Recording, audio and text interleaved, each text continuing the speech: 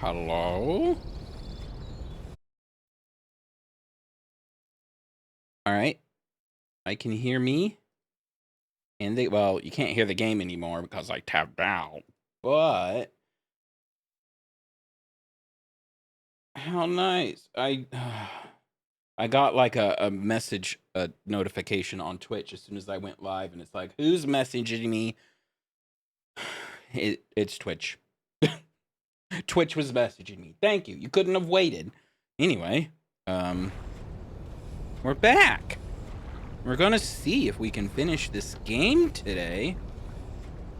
Yesterday was about 4 hours, and I looked at my old playthrough.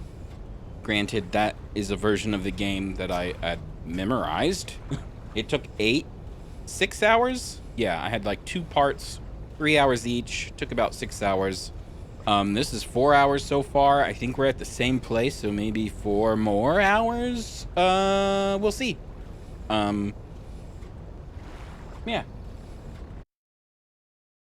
We'll see. Before we start, because, I think I thought about maybe, you know, like when I start a stream, just start playing because people just want to, on YouTube specifically, recordings, you want to click and start watching. But you know what? That's the start of a stream is like chit chat time. So, if I may toot my own horn for a second, so to speak. The whole reason I'm doing this, I wanted to record playing this because I think I have a unique perspective. Because I played Mist and Riven when they were new in 1994 and 1997, way back before the internet was a thing. And CD drives were brand new. No one knew how to hook them up to a PC. And one day I'll tell you the fiasco it took to get our PC with a CD drive. But I absolutely obsessed over these games. And when I got the internet in 2000, I practically lived in the Mist fandom until about 2012. 2012 was when I graduated college. Hey. And that was about the time where I kind of started stepping away from the Mist fandom. After Cyan actually, at one point they actually closed up shop because they sacrificed everything for Uru Mist Online, and it didn't pan out.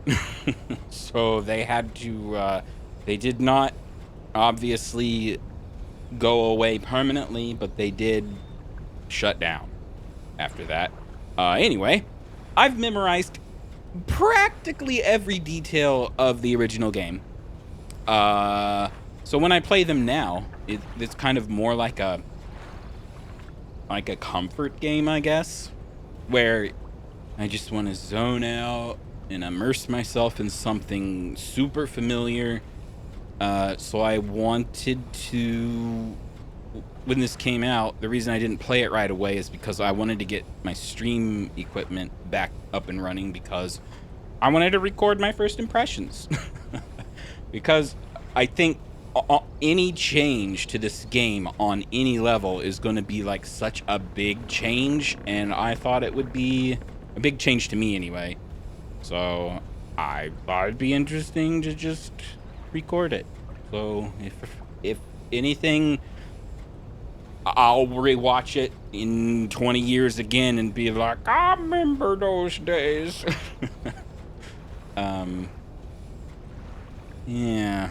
So I've had a day to kind of digest everything we've seen so far. And I think I have some worst changes already that are probably not going to change by the end of the game. Hey, thanks for the follow. I think the number one worst change is they should have found some way to keep the live action footage. Make it an option, so if people want to sacrifice like If they want the less, if it wasn't done super great, give us the option to see it anyway. Because Cyan's environment art it's unparalleled. Look at this. It's amazing. Games still don't do this. But the quality of their 3D characters has been weird and uncanny every single time they've done it. And it blows my mind that they keep doing it, and it's never any better the next time or the next time. So please just stop or hire someone who can handle that level of detail in characters. I don't know. Just give us the option for the live action, please. The next worst change is they really kind of gutted the exploration factor. We came here earlier. They stole the submarine, so we couldn't get to the village early. They broke the bridge to the Book Island, which, I mean, it was cool to be surprised, but it still killed, like, the open world. You could just go anywhere you want, anytime you want. And they stopped you from opening the Wark statue tree mouth thing, right? From the outside. So the game is kind of on rails, and that's not great. I'm also kind of personally unhappy they changed Survey Island. But I think that's just kind of a me thing. Because they got rid of the cool, like, water topography map thing, the big map. And then they also got rid of that little room with the more detailed map that had the pins that, like, pushed up to the shape of the islands, and you had to find where the domes were on the grid. Which, now that I'm thinking of it, makes me worried for back in the day we affectionately called it the waffle iron, which is the big press on top of the golden dome that you used to have to put marbles on the grid where the little domes were, and then you pulled the press down, it powered up the little domes. If Survey Island is different, all of that is different. And yet, if you look up in the Golden Dome, you can still see the waffle iron up there. So, what have they done? We're gonna find out. See if it's any good, I guess. And I think I'm gonna categorize the shorter maglev rides under a worst change. It doesn't really matter in, like, the grand scheme of things, but if you can step back in time, 1997 was a long time ago. Multimedia PCs were all the rage. That little cutscene after the temple, getting in the maglev and riding to the next island, would have been probably the first time you had ever seen anything like that on a PC, and it was freaking epic. It was like a roller coaster ride, and at one point you would even, like, launch off one of those pillar pylon things and almost come off the rails.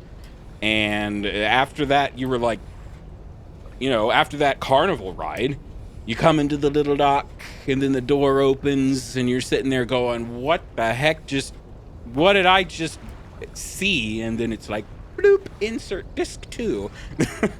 But, yeah, here it's just kind of like they're about half the length, and they're pretty tame, and it's like, I feel like it should have been more epic somehow, but I'm guessing it's tamed down for VR so you don't get sick, which honestly sucks. So there's that.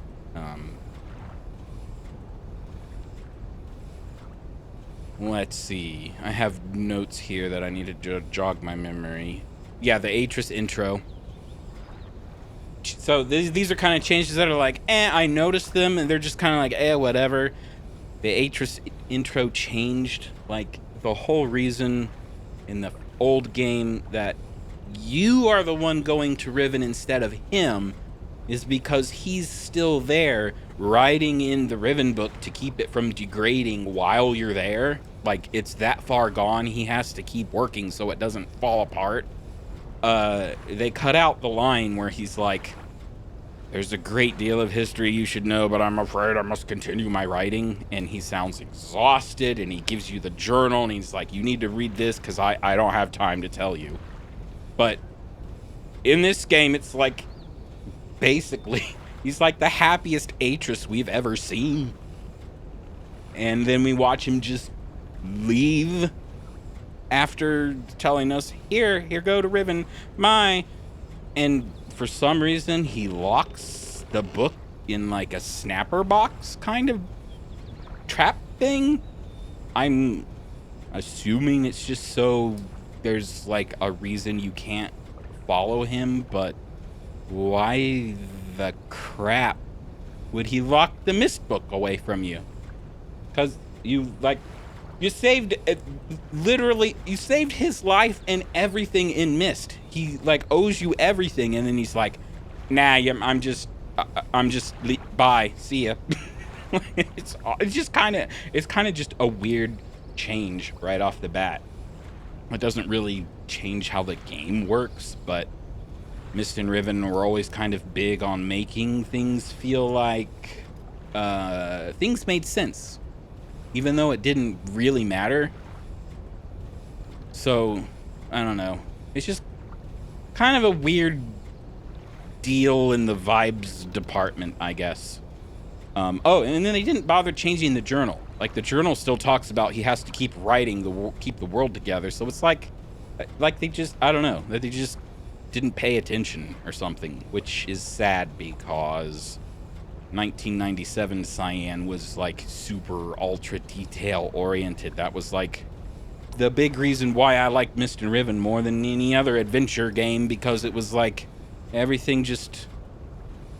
Back then, there were kind of two departments of adventure games. You had like the LucasArts kind of adventure, which they were all just kind of like goofy and kind of cartoony logic, and then you had the Mist and Riven that was like super realistic. Everything kind of fit together and made sense and whatever.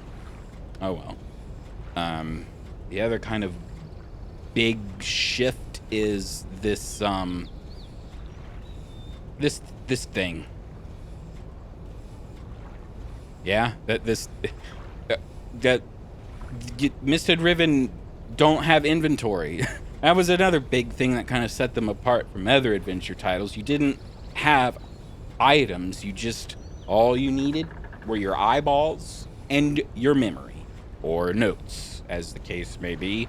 So suddenly, just so far, this hasn't been like super necessary. Like, you know where to use it, so you're not just holding it around like a magnifying glass the whole time. But it's still kind of a big deal.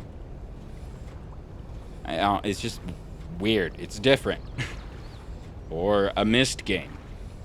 But I think I'm okay with the Fissure dome changes.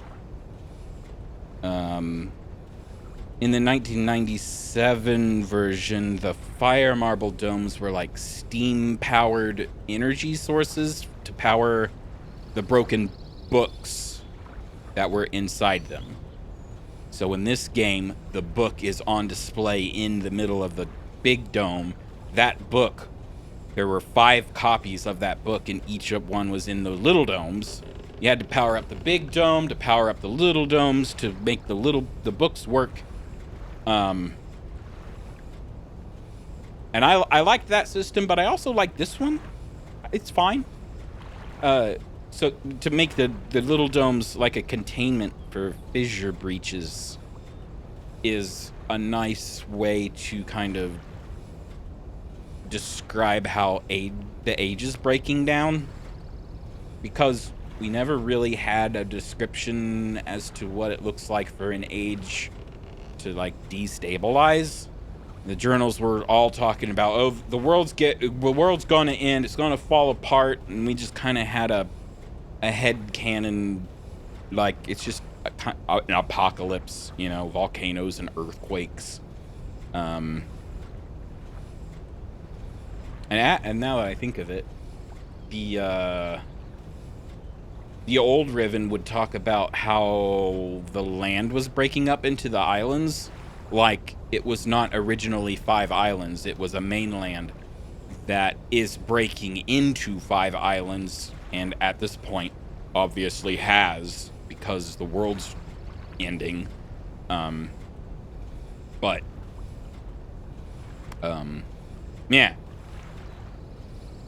So in the novels, not to get, like, too far into it. Well, that's what we're here for, to get into it. You could watch somebody else play this brand new and they can just go for it. You're here for the cold, hard truth. Anyway, in the novels, it's Catherine and Atris's mother who are mostly responsible for putting the Fissure into Riven to help Atris out. And Catherine is, in particular, has a knack for, like, writing weird things into worlds that kind of twist the laws of physics. And everybody's like, how are you writing stable worlds with this weird stuff? And Gin can't, kind of a deal. So all this new Fissure stuff really fits into that. It's still pretty on target for Fissure lore, even before the weird stuff that Mist Online, Uru Light, whatever, that kind of introduced a whole. Yeah, the biggest change with that was the Fissure is kind of, after Mist Online, the Fissure is kind of a universal thing. Like, it's the stuff between ages, like a pocket dimension, or like D&D, it's kind of like astral plane kind of a thing. Whereas the Fissure in old Riven was kind of more like it was unique to Riven. Like, it was a thing Catherine put on Riven specifically, and it was just a Riven thing. But maybe that's headcanon. That was 20 years ago, so my memory might be lacking. But it is kind of weird. The whole magic plates thing that they've been alluding to is kind of bizarre.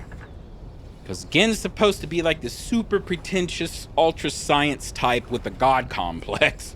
And he just whips out the word runic in his journal, like putting Dunny script on metal plates has power, which is kind of goofy. Like, linking books are supposed to be written with, like, great words, just some special Dunny language, and now they're implying you can just slap those great words into physical objects in the world and they do things.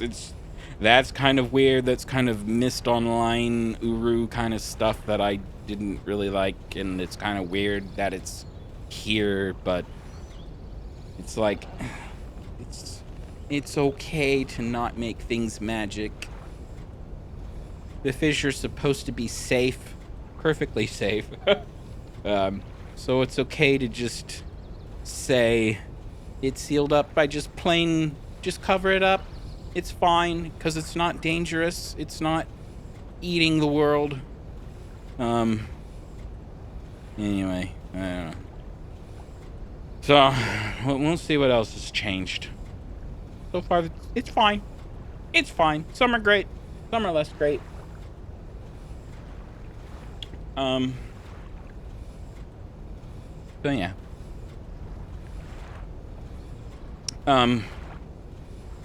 We can play now. So I'll put a timestamp on the YouTube VOD for if anybody wants to like skip the backstory of what I think this game really needs. But all right. So we got here. We got our submarine back. Sadly, we don't have a maze to figure out. We can just set this to things and just go to places. So we shall do that.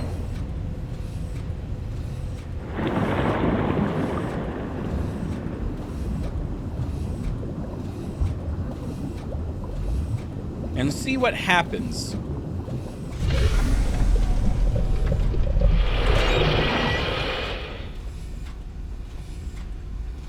Okay. So we pulled over a heating element. It was off. The sub parked on top of it. It turned on. It's pushed the water away. The little circle has lit up because of that.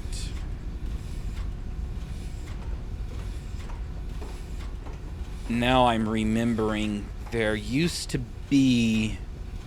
We can see one there. You had to go around this lagoon and extend the ladders, basically, so you could even climb out in certain places. There was a building built into the wall. I'm pretty sure it would have been right here. Clearly, there is not a building right here. So I think the guardhouse is gone. I'm just checking to see if it was moved, but it appears to be gone. So I guess they took that out. Is this crank going to extend this bridge? Okay. Then definitely they've gotten rid of the guard tower.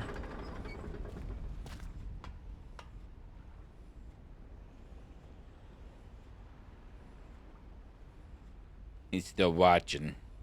I'm gonna find you.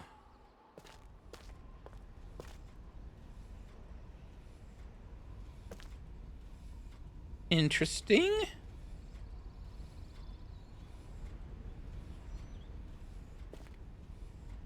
Is this a microphone sort of thing? That doesn't do anything?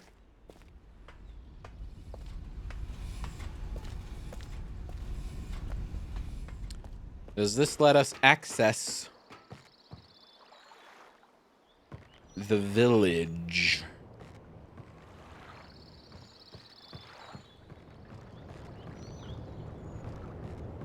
I'll come over here and unlock the back door or the front door, whichever door, side door. Hello, greetings.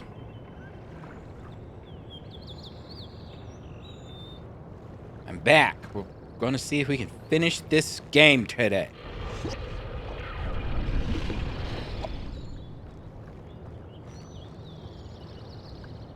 Okay, the heating element closed. Interesting.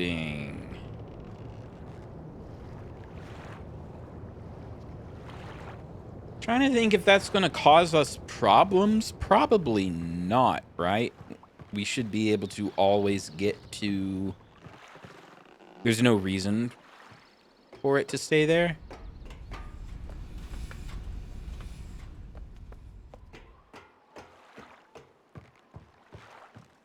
Knock, knock.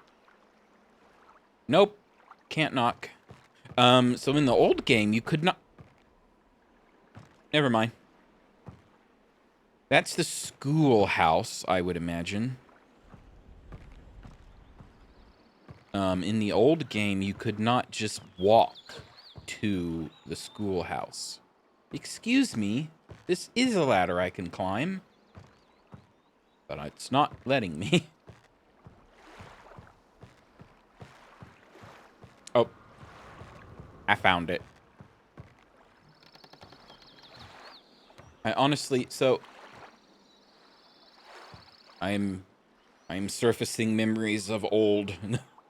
So normally you would have to come up here in the village pretty early, and you would find the a little water basin that would fill up with water in the shape of the beetle. You would find the beetle eye thing up here, and you would lower the sub into the water from up here.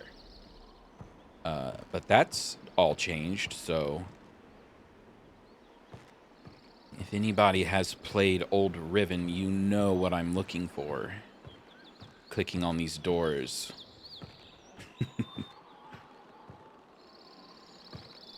I'm gonna be mildly disappointed if I can't do it. Well, that's a warp smoke tower.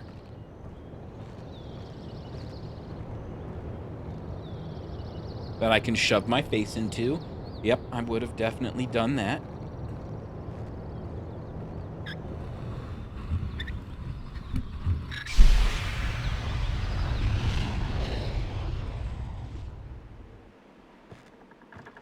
What on earth?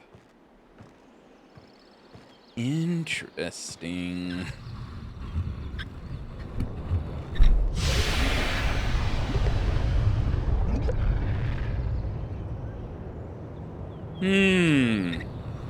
We can change the environment, so I will leave that changed and see what happens.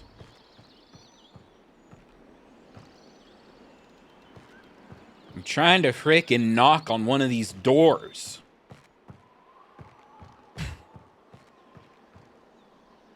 In the old game, you could knock on exactly one door 5 times, and they would peek out at you and then run away.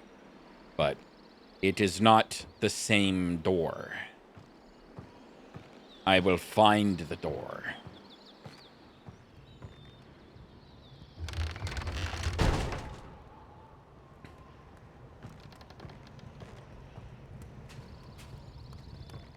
So this is where the sub used to be, because I remember this little furnace thing.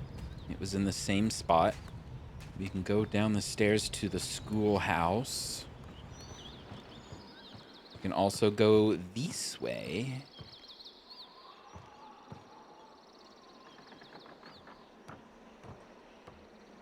Fish! Knock, knock! No?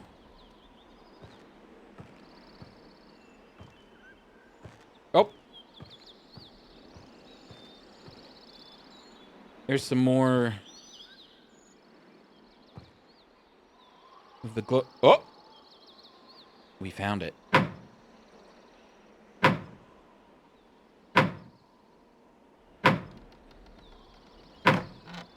Whoa! Hey! We found it!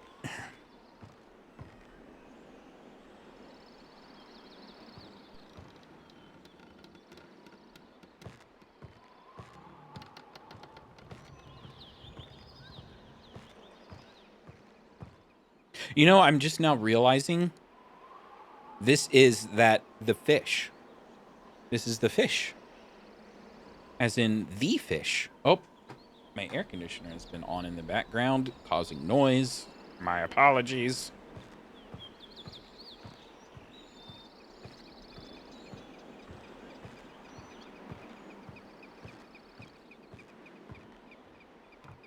We did not used to climb this high in the village in the old game, so I'm confused. What's up here? Is that the frog? That's the tree. It's water.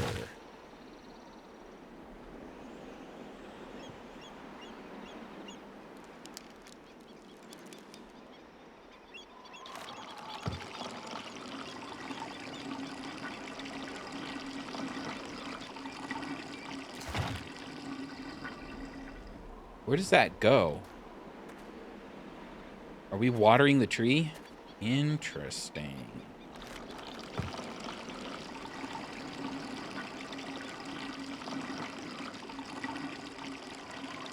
how long do we water the tree for?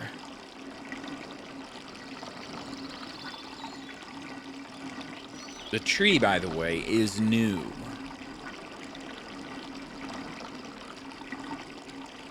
I will sit here and make this frog puke into this cup for as long as it takes.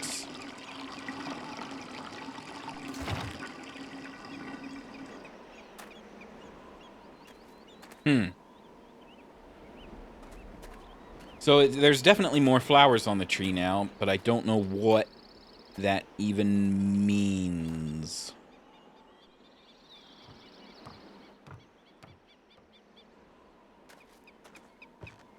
All right, we can go to the schoolhouse. Normally, we would only be able to get to the schoolhouse from the sub, which I will admit was a bit odd, even in the old game, because the sub seemed to be like a Gen only thing, and yet the kids obviously had to get to the schoolhouse because he was indoctrinating them.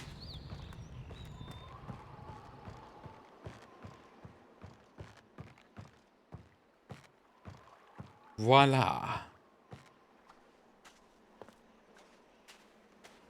Maybe we learned the secrets of the moiety number system in here instead of the Dunny number system?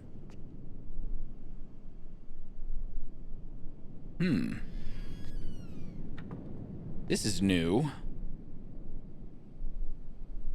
Is this someone's worksheet? Or are these, like, names of class students? Do I take the time to... let's translate one. I think I will come... well, this might be the last day we'll see. I kind of want to, like, come back and translate some stuff, but I feel like that will take a long time and might need to be its own thing. So this one, why is my mouse not moving? Hello? Okay, there we go. That's this symbol, the little boat. I call that the boat. That's a Y. And the one next to it is a J. This is clearly someone not familiar with how to write, so it's a little odd. It's a little hard to read. I think these are just names. This is an E. E.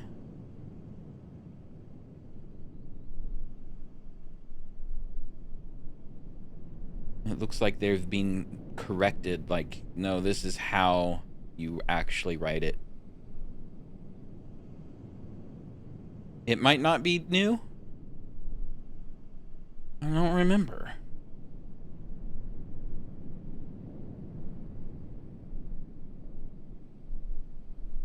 Now I'll have to go back to the old game and look. I know I can translate the numbers.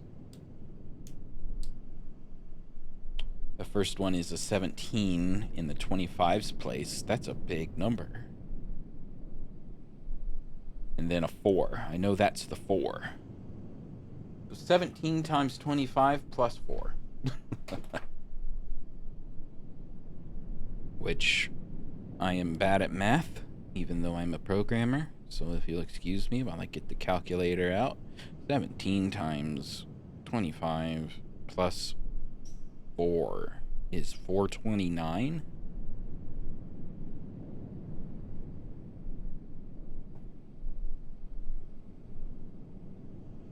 I guess keep that in mind, but I don't remember it being any... Oh. That's not 4?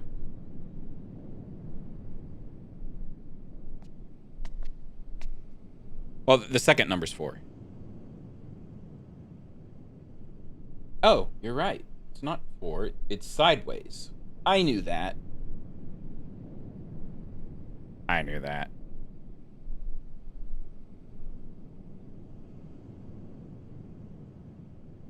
So it's 17 times 25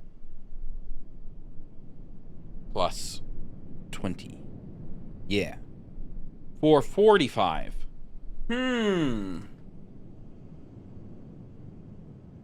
I'm sure I'm making a big deal about this.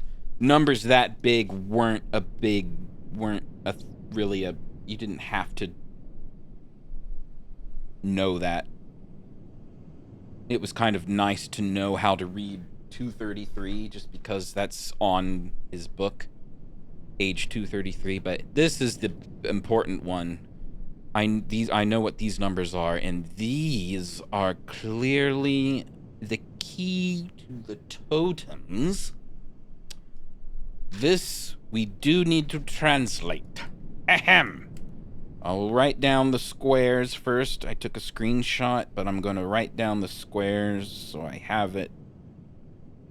This is the old school way. Tactile notes. So that first one is 8.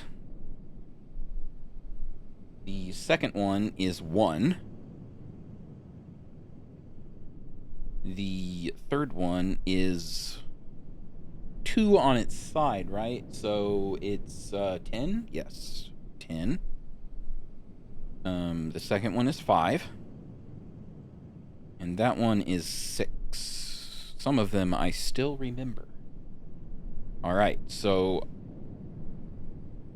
the moiety number system starts with a dot. You have to know the rotation. Gen was lamenting that in his journal earlier.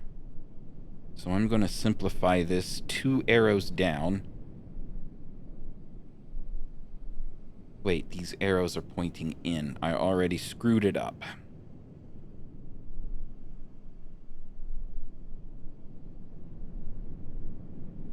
Alright, we got that. These are double.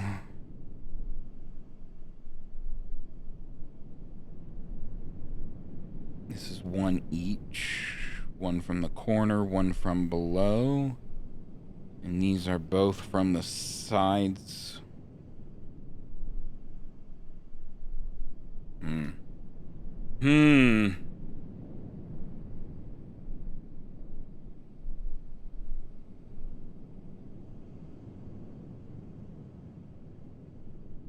So these are incomplete. Clearly.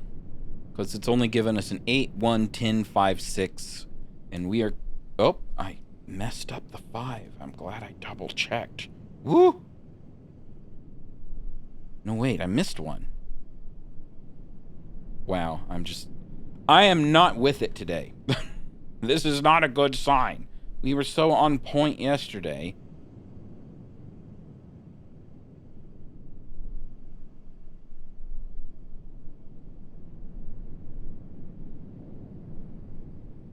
I missed this one. That's a 3.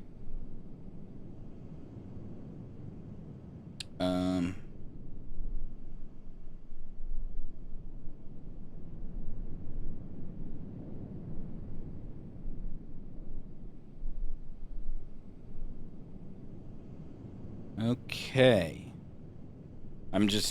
Here's all my notes. Whoops, that's the wrong side. There's all my notes. I rewrote them so I knew what I was looking at from yesterday. And I already know these numbers. This should be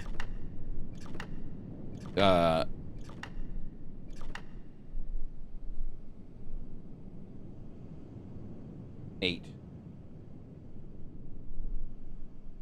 We shall keep doing this until one gets eaten, as is tradition.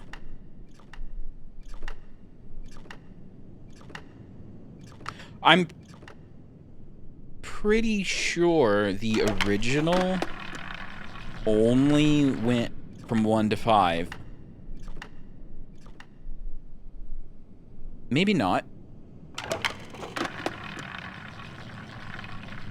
I'm pretty sure you had to deduce that the symbols rotate to become a different... to become a larger number. Because the number system is base 25, but you have 5 symbols. We got him!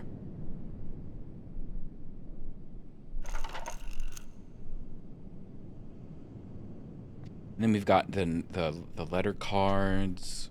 We have this that looks like it's probably the same. It's something about Gen, all-knowing, all-seeing, blah, blah, blah, Lord of everything. Is this our first glimpse of the Gin face?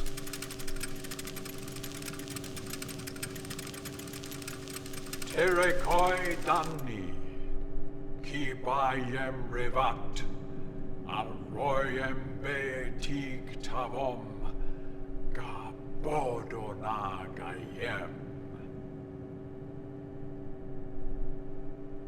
I wish they had the actual Dunny translation in subtitles. Ram. I only understood 2 words in that speech. I would have to look it up, but obviously Dunny and Vat is 5. And I think Revat just means the 5. So he was talking about Dunny something something the 5. He's obsessed with 5.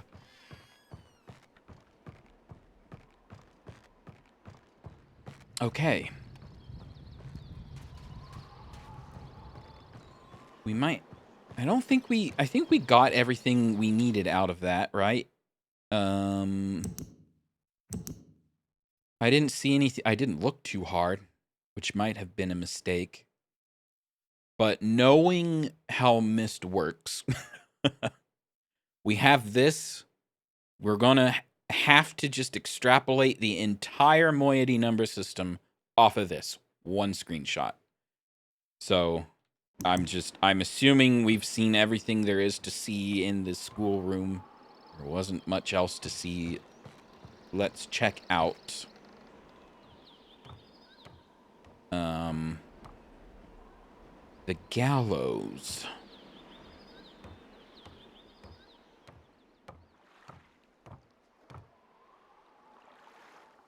That's all new, by the way. The moiety number system, there was no moiety number system in the original game, so that's brand new.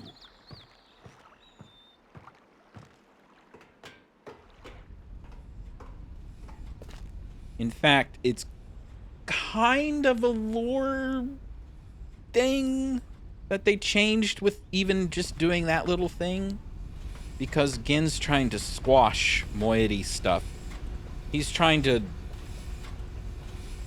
make all these people in this world into Dunny, so he's like trying to strip everything. So he would be unhappy to know that they're using moiety numbers in their school.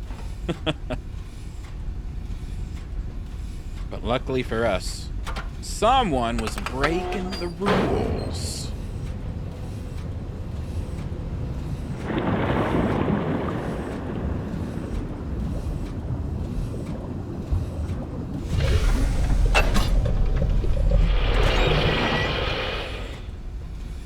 Nope. Go up.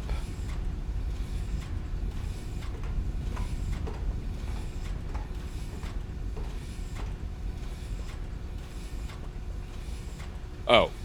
The school.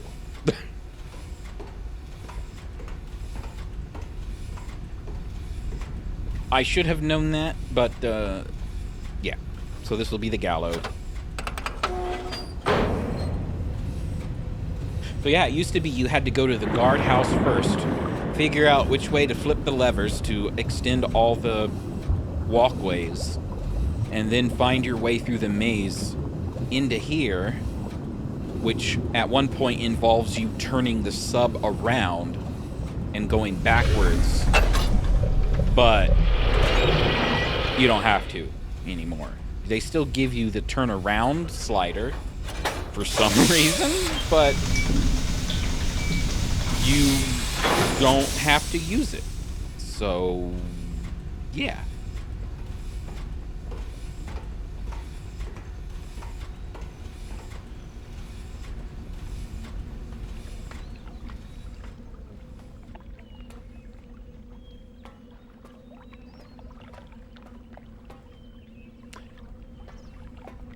Now, I kind of want to come back here with the gate open and we see Mr. Wark down in there. Because you couldn't look down in the old game. But there's definitely a Wark in here. Because, at least in the old game, you could hear it banging around.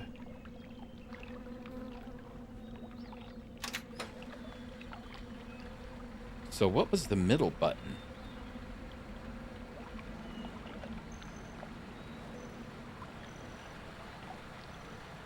Oh, okay. They've changed this a little bit.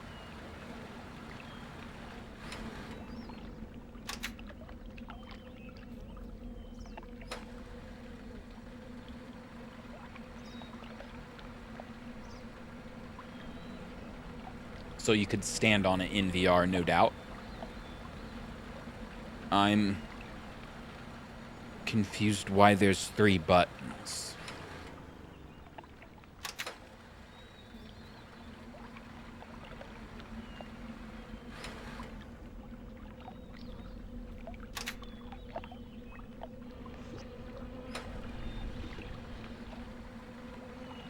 Oh, we forgot. We need to go look at that steam vent. If there's anything important. Let's try that. Wait. No. I'm getting confused. We don't have the key. I'm already thinking, let's do this first, because I know going up here, we're going to be able to go to the Rebel Age, but no. No, we cannot, because I don't actually know the password, so we can go up here. Because we'll have to go back anyway.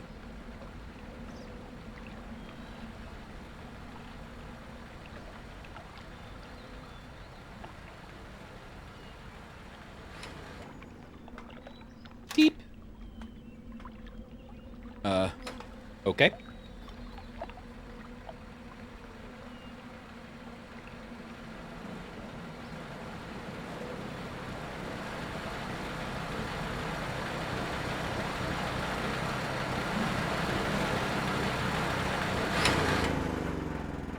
Brah. This is a nice touch. I don't think you could originally go back down the gallows from up here. However, there was a ladder that you could drop to come back up here, fast travel, but you cannot now, evidently. Yo.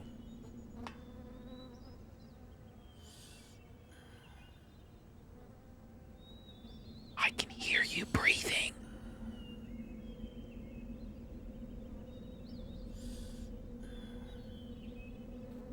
Again, the live action was better.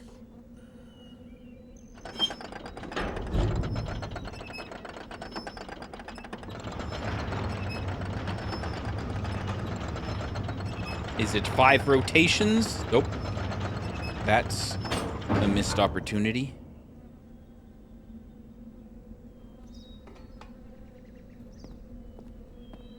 Yeah, they changed this a little bit. It was originally just one ankle holder bar thing. They put people in upside down by their ankles. I mean, it makes sense that there's 5 now, but yep, they put people in, dunk them down, execution style, get eaten by a wark. Okay. So is there still something in the drain?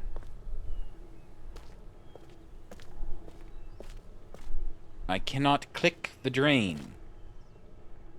But this guy has still clearly vanished. Am I gonna have to use the magic magnifying glass? Because that'll be kind of... I won't be thrilled about that, but... Yep. I get it. Okay. Push the stone. I'm going to be... I know it's because... I guess they don't want people getting on their hands and knees in VR, but that's... I would file that under unnecessary change. But, oh well. Yeah, because it was like one of these little pole chains in the drain in the old game, but oh well. Okay. So this is super dark. We're gonna have to walk. How? So this is... How would you do this in VR, though?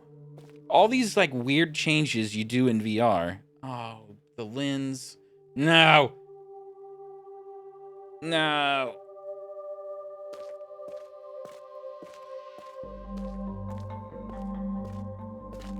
I kind of makes sense, I guess. Because in the old game, you just had to, like... just click madly to get through, like, fumbling around in the dark.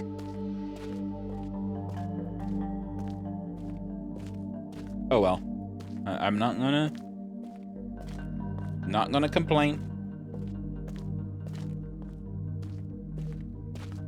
Thanks for the reminder, though, because I'm programmed to not know this exists.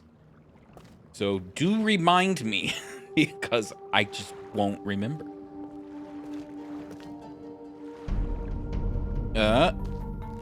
That's a fire marble. Yeah. There we go. Boop. Oh, you pull it down and plonk.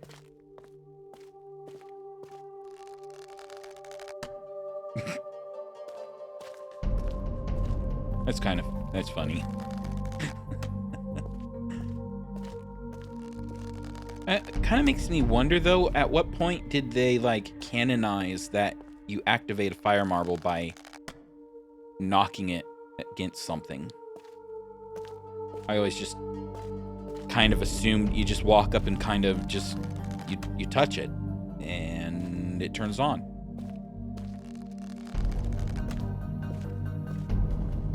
Not complaining, I'm just curious, because I don't remember that detail ever being a thing.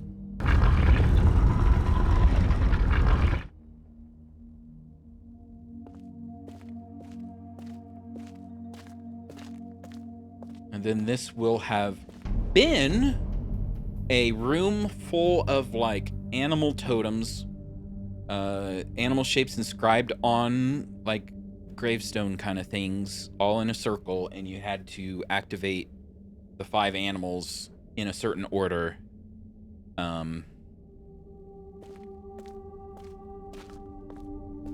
Okay.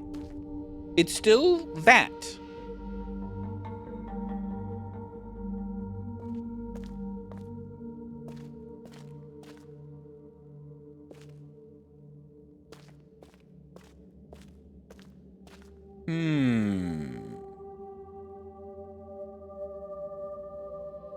I know it used to be fish, beetle, frog, sunner, wark. So I'm just gonna do it and see what happens. Sunner. Okay, you pull them up instead. It's not going back down, so I have broken it. There's the beetle. There's the little fish. There's the frog. There's the wark.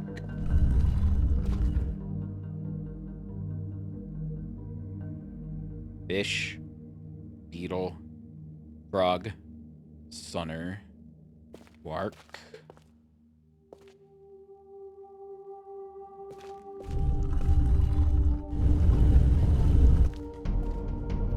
Okay,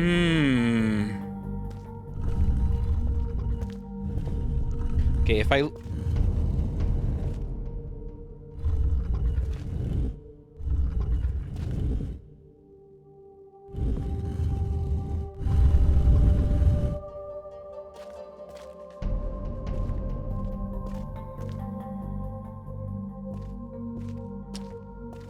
Okay, I'm just...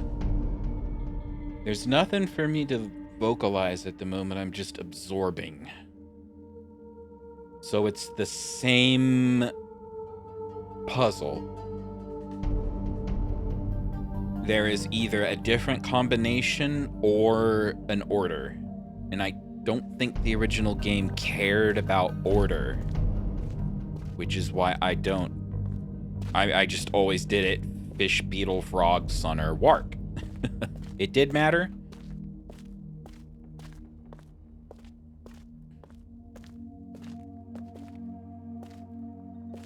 Oh, that's right. Yep, the numbers on the eyes. Yes, it did. So, okay, yep.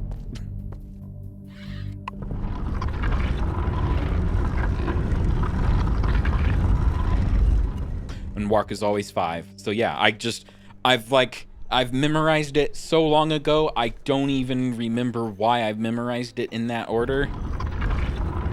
Yeah, let's go back and do it for real.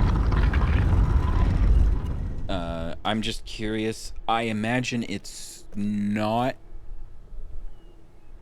the same numbers. But it might be a missed pattern page scenario.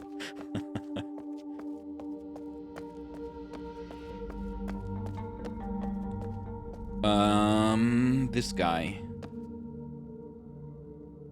Just double check. That is the fish. Fish. Beetle. Frog.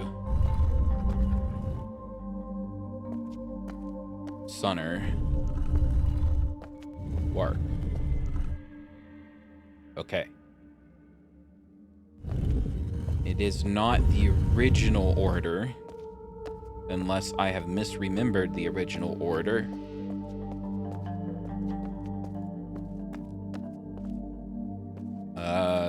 This way?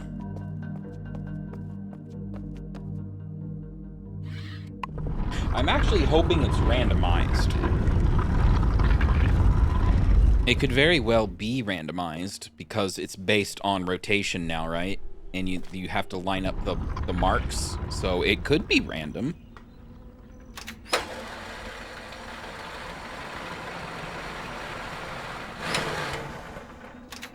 Because all the codes in the original Riven were also randomized, except for the eyes. Which was pretty cool, because you still had to go to everywhere to get the codes for all the... for the fire marble domes and the telescope at the Fissure. All right. Now we can go see the steam vent over there just to see what that did.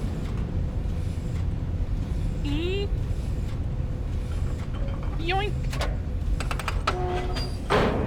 There is another change as well.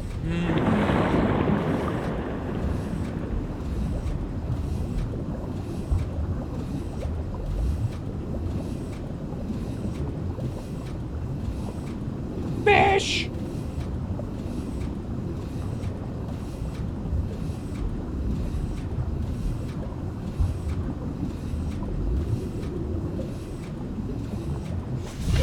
There's a Steam achievement for putting in the old... I want to see. Did I get it? Yes, I got it. 9% of players got the achievement, not the way you remember it. Recall a specific moiety code. Whoop. I wanted to go up.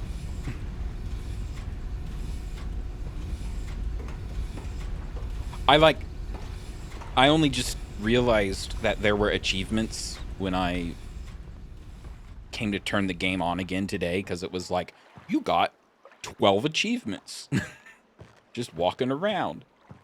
And there's a few achievements that are like doing it the old way, which is kind of funny. Oh, that was a steam vent. I'm getting distracted.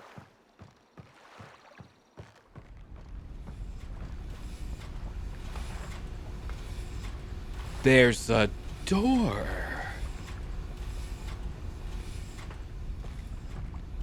Missed Game 101. If there is something to push, pull, touch, or interact with, you do it. And then we're... Okay, so the sub needs to get out of here. Okay. We can go to the school and do it. And then walk back. We could also go to the altar, I suppose. Oh, and that would be why it's now important to hurry back. Or at least don't dawdle, because the heat goes away now. Alright.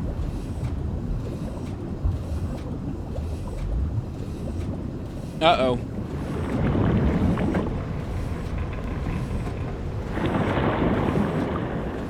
We're going the long way around. Whoops. I didn't realize I was pointed in the wrong direction. That was my mistake.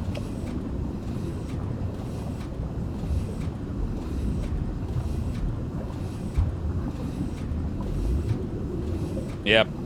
Yep, you said it. It was still to turn around, and I'm like, why would you possibly still need to turn around? Well, we found it.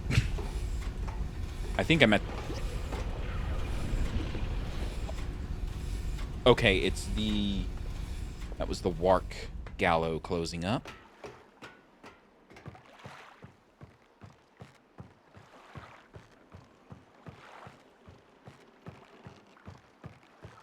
There's a chance the steam vent being open keeps this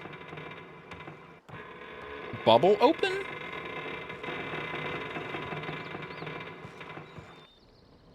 But this is new.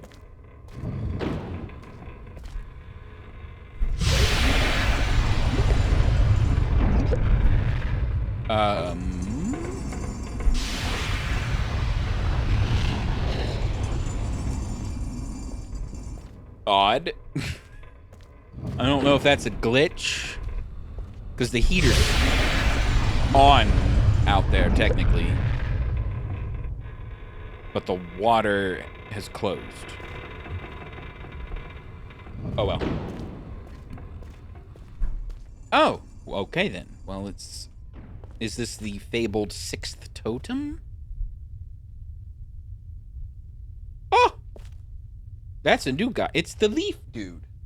Oh! This was not an original creature on the list. So I'm going to draw just a normal kind of... he's got legs going like this and like that. It's the leaf bug. Interesting.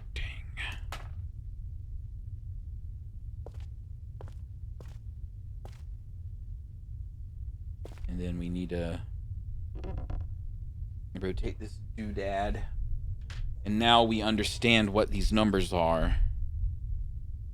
That is a single triangle from the top right.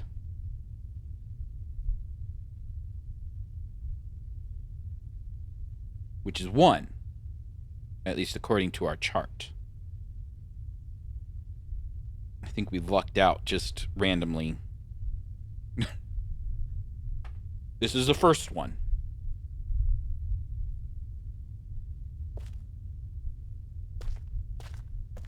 Did I take a screenshot? I should do that. I did not.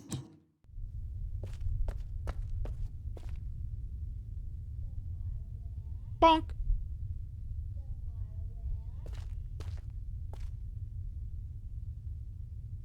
Okay.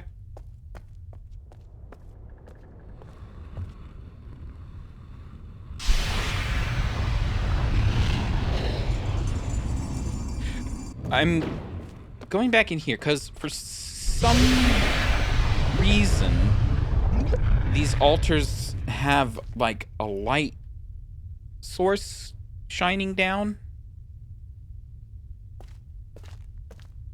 I suppose that's where you need to stand to see the animal.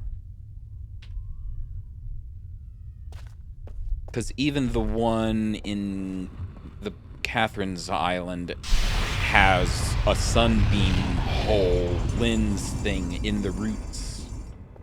Oh! This is awkward. Oh. That's now convenient. Oh.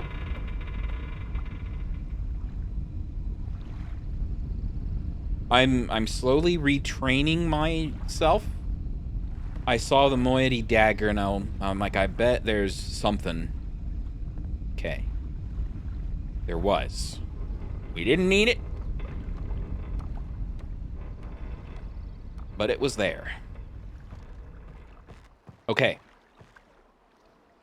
So we need to remember where all the altars were. I remember where the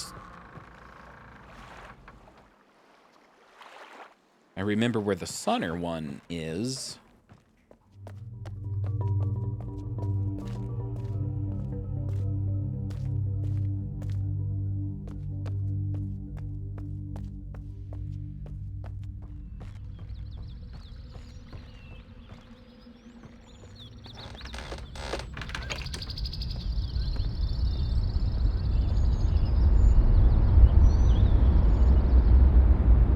This way? Yes.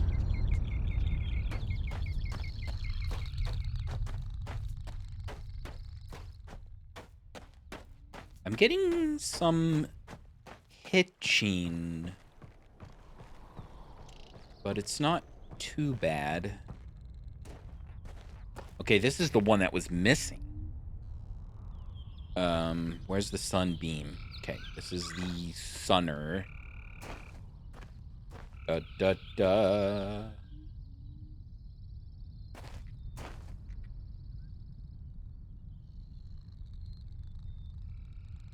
Don't know why I bothered.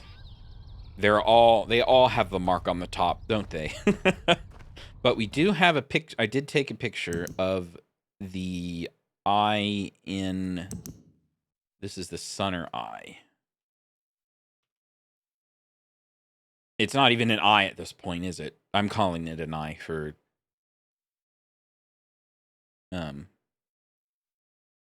nostalgic reasons. So if we imagine twisting this, it is up to the left. It's like the leaf guy,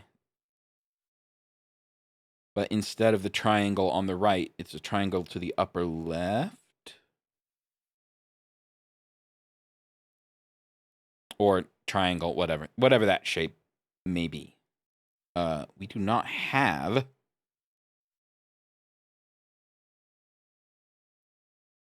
an equivalent number yet. Wait, no, we do. Apparently this is 3. We did have this unlocked on the chart.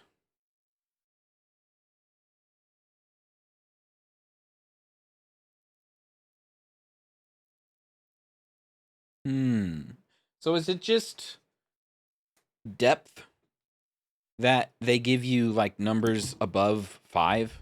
Or 6, rather? Because you're still only going to need to, like, move these totems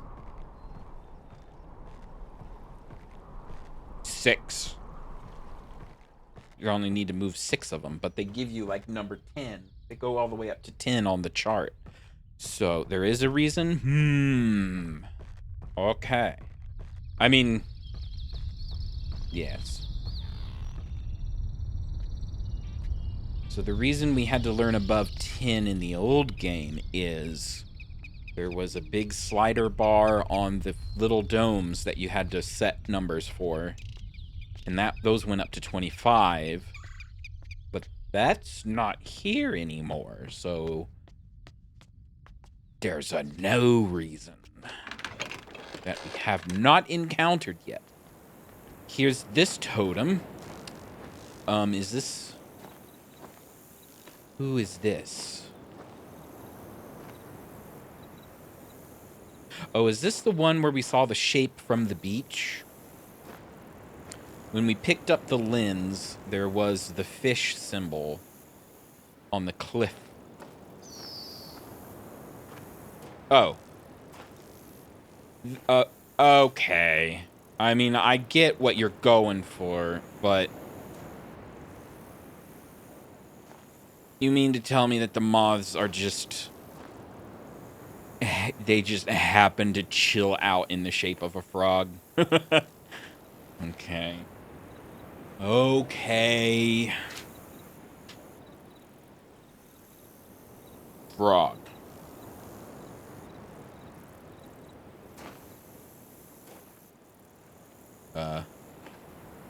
Okay. Frog. We write down this number. We've got 1 to the top left, and then 1 underneath. We do not... This is the first number that we do not have a translation for.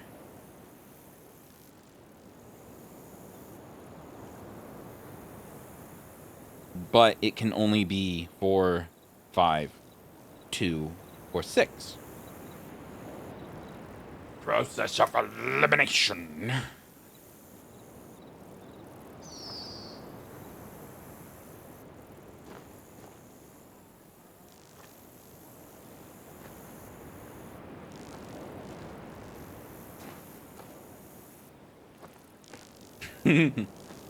Moth.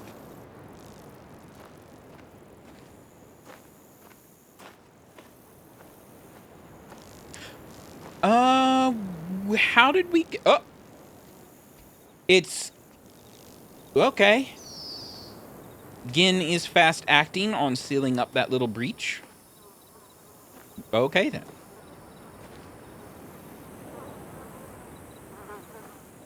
I took a screenshot so I can translate those letters later.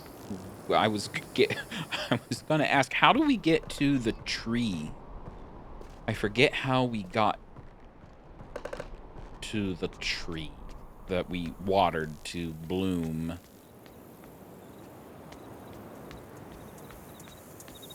Past the Sunners? That's what I thought. I know I'm not going that way, but... Okay. That was the village.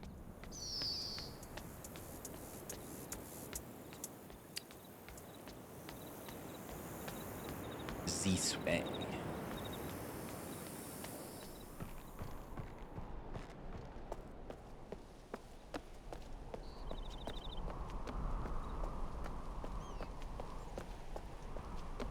There's a chance that I took too long. Whoa.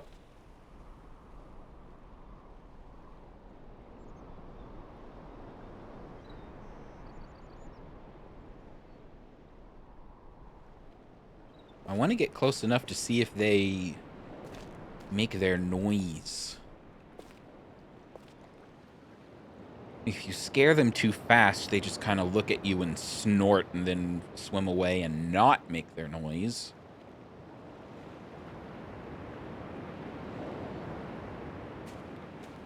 Hello? I mean, you can see me, right?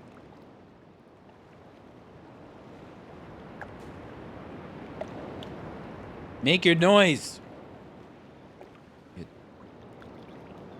You dumb plesiosaur.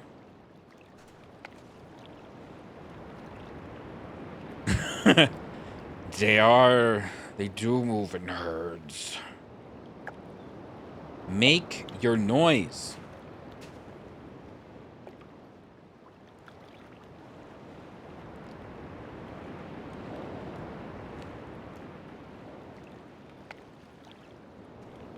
Fine. Yeah, that's the noise they make when you scare them too early, but normally you would get close enough to them and they would just honk at you and then go back to sleep.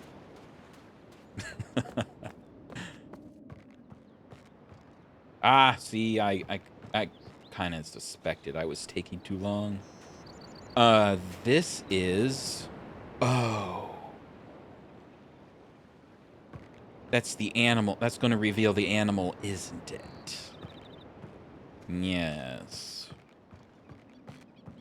All right, let's get the number.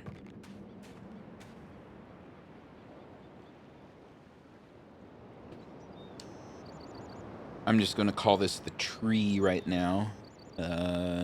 This number is off to the upper left like a 3, and then down below like one we don't know yet.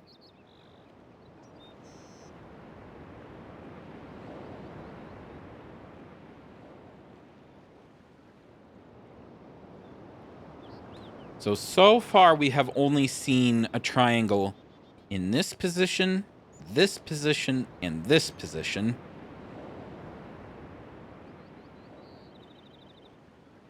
So is this 1, and then this is 2, and this is 3? I'm just guessing at this point. That's what this seems to be so far, because this is definitely 1. This is definitely 3.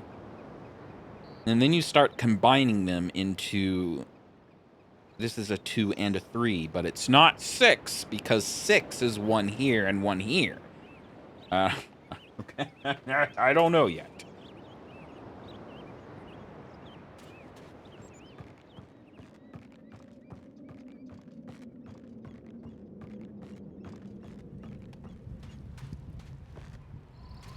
There's also the slight possibility we could just brute force it. I kind of don't want to do that, though. I would like to figure it out, but I don't know how long that's going to take.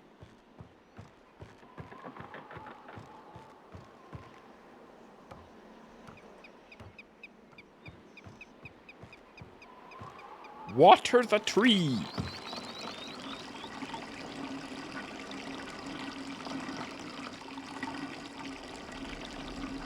Six, 7, 8, 9, 10. Okay. Hopefully that's long enough.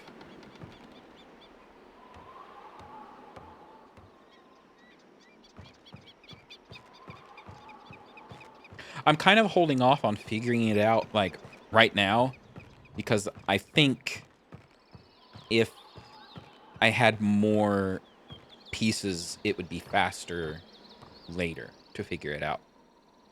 I probably have enough now to figure it out, but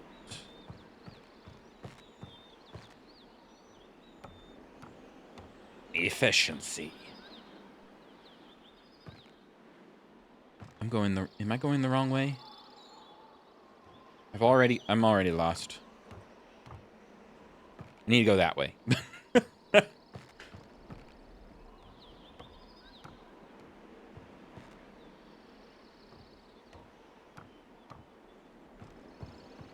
Nope. Need to go this way.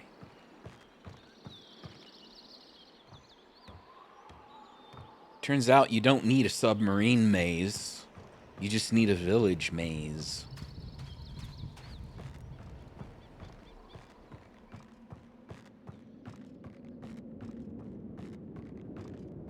Ah, it is the beetle. Glow, please. Glow. There we go. Beetle. I don't think it was emphasized as much in this game, but these are the beetles that Gin is grinding up to make the linking book ink. Just for if you're curious.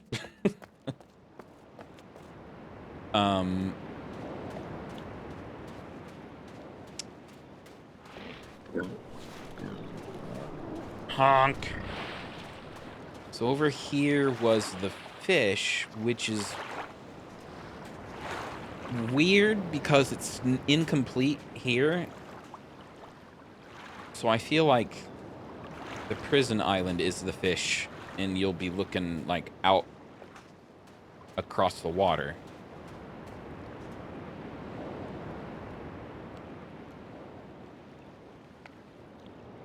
So that's 1, 2, 3, 4, 5. Which one are we missing? Oh, the warp. We're missing the warp one in the cave, like when we first got off the maglev.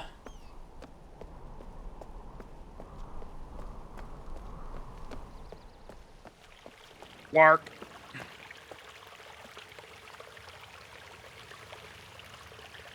Quark. WHHRK and circle with one to the top left and one to the... That's 6.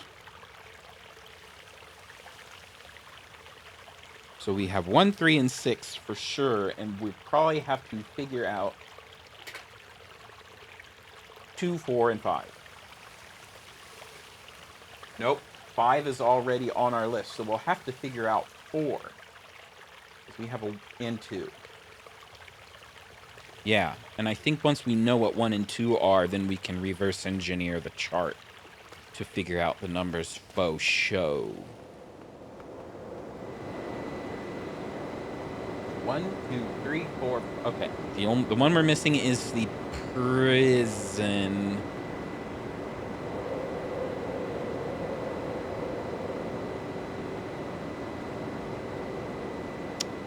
Where? You know what? We haven't ridden these very often. Let's go to the temple one.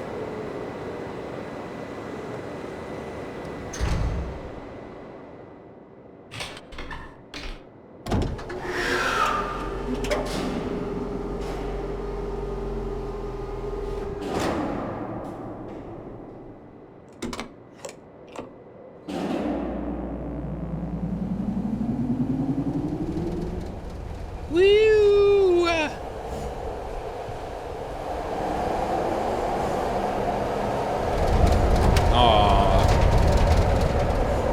The one between the 2 rocks is supposed to be the one you jump over, but oh well.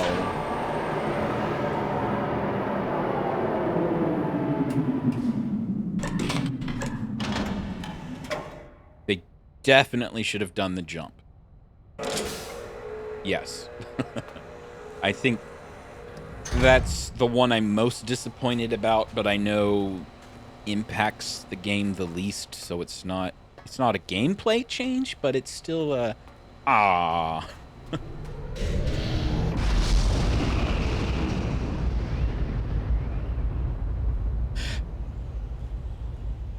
That's the sound of the golden dome powering up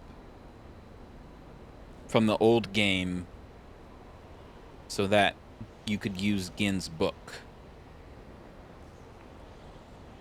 The temple is closed. You jerk. You locked me out.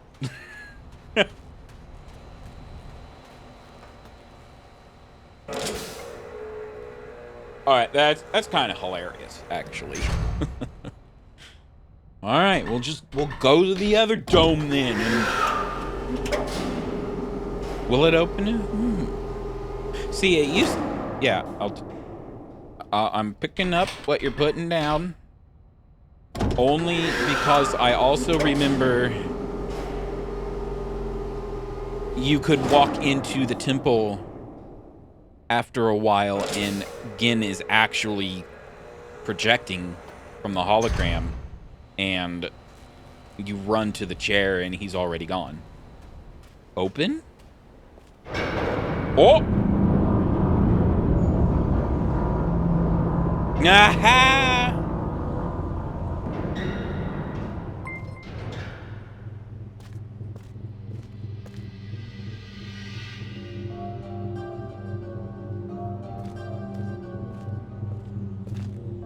Okay.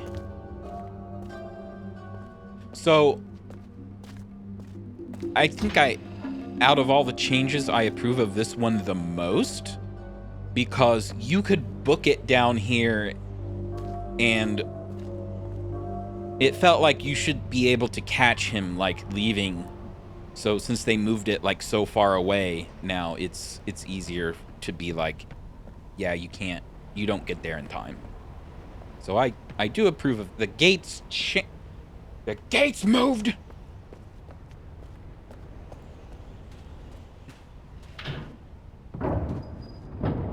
You're messing up my puzzle states again. I know this is your house, but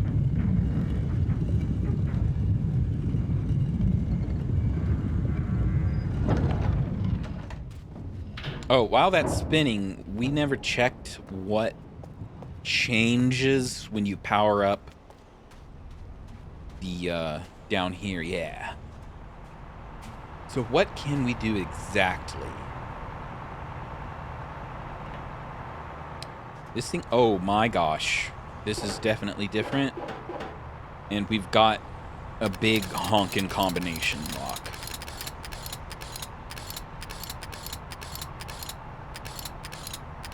One, two. That's not 3. Though. That's 5 plus 4. That's 9, right?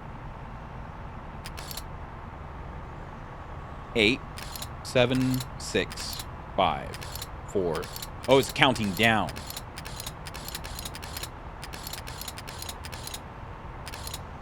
So this is, no?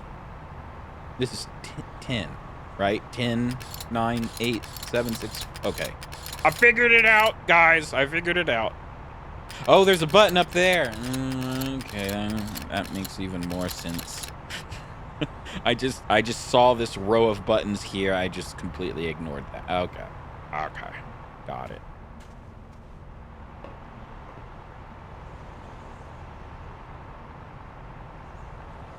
So nothing else has changed.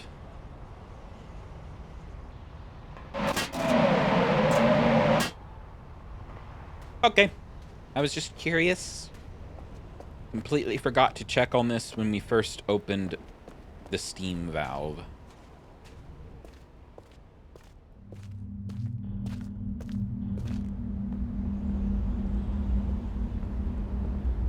Oh, I forget which dome this guy is. This is circle with a dot.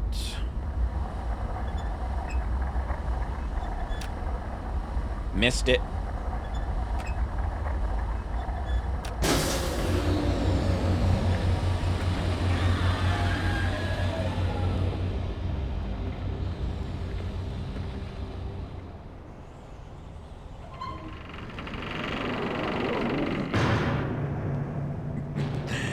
Hello, you fancy new dome, you.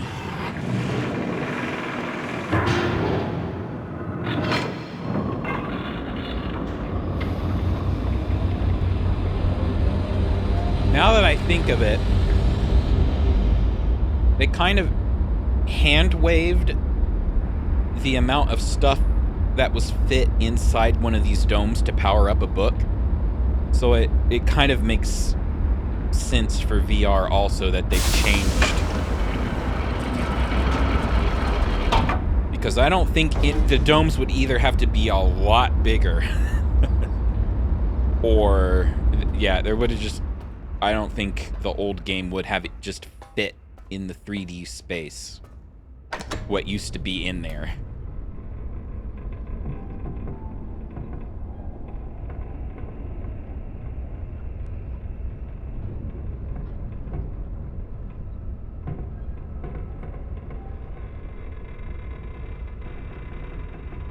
The little ball guy was like rotating with.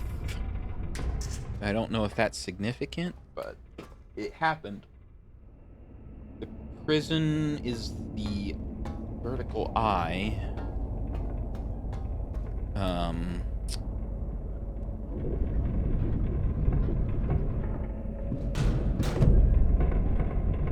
That one. here.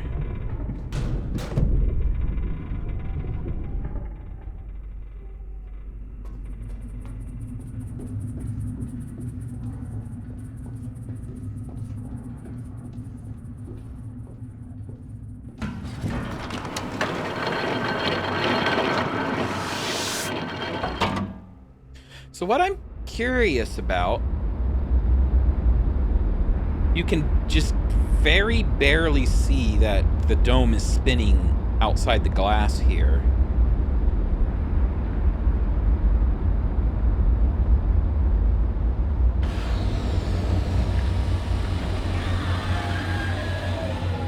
So it's literally just, the fissure is just like a flat, almost a wormhole kind of thing.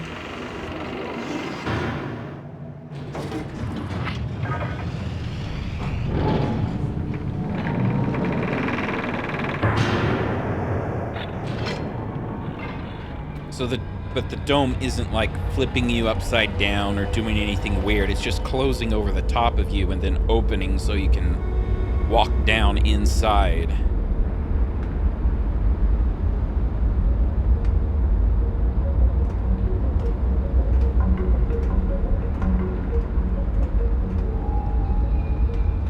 These are the important things that I think about.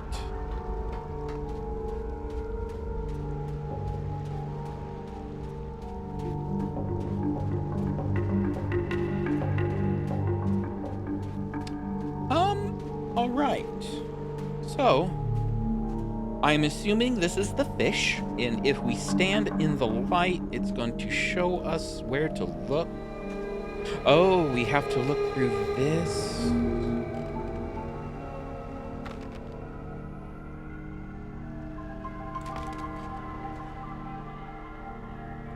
No. Yes? No?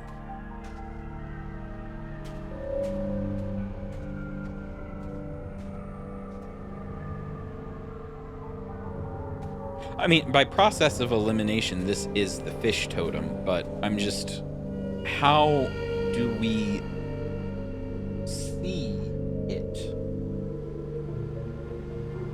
Alright, the prison is... down. Which... technically we don't know. So... for sure, we know what 1 is. It's the leaf, the little leaf bug. Sunner is number 3. Frog, we don't know. Beetle, we don't know. Nope. Beetle is 5. We do have that number. And I wrote it down wrong already. 5. So we only need to figure out what 4 and 2 are.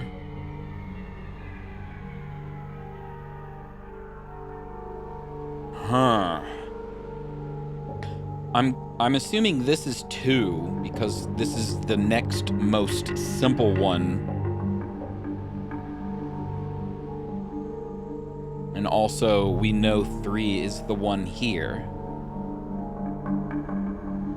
So the question becomes,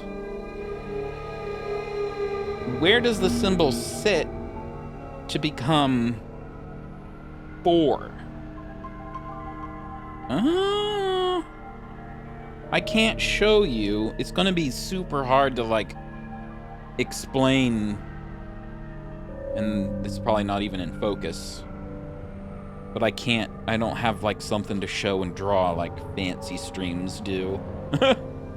But if this is 1, this is 2, I'm guessing. But logically, this is 2, because this is 3. And then it seems like the number, when you advance to 4, this stays here, and then you've got 4. You've got a symbol here and here. And then for 5, you've got the symbol down here, and then you move 1 over here.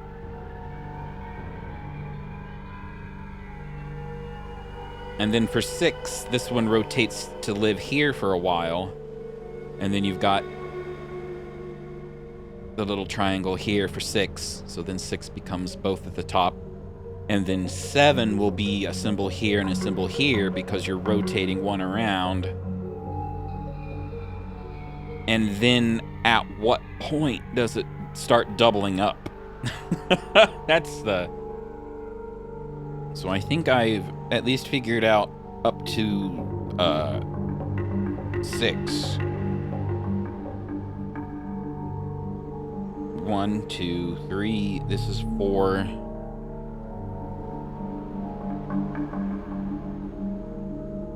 So 7 is when it starts to double up, because 7 will be a symbol here and here, and then there's nowhere to like keep rotating numbers through. So then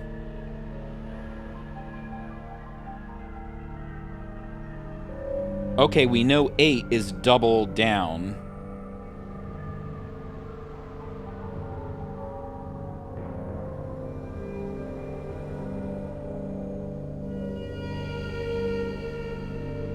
Oh. So 7 would be a double in the 1's spot.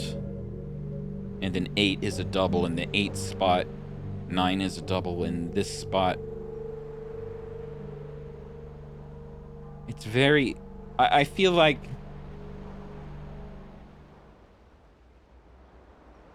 How do I want to say it? Because I don't want to diss the puzzle. Because it's cool. But it's basically figuring out dunny numbers a second time, which might be the point, because all dunny is you have 5 symbols that you start rotating to get to the higher numbers, and this is different symbols that you just rotate to get to bigger numbers. So it's like, so we're just doing it twice now, just a little different. Whereas abduction, that number system was like completely different, but oh well.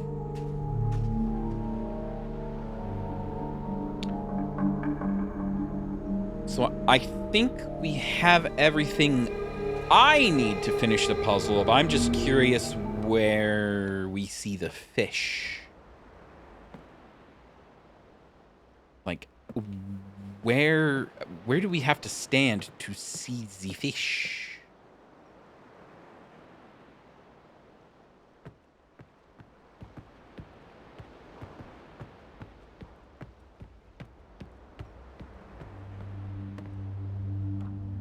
It has something to do with that light thing, right?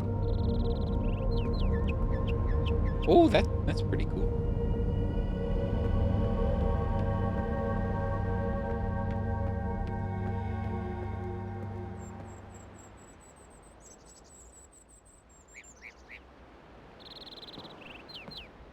Yeah, logically it's near the totem, but I didn't see it.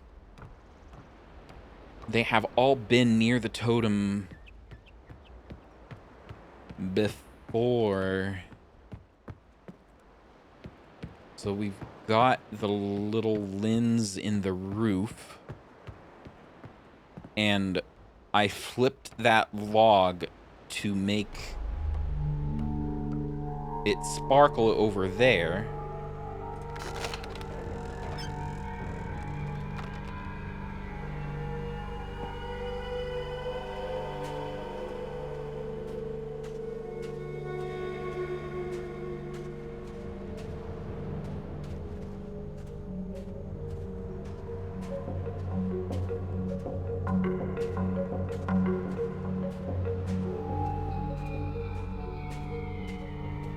So that's just shining straight down on the totem, probably to get the mark to light up.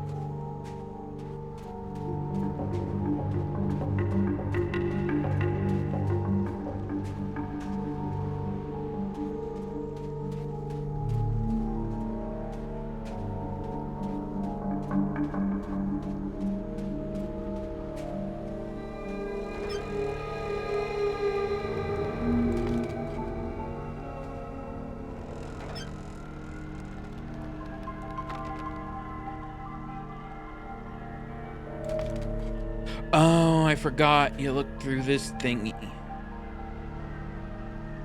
There we go. There. Weird. I had already completely forgot. Okay. I was just curious. Fish. Yeah, I will indicate fish. Fish. And now we get to see what the Rebel Age, if that has changed at all.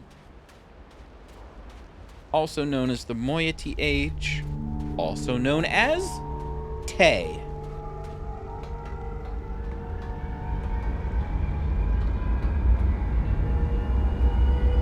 Oh, interesting. Just randomly, the barnacles would mean that the water used to be higher for a long time, and now it's gone down because the world is ending. Oh, I need to.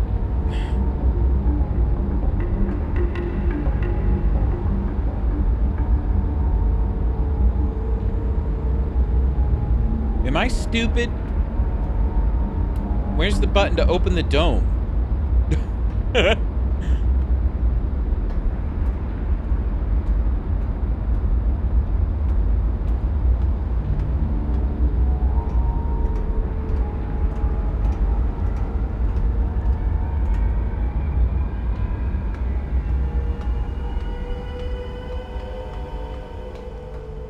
Oh, it's over here. So normally these things just stay open until you manually close them, so it temporarily threw me for a loop. And by normally, I mean in the old game, they stay open until you shut them on purpose.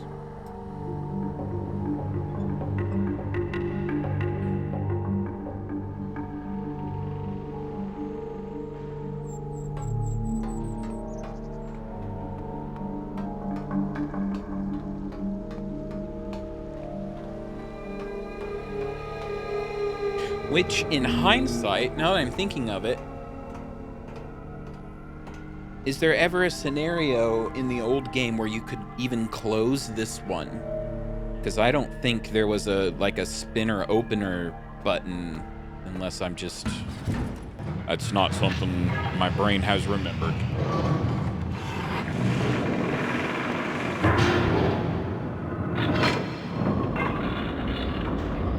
There was? And it's not something I do. Oh, you're right. Because Catherine leaves and uses it, and she has to shut it behind her. Yep. You right, and I'm just... Turns out, I don't remember everything.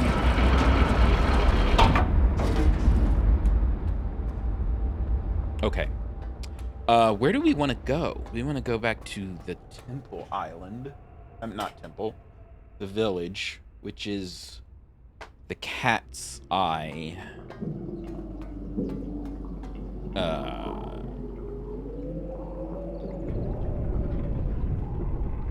That one.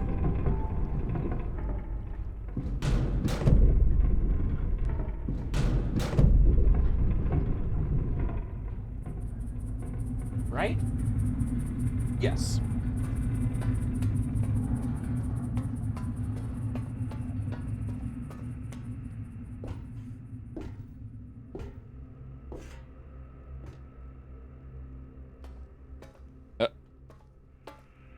Climb the ladder twice.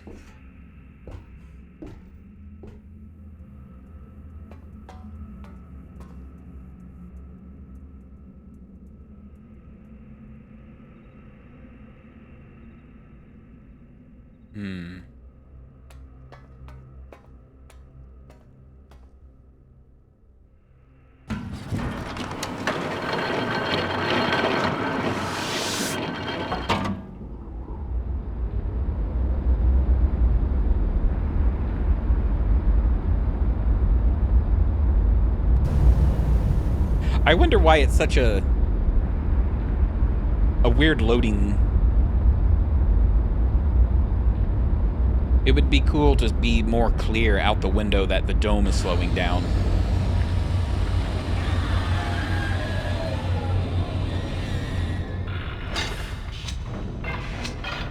Like you can just kind of barely see.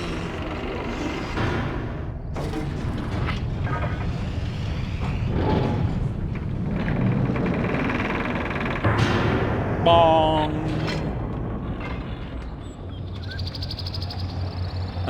Where do we go? We go...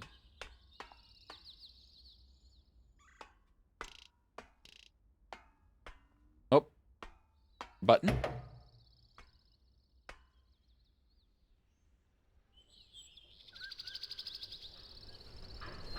There you are.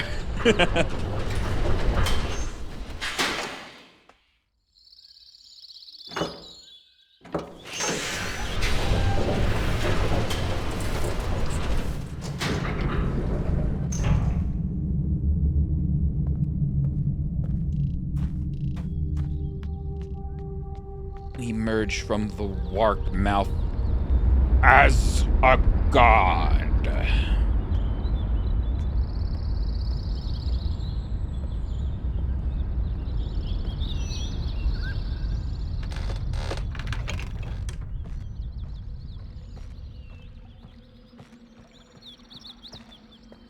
Okay, going back to the warp gallows.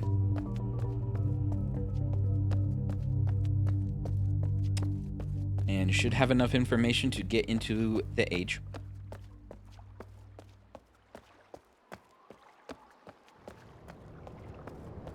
Yeah, I was just thinking, and at this point I would be super mash clicking the screenshots, trying to get back here in record time. But nope, we've got abduction loading times. Apparently, they have not.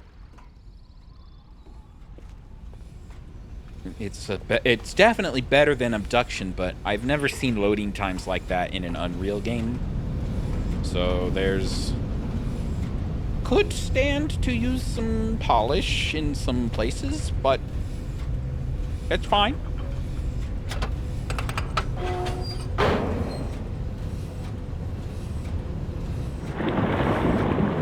Yeah, it's like... yeah, because I am a programmer on some level, so it's like you know for a while that the player is hanging around the dome, right? So why can't you preload like earlier than just right there? So you can just open the dome and walk in. But two things that Cyan hasn't quite figured out, oddly enough, is 3D character art models are pretty weird, and loading times.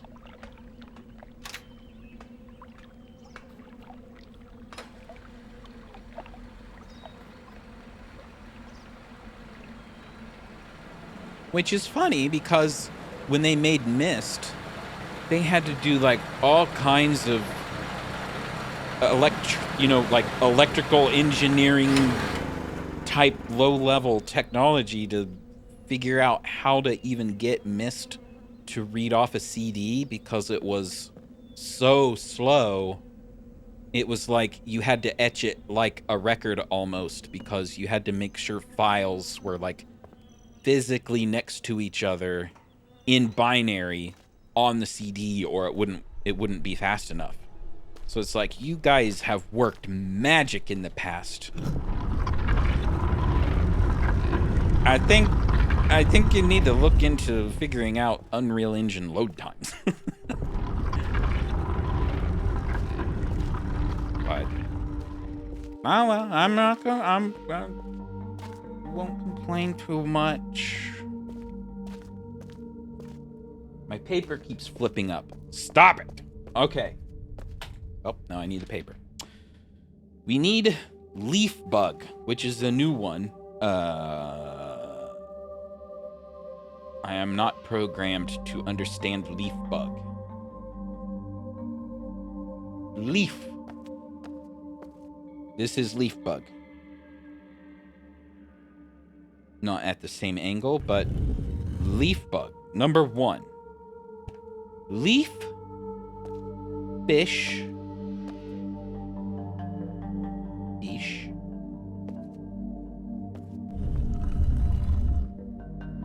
Sunner is number 3.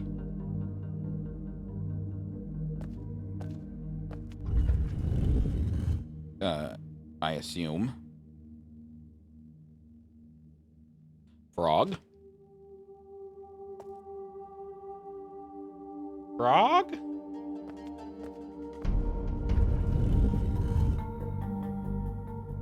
Beetle.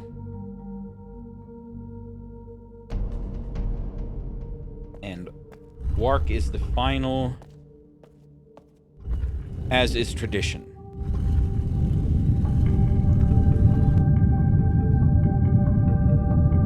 Yes.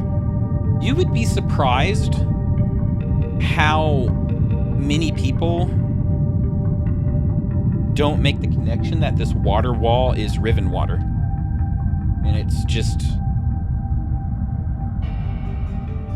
moving around with heat.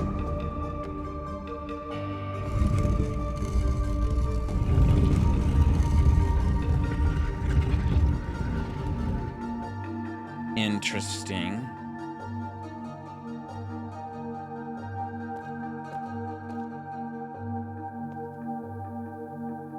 Are they implying that these crystal doodads need light?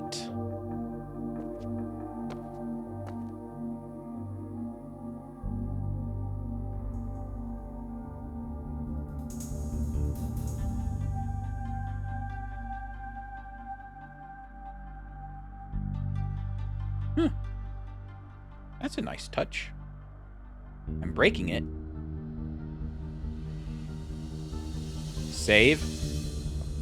Is there something that I need to save? I can't save. That's weird. Now I can.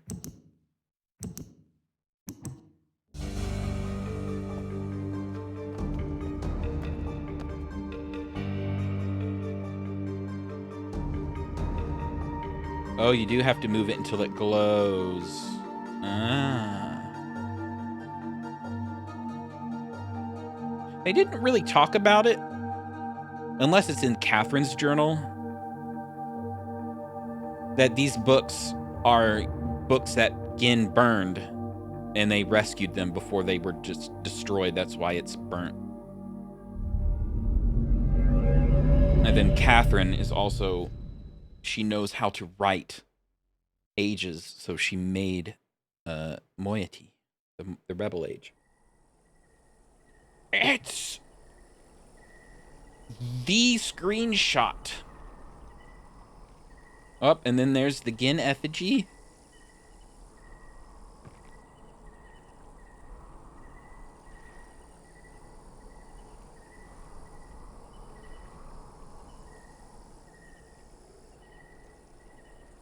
Okay. I'm just taking it in. This can only happen once.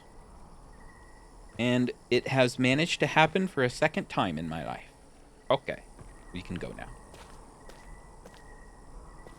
So what has changed?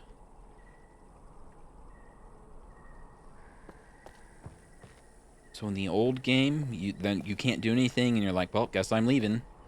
Can't leave, the book's missing. Palo! Palo! Yo olay! Yo olay! Okay.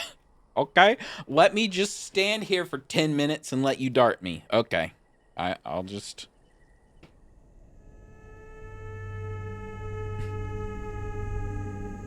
This is not the rowboat they put you in. They're just... Have you, like, chained me up? Really? Like... Yes, it's the hive.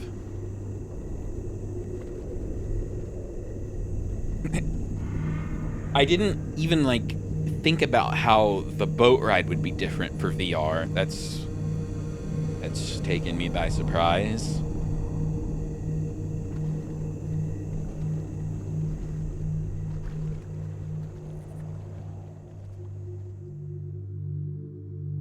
So we get put in prison. Yep. Catherine's friend comes and tries to talk to us, but we don't know how to speak moiety, so she just kind of tells us a bunch of stuff. We don't know what she's saying, and then she gives us the book. There's a second door.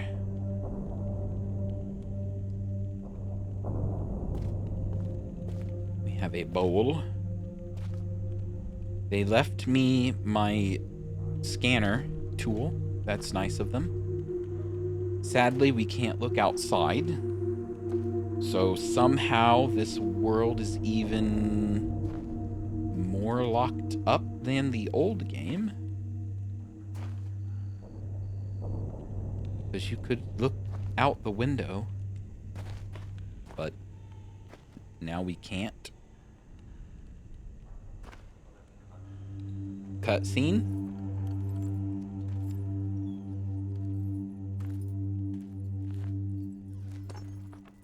Katarina e now da saya yapalo. Yapa ay manay yalepo. Miltisay. Bekaretere wirape yelo kene falapo. Tisay. I feel like Why te falupe? that's the original dialogue, which is... Now Katarina ne. Wisi fapolo ya sepe yai.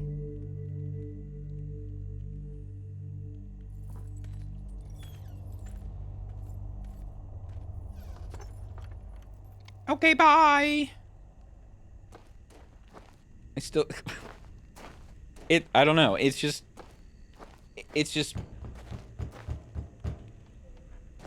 Knock, knock. What? So one of, like... It can't be helped, right? Because, I mean, even you have to just not let people go places sometimes. But, like, the one complaint about old Riven throughout the years is people were like, I really wanted to get out and walk around in here. So the solution for the remake is to, you don't even get to look out the window. Okay. So we have the book. My hand was dangerously close to that picture. That was not good. Which reminds me, when Atris pushes Riven towards you at the beginning of this game, his finger is like real close to that image. It'd be like, dude, you don't want to touch right there. I write quickly from my prison. Along with this journal, I have instructed Neela, that's her name, to return the book that the moiety intercepted upon your arrival. After questioning her, I've concluded that it was written by Atris for a very specific purpose. Gien will wish to use it, though he will undoubtedly be suspicious.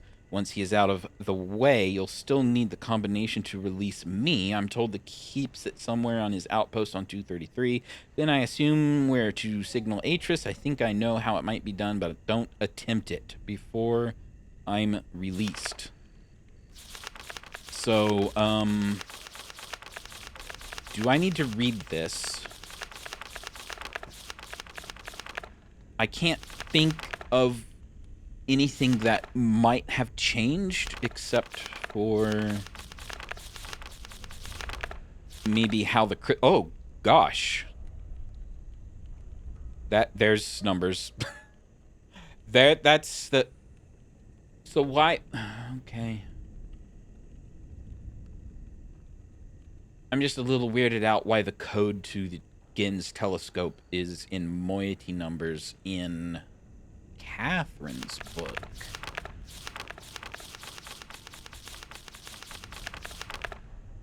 Shall we? We shall, right? There's only 3 journals in this game.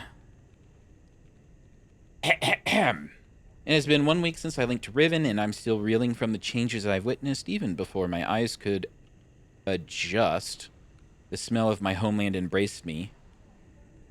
The sweet salt air was instantly familiar, but the scene that soon resolved was not. As I stood there struggling to make sense of what I was seeing, a violent clang sounded, and bars appeared before me. It was then that I must have been darted, for my memory is cloudy. Rivenese man, shabbily dressed in militaristic attire, was shouting something at me. He seemed to be attempting to speak Dunny, but his grasp of the language was so poor that I could not make out his words. And then the world went dark. Many voices passed, until at last I woke to a familiar face, Eddie! After all this time, she's still as warm and kind as ever, and yet the years have clearly wounded her, as they've wounded everyone whose world became a prison when Gin was trapped here. Everything is tinged with pain and loss, even Eddie's bright smile, though she does her best to hide it. A desperate urgency squelched, that's a word, by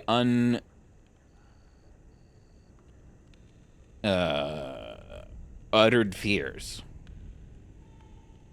sees beneath her cordial veneer. Missed. People don't write like this anymore. When Atris and I left Gin here all those years ago, I was haunted by visions of what had become of my people and how they might have come to suffer under his rule. But the injustices I imagined were nothing compared to the atrocities that have actually come to pass. The following is a chronicle of what I have learned, a record of all that has happened should I no longer be able to tell it. The moiety. It seems the confrontation that led to Gin's entrapment on Riven was witnessed by some of the Rivenese, but their interpretation of the event was skewed, no doubt due to Gin's overinflated view of himself. Atris and I had hoped that stripping him of his ability to link to other worlds might lead people to conclude that his claims of godhood were false, but it appears the opposite has come to pass. If Gin was a god, and we vanquished him, then we must be greater gods. It was thus assumed that my absence was only temporary, and that I would surely return one day to set the world right again.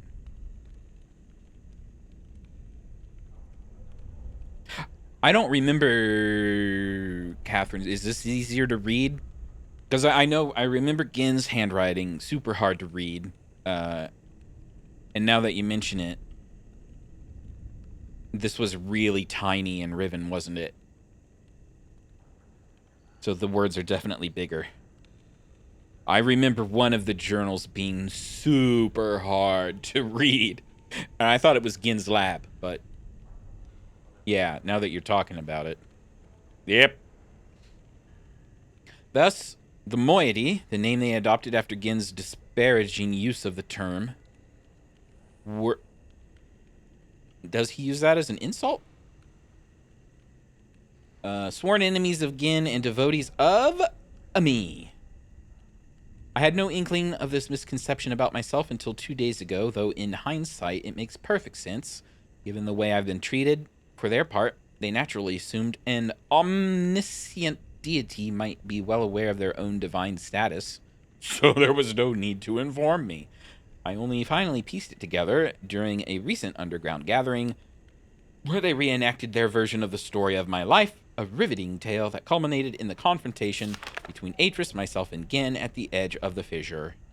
The events had been exaggerated to such grandiose proportions that I found it hard at times to suppress my laughter, like I'm doing right now. And yet, this myth has also given them the courage to stand against Gin, and the hope that they might someday be delivered from the relentless inhumanities of his authoritarian rule.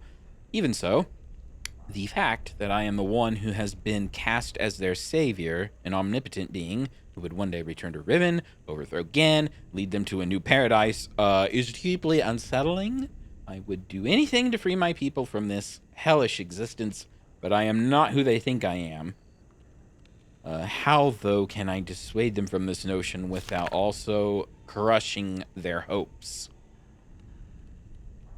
As Gin's power grew, so did the moiety, and in order to evade his persecution, for he would wipe them all out in an instant if he could, they had to become more and more adept at concealing themselves. They make use of a network of caves that, so far, he has failed to discover, but I fear that it's only a matter of time before they're found out. 3 Bolu must be... Is this a diagram of...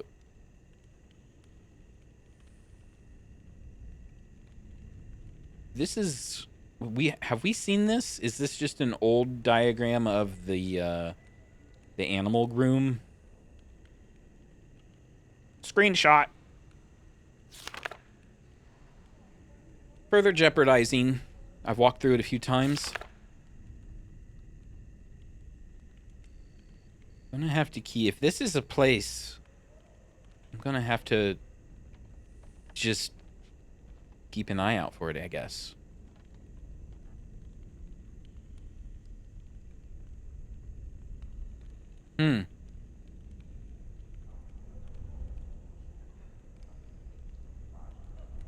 Where would that be? Is this the staircase room that's all blue, and then you bring up the lens and see the Gin's inscription on the wall that they painted? Like out here is the view to the water. Okay. I'm like racking my brain for what could this possibly fit in the world. Okay. We can, cause yeah. We'll see. We shall see! Further jeopardizing their existence is the fact that the moiety absolutely refuse to sever their ties with those who have sided with Gin. The two factions thus live together in surprising harmony, their overarching sense of cultural unity appearing to outweigh the schism, at least for now. It's not important now. I heard today that Father and Inant were inducted into Gid's labor force. Oh, is that... Someone was saying last time that there's, like, a thing you can do that if you knew it was there early, you could do. Is that what that is?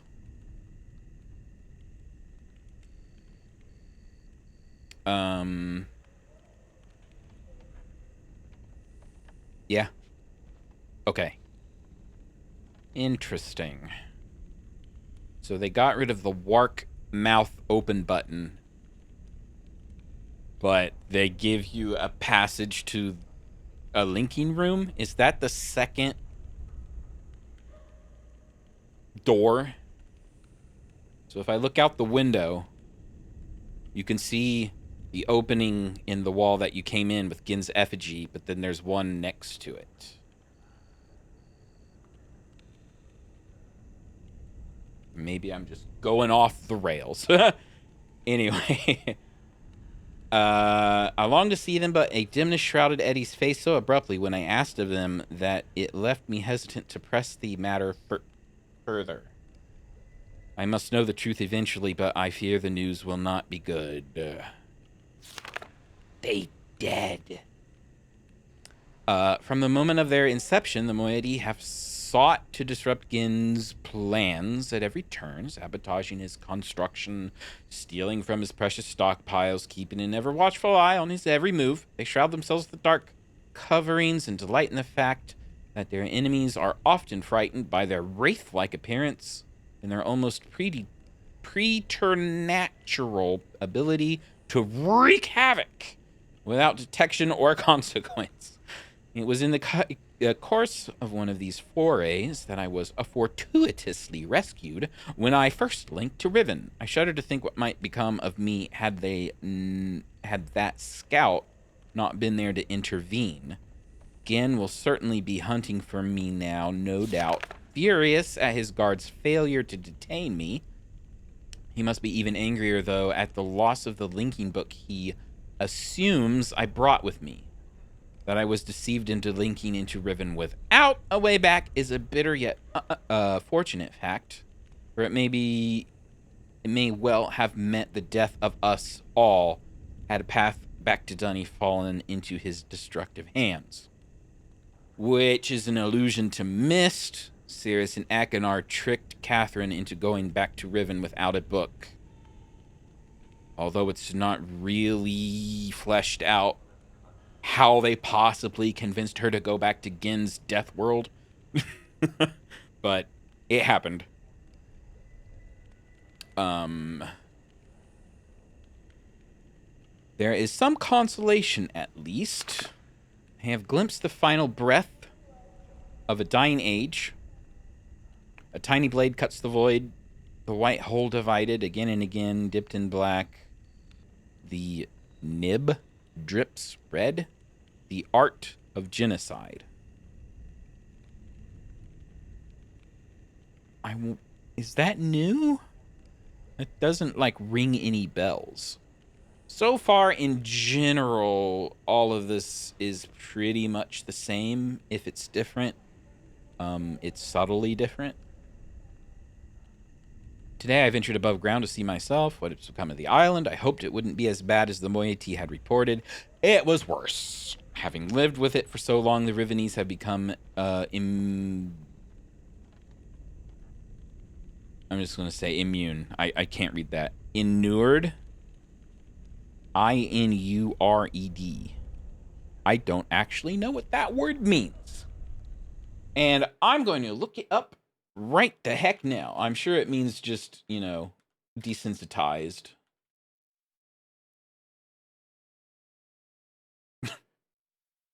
Look up dictionary. Inured. A verb. Simple past tense and past participle of inure.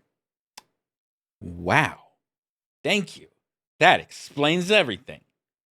Inure is to habitate something undesirable. Oh, to habituate to something undesirable. Basically desensitized. Prolonged subjection. Accustomed. Okay. They have become accustomed to something undesirable. Yes. Having lived with it, so, yeah, blah, blah, blah. Inured to the steady decay around them. But I was devastated. As we wound our way through the underbrush, I found myself once again breathing in my youth. The ocean air transporting me back in a matter of seconds.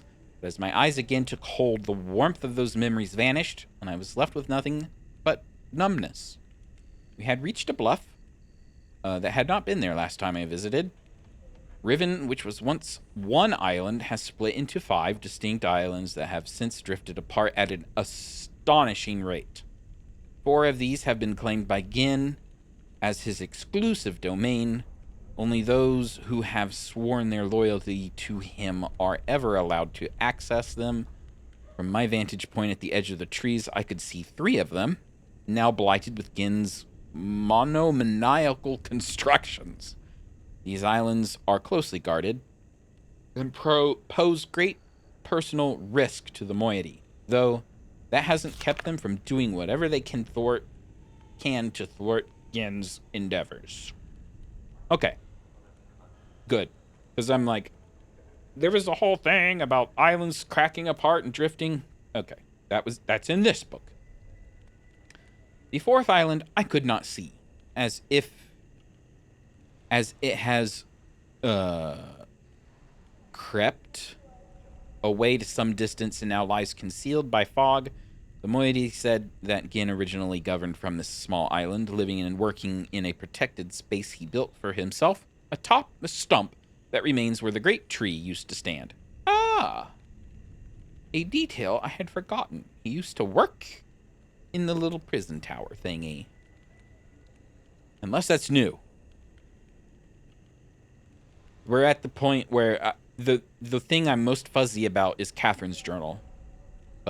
And Gin has a personal journal in 233. The only surviving forest is located here on the largest island, where the village also remains. This island was ostensibly intended to be the province of the people, but it too has been irrevocably marred by Gin's oppressive intrusions. Words fall. Brittle brown leaves masquerading as green should never have held lives both bloomed and as yet unseeded.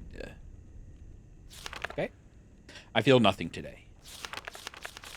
How many? There's a bunch. There's a bunch!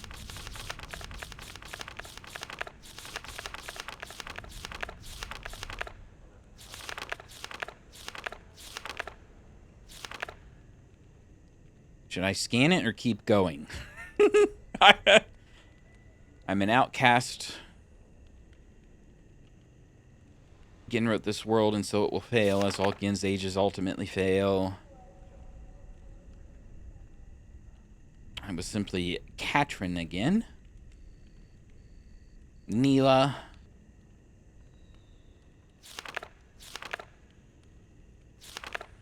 Gin is making books. How did I not know this until now? Atris and I knew this he would likely attempt it. He's exploiting the natural resources and the people of Riven as fodder. Thankfully, it sounds like he has not yet succeeded. It's been a long time since my last entry. There is much to tell. It was hard to recognize, but I found the Star Fissure. It is located on what Gid refers to as his Temple Island. Though the moiety refer to use the Rivenese word alapo, which means water pool. We've taken to referring to the void itself as Alatwan. I remember that. If only because somebody in the Mist fandom used that as their nickname, and I remember an Alatwan. It is the very fissure that allowed Atris and me to escape.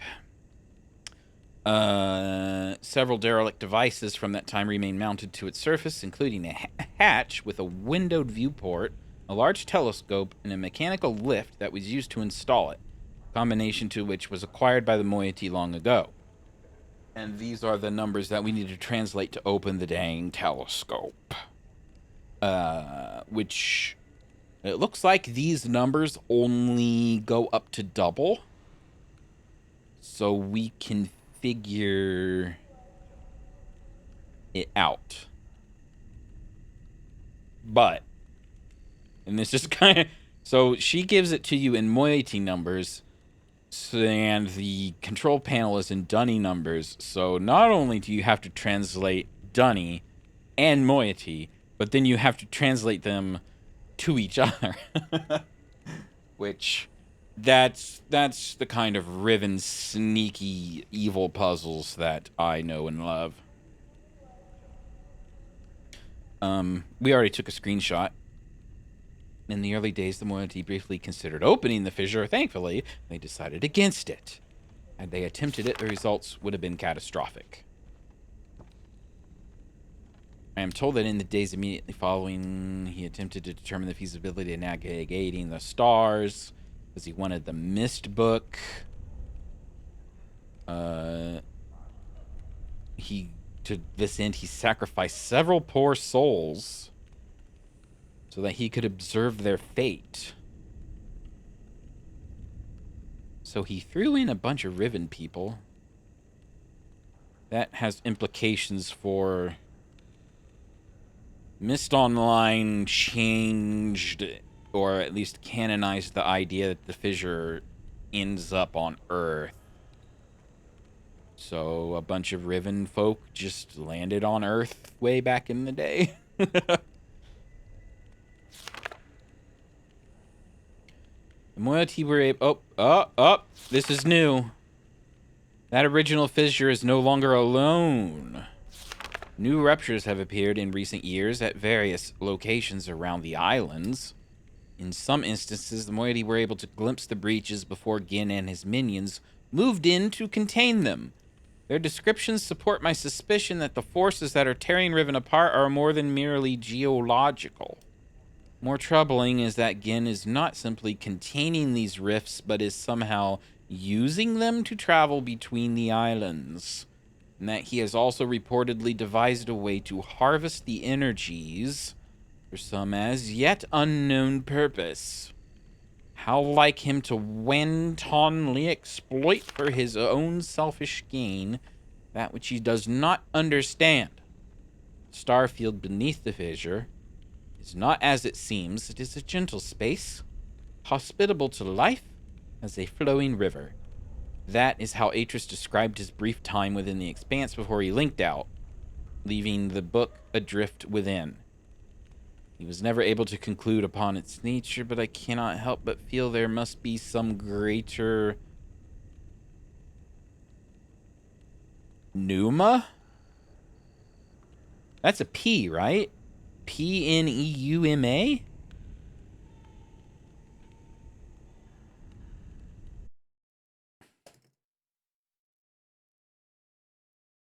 It doesn't seem like a word. Oh, the soul or vital spirit.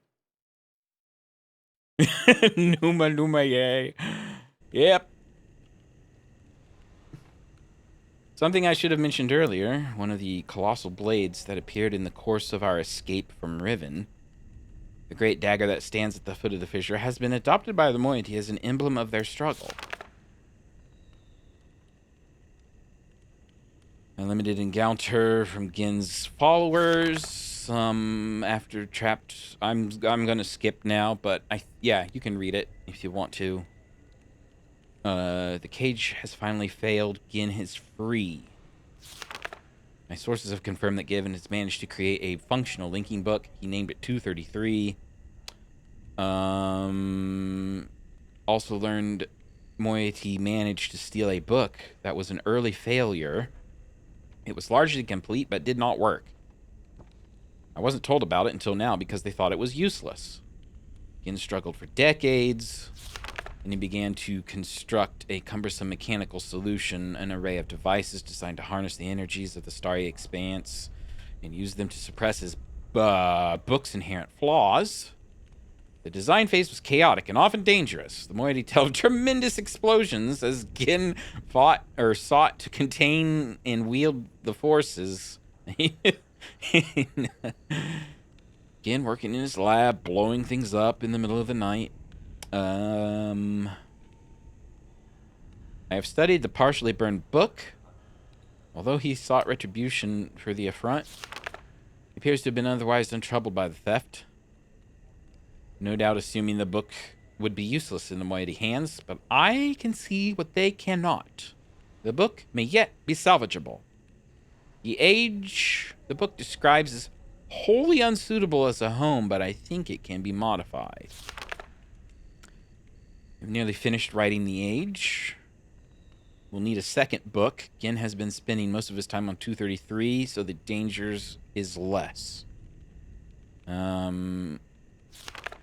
We have secured a second book, though I worry now that Gin will miss this one and deduce our plans before we're ready.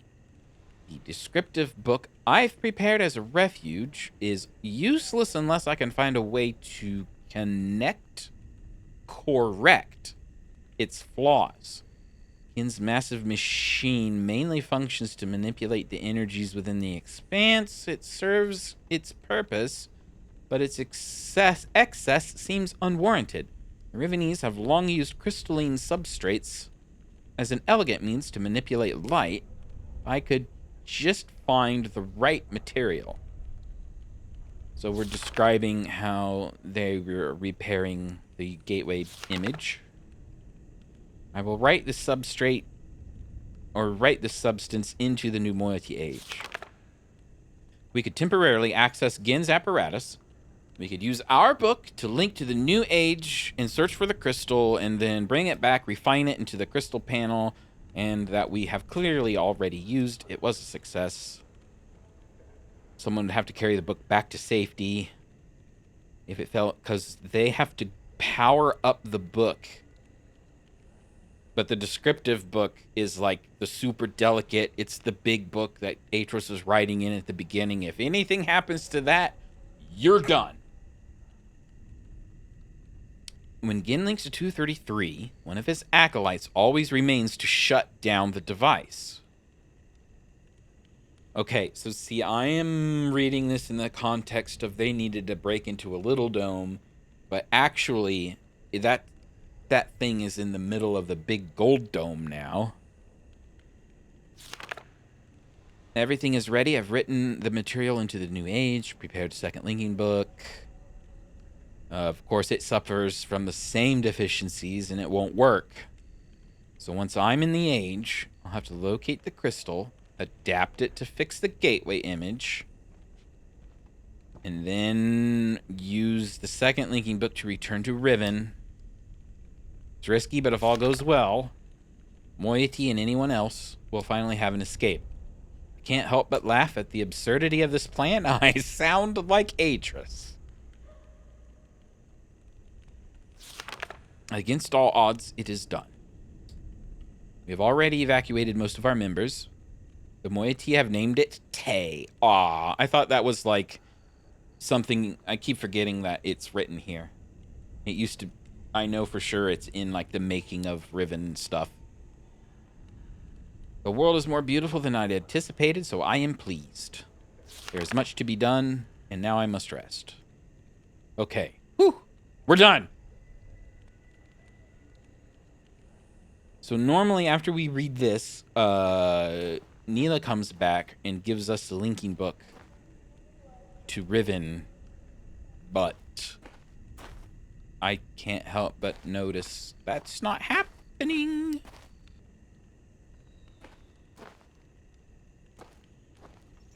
Oh.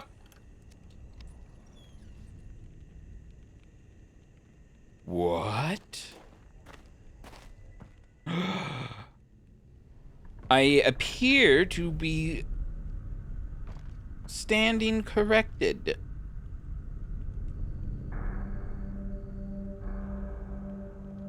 Wow. They did it.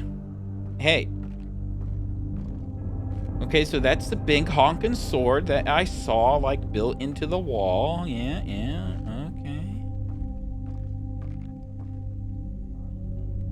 You've got elevators and stuff? Poke.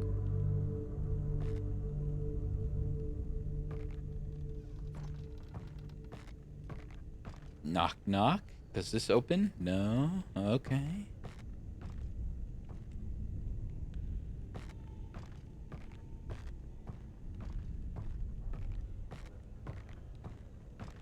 This door's closed? Okay.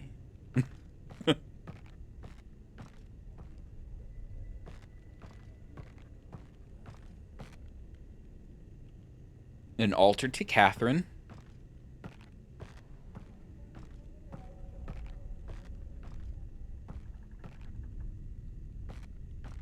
It's so quiet.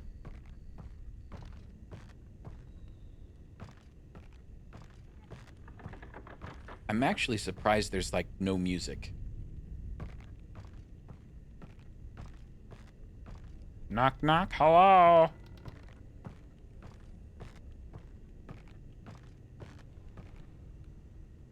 How deep does this go?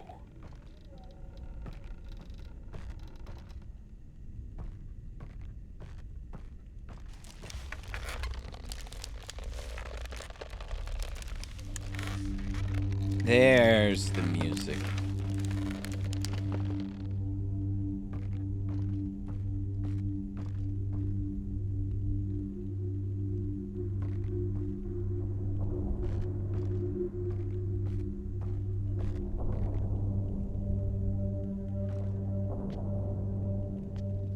That's it. There's nothing else here, it looks like. I just want to make sure before we leave. Okay. We can't go back up. The way is shut. We cannot get out. I was gonna hit F5 to quick save, but I'm just gonna save a new save right here. Oh, it's even called Tay, right? Yep, there it is. Tay! I used to know a Tay. Again, a person who used the name Tay. So they link They managed to link right back.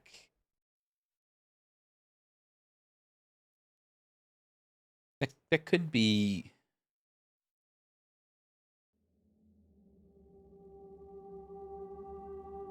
Oh yeah, besides trapping myself. I don't want to do that.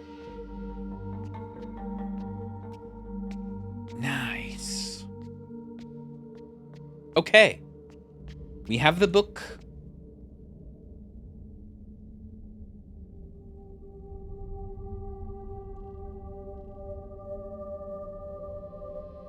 What are we missing?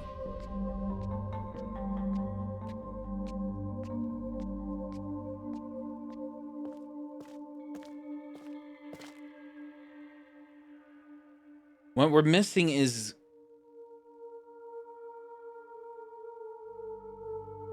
from the rotating gate room, you were able to raise one of the bridges to reach the second level of the gold dome, and then you would have the waffle iron.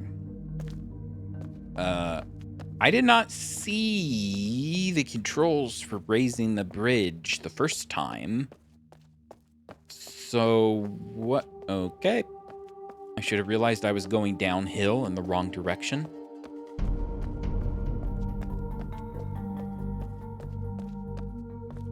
We cannot use, or should not use, the telescope.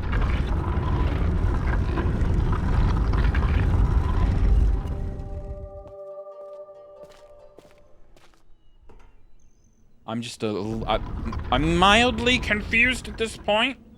We'll go back to the big dome, though. See what I missed. Go down. Down. Okay. Thank you.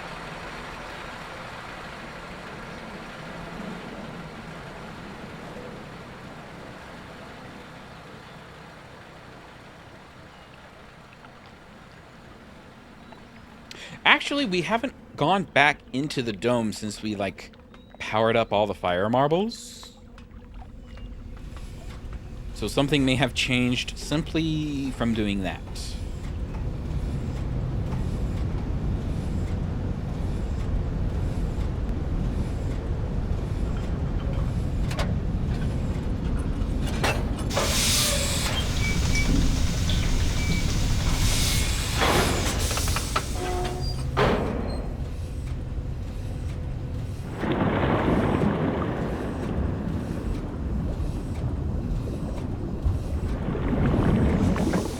Perfect!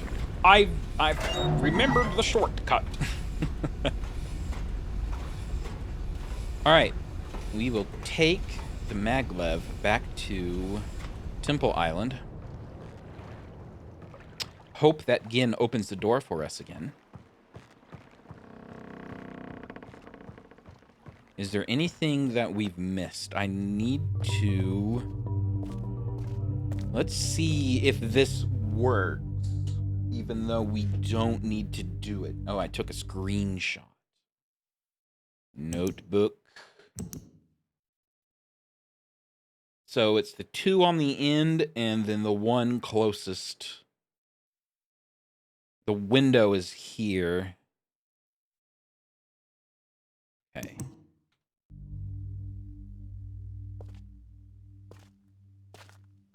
Well.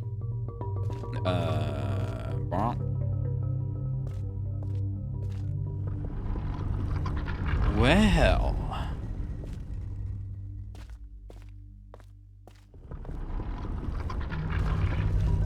What?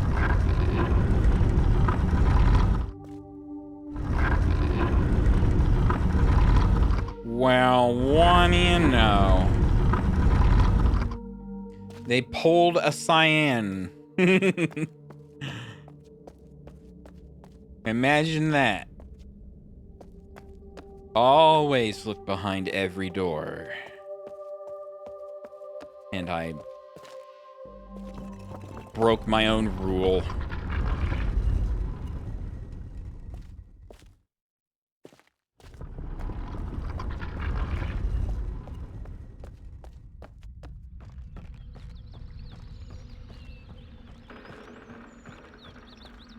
You know what the old games had? I don't know if people really used it, but it was an option. It was called zip mode.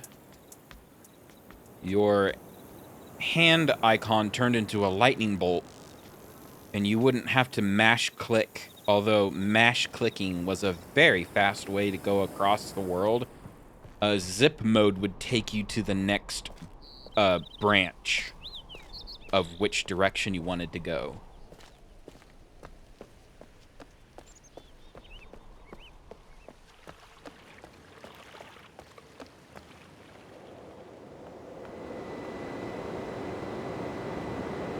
Beep.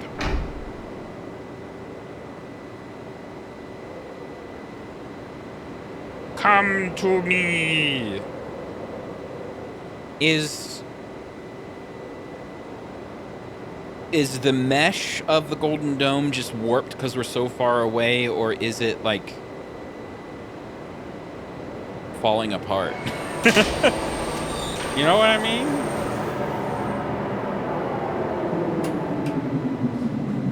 I feel like we're just so far away that it's like the lowest possible resolution. And not a lore reason.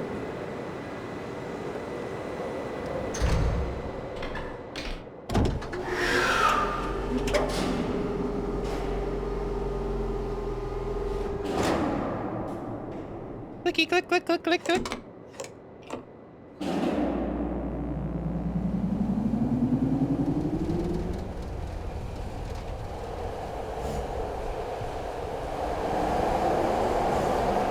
And now it looks fine.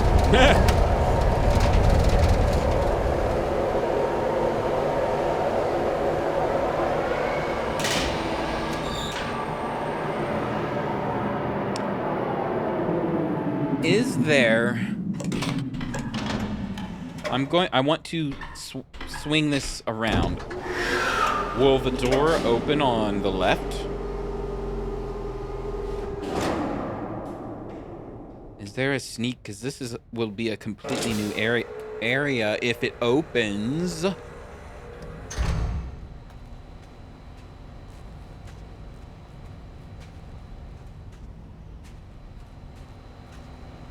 What?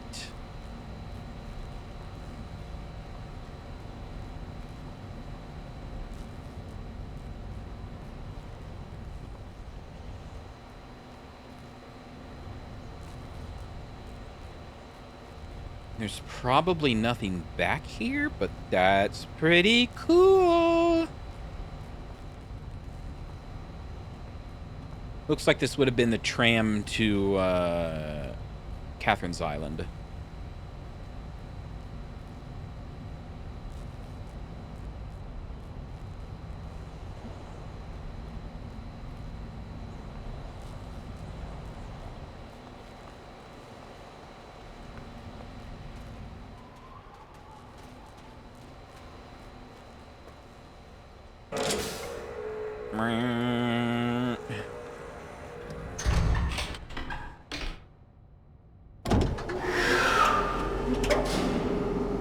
Is there another...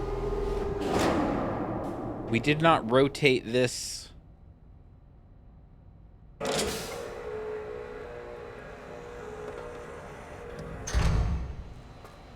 This cart on that dock, but there's, unless someone knows there's something cool there, I think I'll just not try at this point. I suppose there's a chance we need to go back, but we shall see. I'm confused about how we get to the top of the dome, because you had to use the bridge that collapsed, right? In the old game?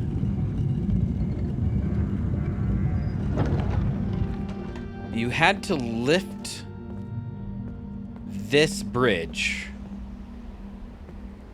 This bridge will lead you up there, but you could only do it from inside. So you had to go back around like the whole island.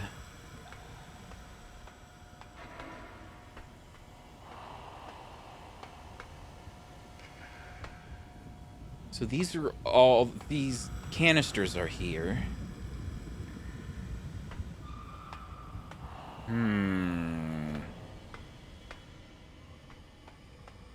What are we missing?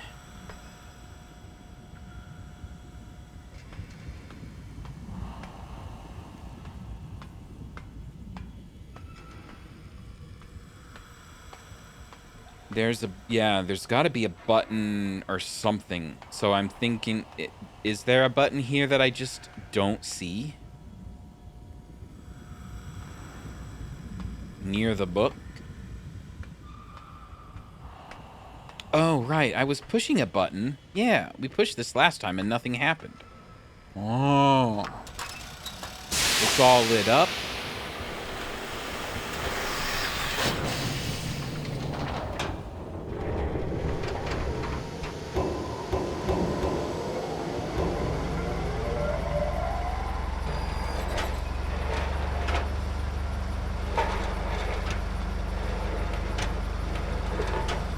Okay. These are, in fact, the color marble. Okay.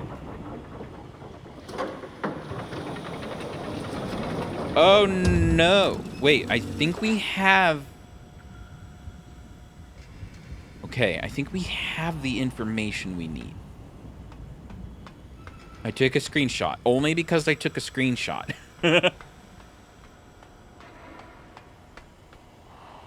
So this here be the newfangled waffle iron. Does this lift it up? Okay.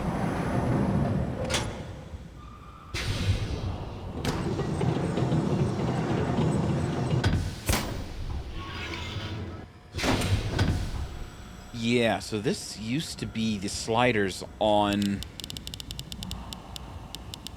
the original little domes. The slider was inside each dome.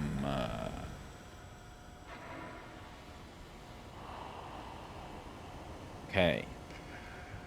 I know what I have to do. I'm trying to digest it in a way that I can explain. So we have to put the marbles in the same position from Survey Island, which I've charted out because that's like a classic Riven thing. We know the colors of each island, so you just kind of match the shapes. And then we have the base strike force for each fire marble, which is 9. And then each one of these marbles has a variance.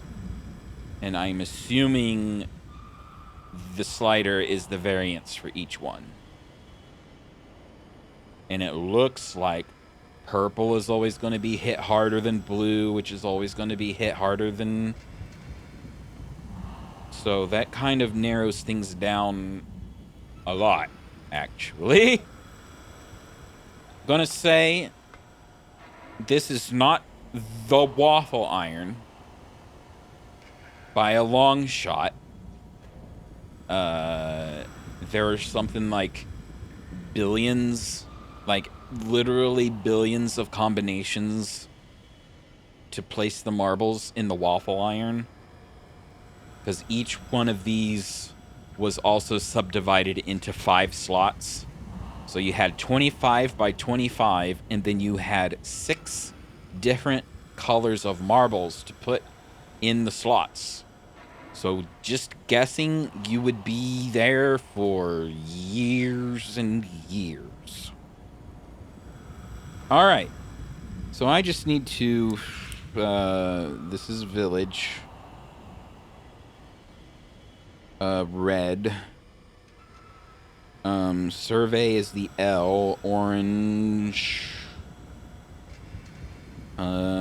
Prison Island is the little one and it's blue. book assembly. That's the perfect square. We don't know the color. Green, blue, red, orange, yellow. I guess the missing color is purple because I don't have purple written down, and yet there is clearly a purple orb.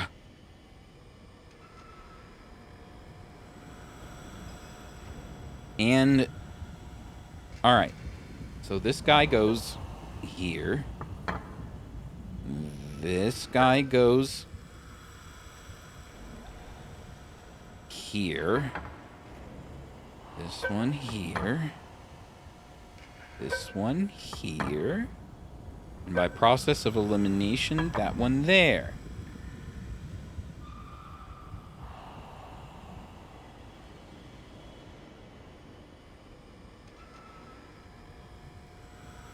See, there was a yellow marble in the original game. I think this is orange, but there was a yellow.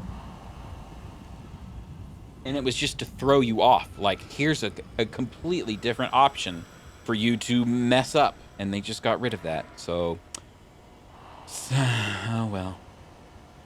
Now, each one is base 9. And here's our dome variants. I wish I could zoom in. I cannot.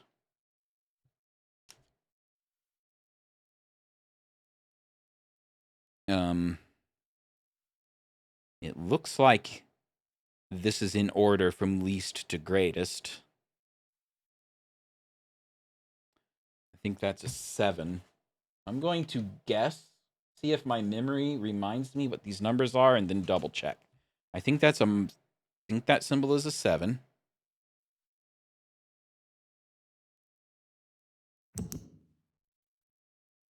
Yep. So minus 7.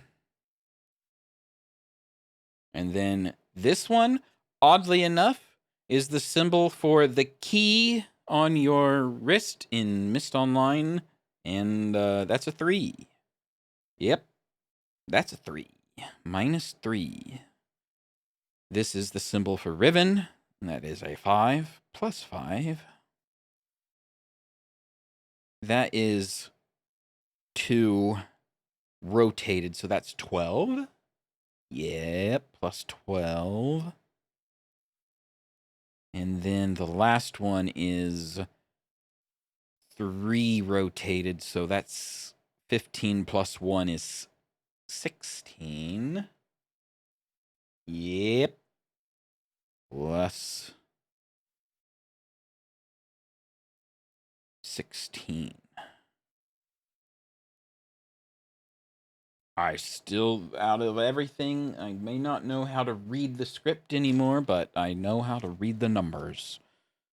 And all of this is a plus 9. So this is plus 14 and a plus 25.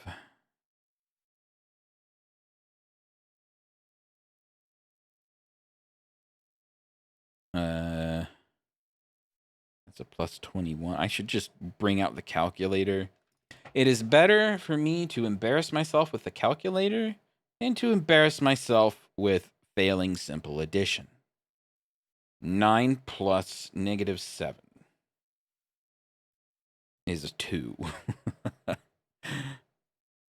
So plus 2. And then 9 plus negative 3 is a 6 plus 6. Okay. Let us see if I am correct. Purple slider, 25. And that guy's all the way up here. Blue. Uh-oh. I put the wrong number in the wrong spot.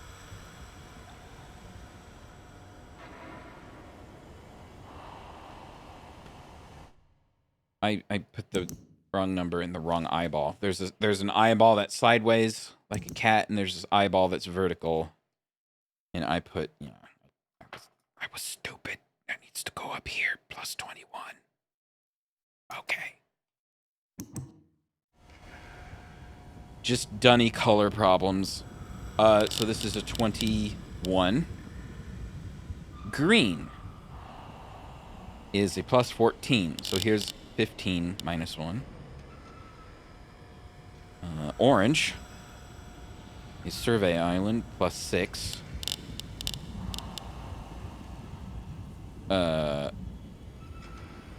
And then the last one is red 2. 1, 2. These could all be off by 1 because I've been treating this as a 0. 0, 1, 2, 3, 4, 5. That could be a 1, 2, 3, 4, 5, but I'm assuming that's a 0 because the big notches should be 5. Yes? No? We're about to find out.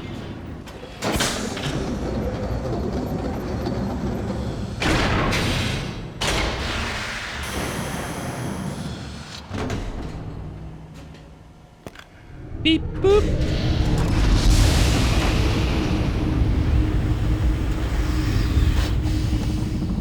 I think that's the good noise, and since it's taking us down below, we've only got and done it. Nice. We've got fire marble charged books. Okay. Yeah, so this is not too dissimilar to what was in the little domes in the old game. So the book was sitting on a pedestal just like this, but this outer ring was up behind it. So the circle of light was like back here, and it was like focusing all the bzz, the corrective light. But this is a little different. That's fine. Oh, snap. Hey, these are like the little, the firefly effect from Abduction. For sure. Alright. I'm gonna save because this is a big, Okay, this is a little annoying. You can't see, but look, you have to scroll down to click new save. Let me let me save up here at the top like a normal game so I don't have to scroll if I make 12,000 saves. Yoink!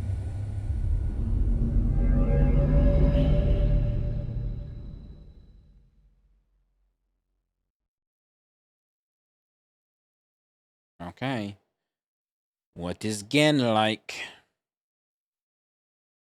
I do know they've kept, or at least they said they kept a lot of his dialogue because the guy who played Gen deserves that, at least. So what he says is probably not different. Which is fine. In fact, preferable. He's got a little set of orbs. Oh, hello. Cartoony Gen. I apologize for the cage.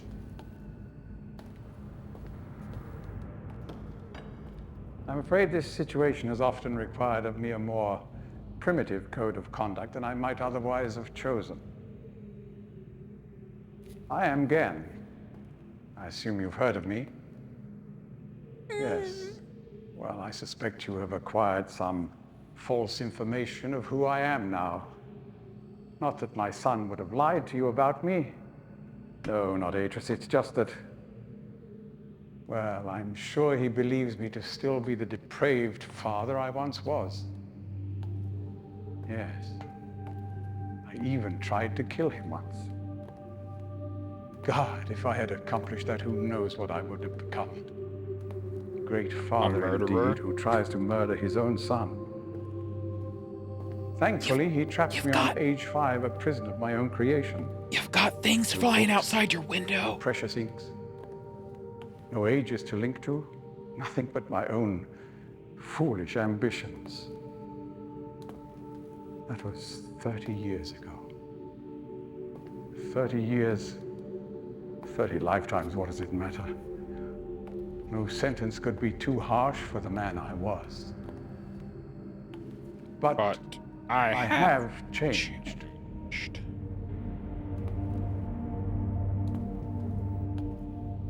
Be sure the deeds of my past can never be completely atoned for, but my mission was an honorable one.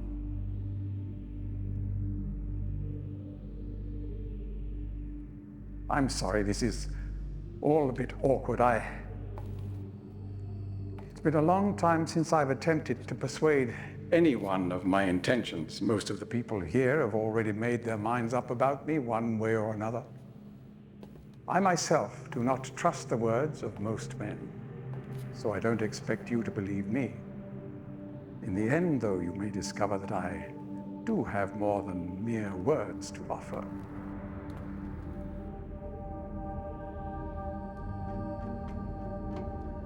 Atris's choice of punishment has been hard on the people of Riven, and many have suffered because of it.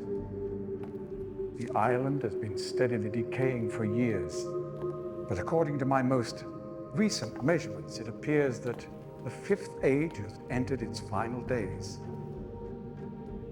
Unless the villagers can be relocated soon, the island will collapse entirely and everyone will perish. Yeah, It has but taken me a long time to do it, but it appears that finally I'll be able to make some substantial amends to my past transgressions, especially in... Well, I'm afraid I've had some trouble with Catherine and the moiety. In any society, there will always be a small percentage of the population with rebellious tendencies. Before Catherine appeared, the moiety, as they call themselves, had been relatively harmless.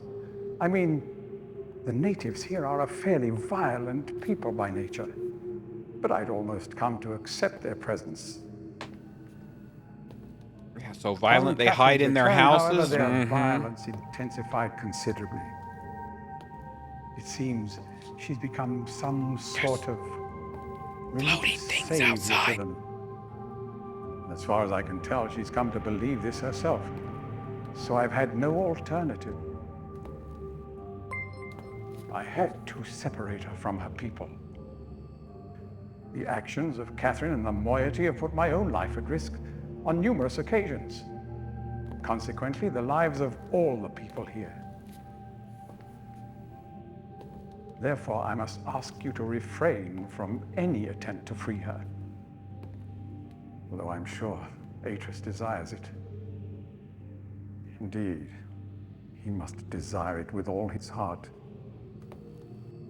But he is completely unaware of her recent state. I'll just not discuss how I've Which already brings me to the talked to point her. of all of this. The linking book you brought with you. You're very fortunate to have recovered it. If I may. Thank you. Sure. Didn't give me a choice.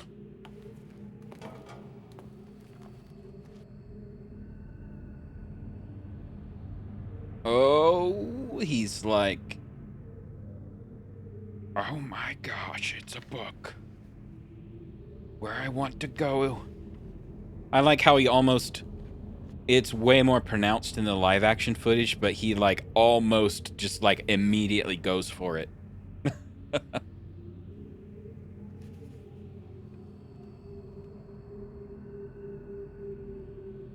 Reading. Riven is freaking amazing. Yes, it is. This game was my life back in the day. For like 15 years.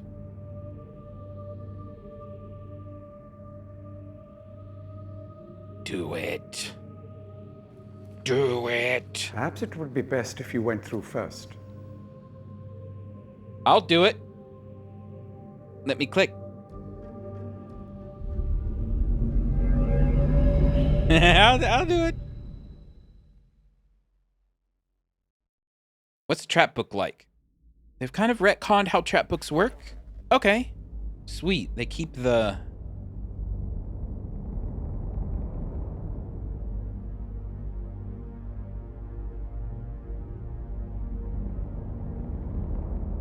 You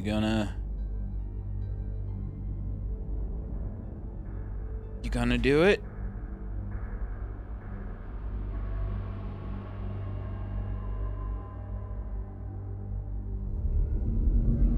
Ah, man. I'm gonna file this under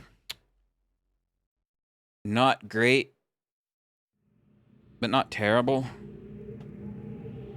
So, in the original game, once you are in the trap book, he has like immediately put on his goggles, his gloves, his coat and everything, gets a gun, clearly going to follow you and kill everybody there, but here they don't show you that. So that's like, I think, a major character point that they're just like, nah, we don't need to do that. Like, what? Yeah, you do.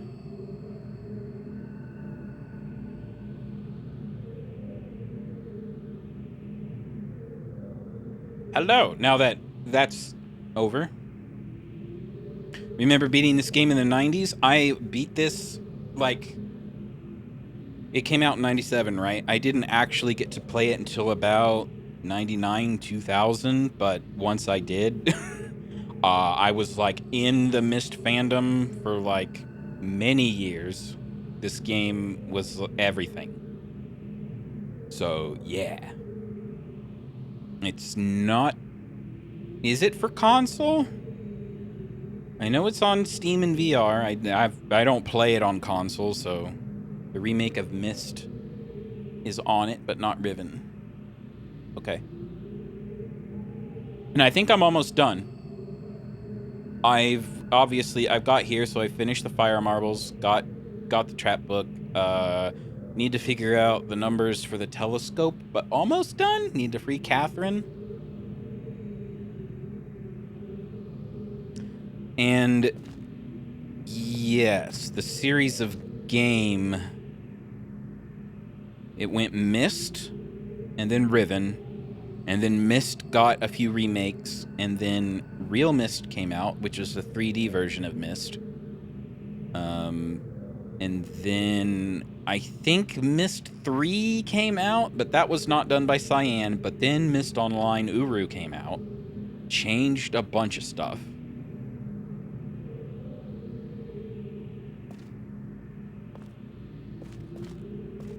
So this is his big honkin' descriptive book for this age? Or is this a second age? Can I sit down? No. Hold on a second.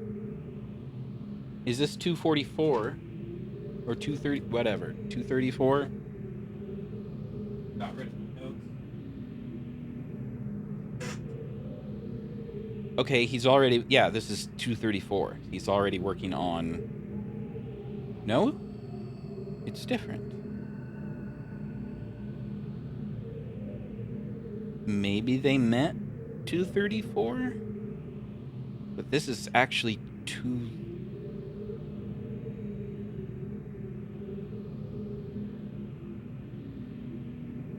This is... Checking my numbers. Number chart.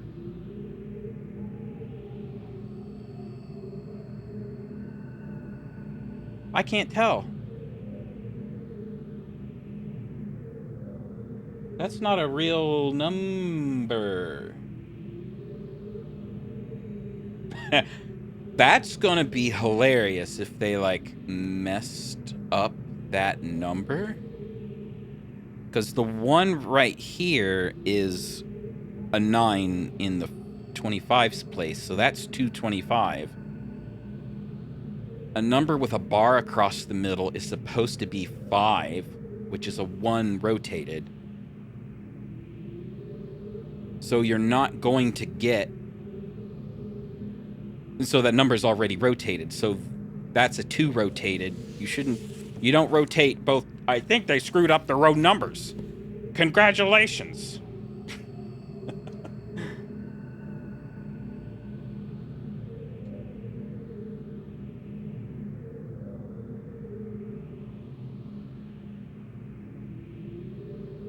Yeah, the whole Uru Mist Online thing, it's a loaded story for sure.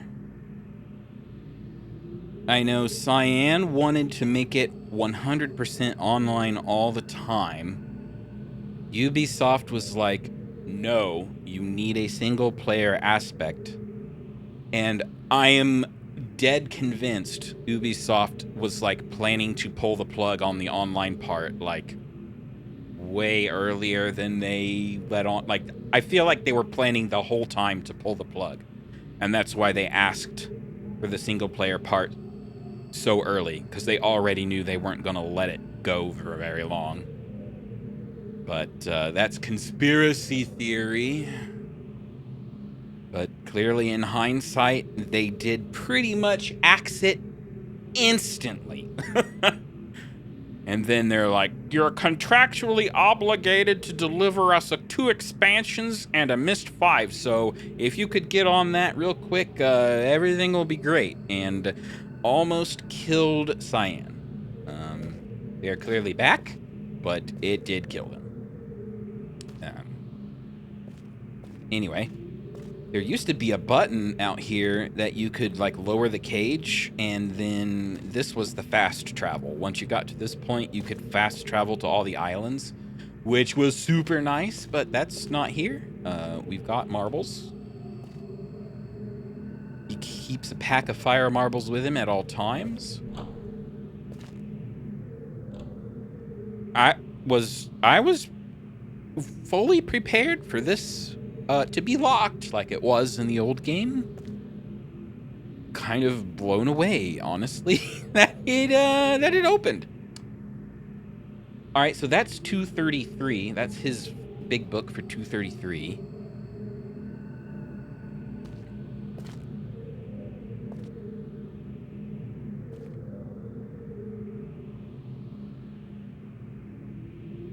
Yeah, I just don't know what this number's supposed to be, because that's not a rotation that happens.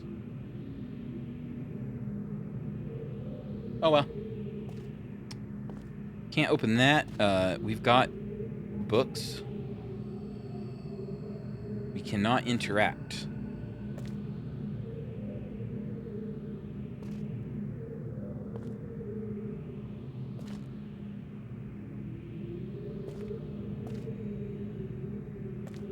Which I'm disappointed with. We have is this like a glass case? We have a whole array of books here that we can't access. Oh, let's turn this on. Maybe that'll change some things.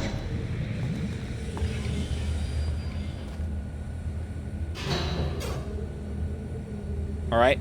Yep, that powers up the book to go back to Riven. Still nothing here. We have the classic beetle inkwell, which it's dark in the background, but there's my big 25th anniversary Mist book. There is, in fact, a golden beetle inkwell back there on my shelf.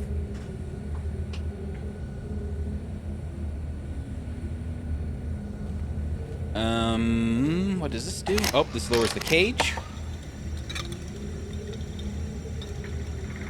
Yep. Can we see Gin? Nope, we can't. That would be... So the Mist, they already started changing trap books, because in Mist, you could see the person stuck. But in this one, clearly masked it because... Yeah. Okay, I'm gonna go downstairs first, because this is the only place you could go in the old game. We'll save the new place for a little bit later. We've got Gin's father. That's Gin's wife, I'm pretty sure. That's the ticker timer thing for,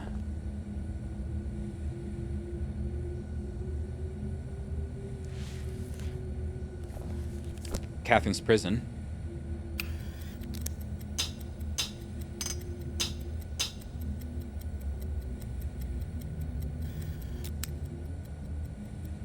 So that was a snap, snap, crank. Snap, snap. Open. You will not open. Oh.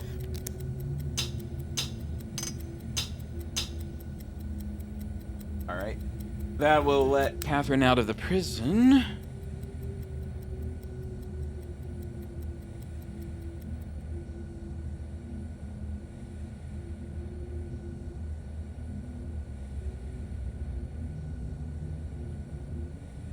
All right. Oh, Cyan, I think, I found a bug. I found a bug. Okay.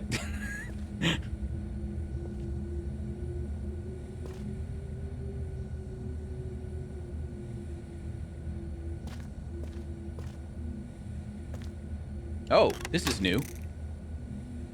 This is definitely new.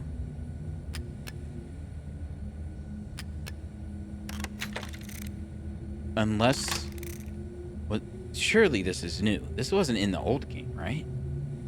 If it was and I never saw... No, surely not. Move! We have to close it? Okay. Natsu? Shima? Shorate. Mata neta.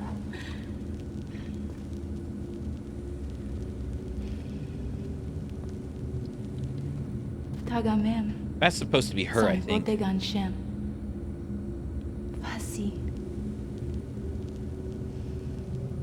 So this is the only thing that used to be in the hologram in the old game.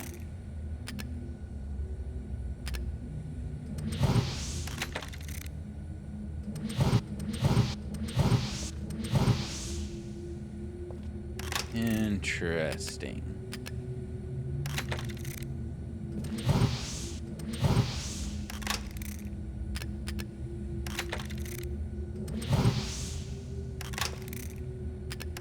Whoop. So it's just... It won't work.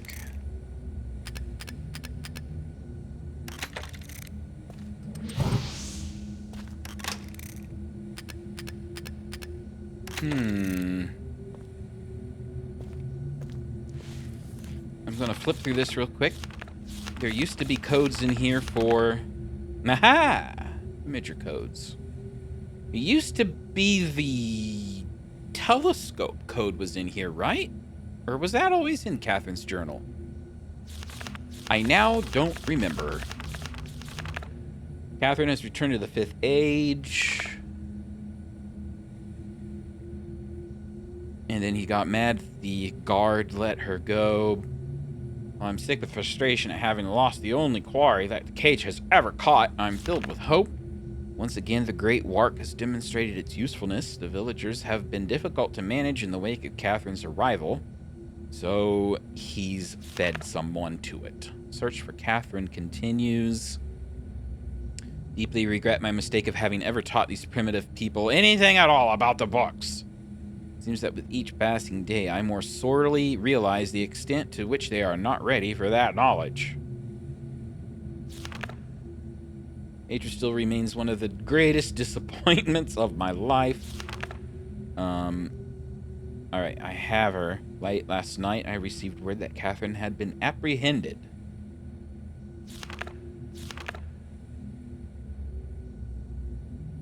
And increasingly beset by images of the past.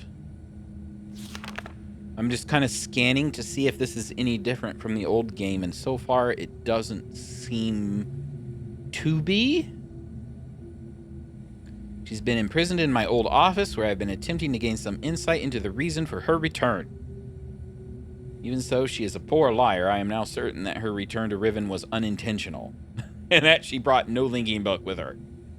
As far as her unwillingness to share with me the location of the moiety, we shall see. It's late and I cannot sleep. I've lost so much. Kita, you were the only kindness I have ever known. This A stranger has arrived on Riven with a linking book. And once again, my useless minion was overtaken by the rebels. From what little I could decipher of his muddled explanation, it apparently occurred sometime this morning. The cage mechanism has been damaged. That is no matter. Everything I need is here. Atris is certainly behind this. For now, I must wait and observe. I'm beginning to think it was a mistake to allow the stranger to roam freely about the islands. In their ignorant probing, they've attempted to power the damaged drawbridge from Temple Island, and the entire bridge collapsed. That's definitely new. Whoops.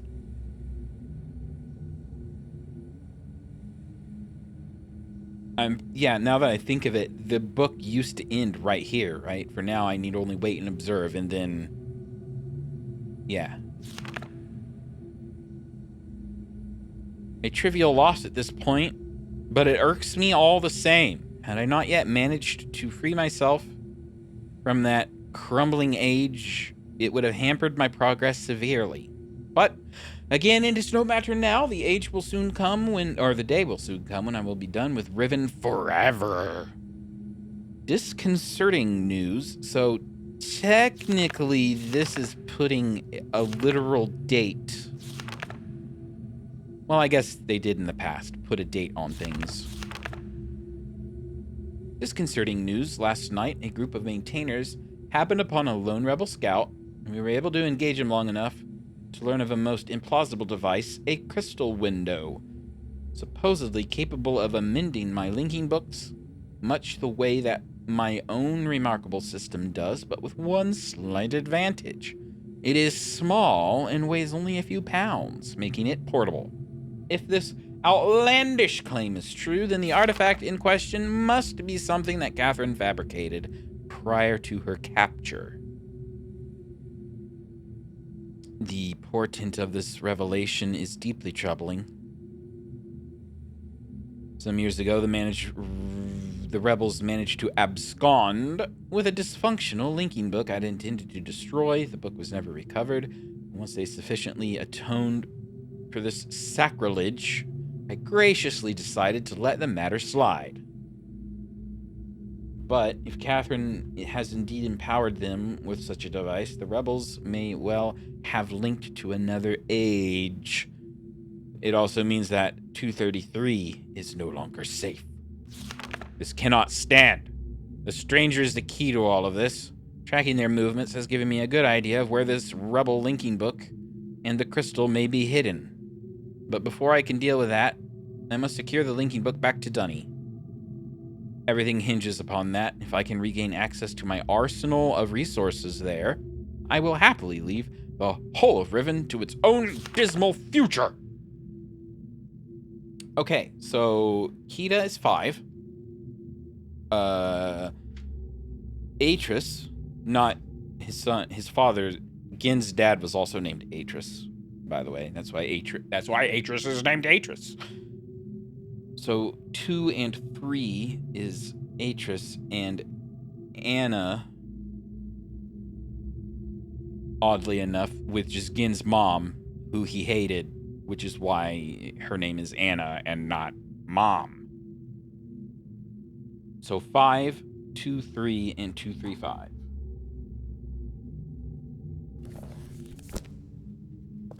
Which we have never seen Anna.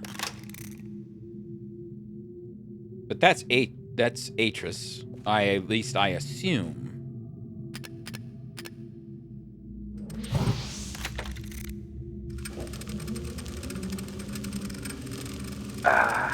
Now, my turn. What? You want to record something so always you will remember. What is English for scramape? Scum from above. Your appearance should have inspired us to a better future. What does it mean for us as a people if we cannot embrace worlds outside our own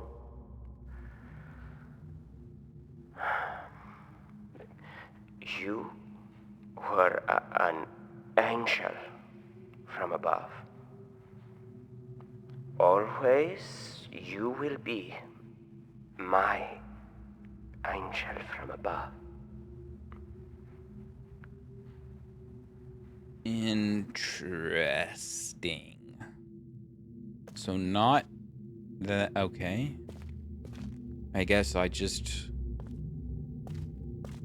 So, yeah, okay.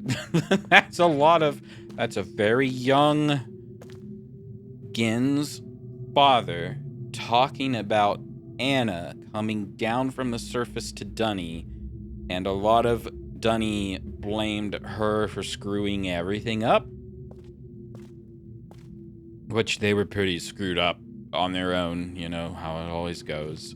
But Dunny people live a long time, so I always just assumed Atris was older, and that was this guy. But that was clearly a very, very young Atris with a heavy accent. Which I guess makes sense.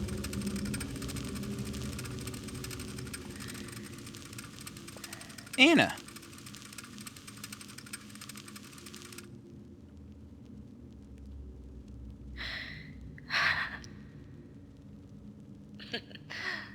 An angel.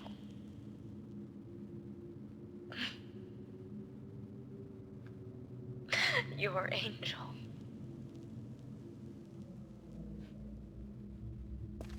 An angel of death.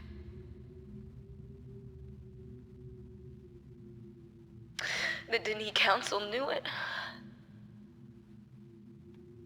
They knew. If I hadn't tried to force my own ideals on your world,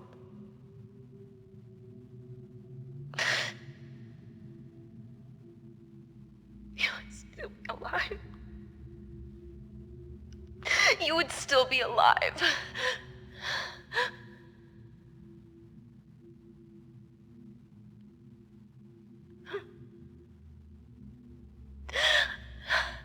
I wanted a life full of magic,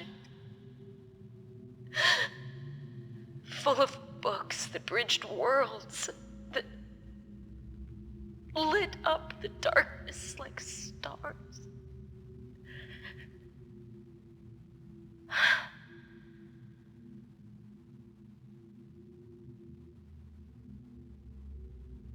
The possibilities were endless.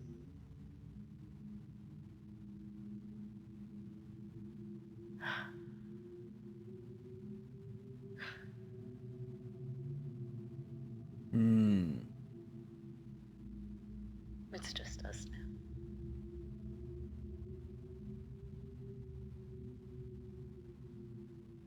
You'll never have the life you should have had. I think she's talking to baby Gin. Somehow my love and compassion, it took that. I don't know how.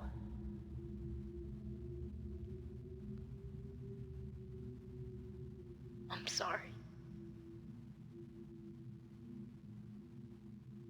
I'm so sorry. Again.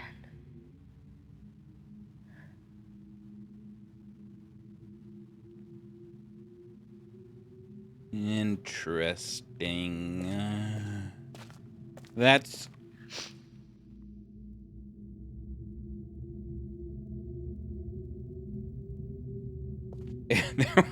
there was a subtitle for Sniffles like way after that thing ended. Yeah. Interesting. I'm trying to digest this and like file it in my memory. Because all of this stuff was not in the games. This was all like novel lore. And in the novels, I never got the impression that Anna was, like, that upset at herself because Dunny happened to collapse after she got there. Like, I always got the impression she was pretty well adjusted to the fact that it wasn't her fault. And now all of a sudden, apparently, she does think it's her fault. So that's kind of new lore that I'm not excited about, but either way. Also, I always thought Gin built this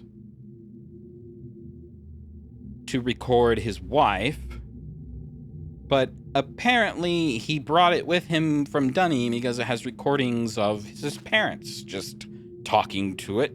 So interesting. Just a little weird.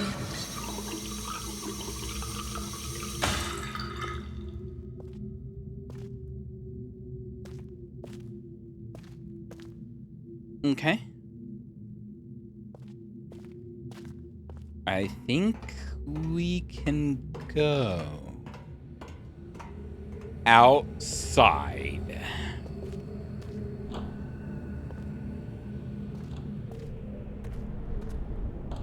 So I should probably, out of like all the things they changed, I'm always the most reserved about changes to the actual lore of things, because I am of the camp that they did not do a good job with lore in Uru Live, Mist Online, whatever. So to have that stuff added here is also not my favorite. Is this, what the heck? Is he cooking a fish? He's using the sun to cook a fish. Oh, it's one of the flying things. Aw, man, you're eating the birds.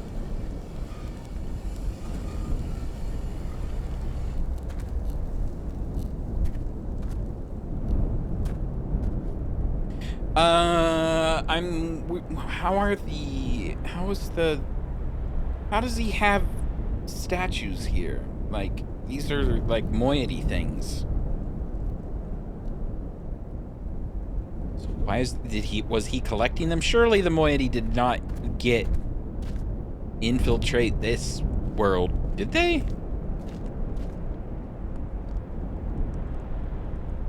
Well, there's Gin's. He's got a new throne. Just all he's managed to do to this world so far is carve himself a throne. Oh, he's burning the... What?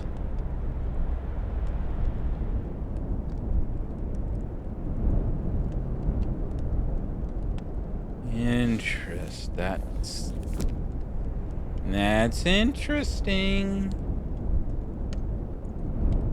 So are those statues, he's bringing the statues with him to like burn for fire? Is that what those are? I don't know.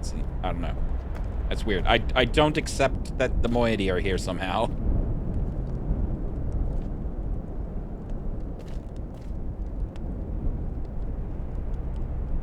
That.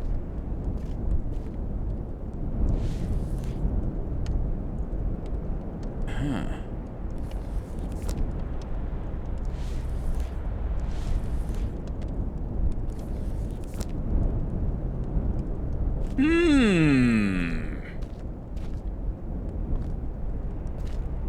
I want it to make a picture again, but nope, we're not gonna.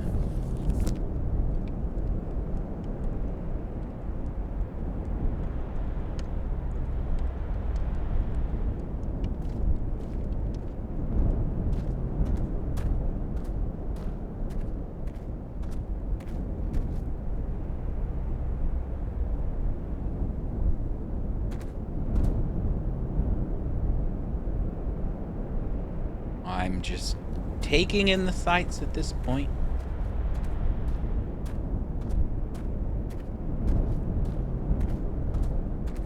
We're almost done. The last thing we need to do is translate moiety numbers into dunny numbers so we can open the hatch. Oh, we have to save Catherine first, obviously.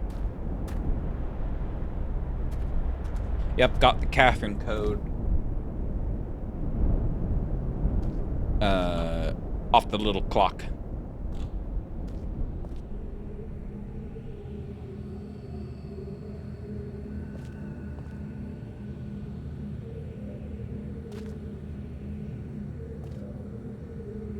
I took a screenshot. I'm not going to be able to, like, read these now.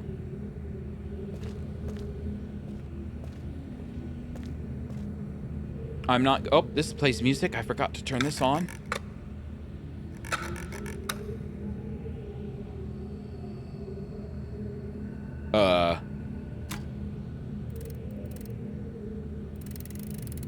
Okay.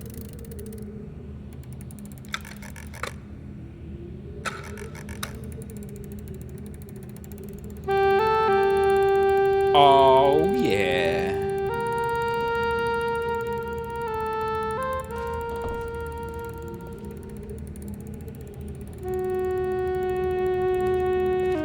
All right.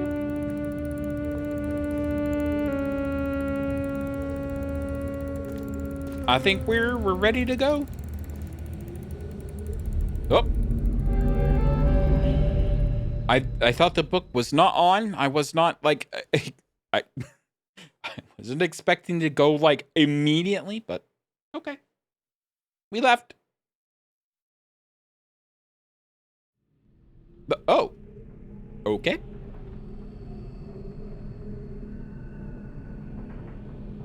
That makes sense.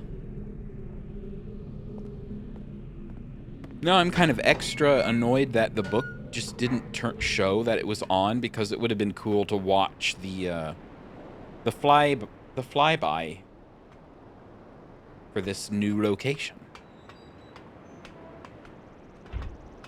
All right, Book Assembly Island. The color I is just a vertical line.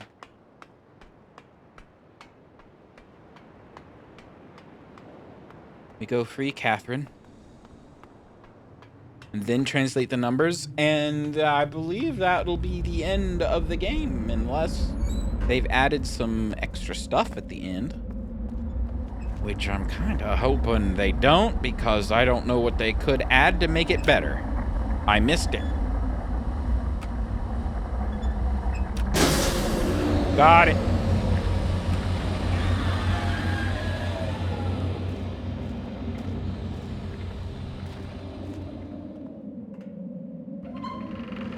Beep.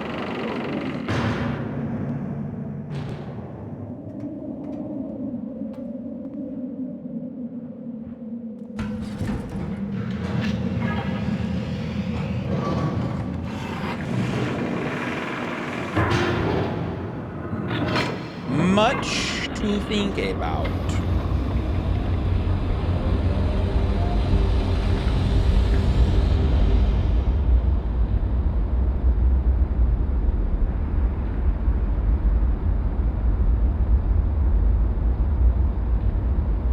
Open. Oh, okay, there we go. Open.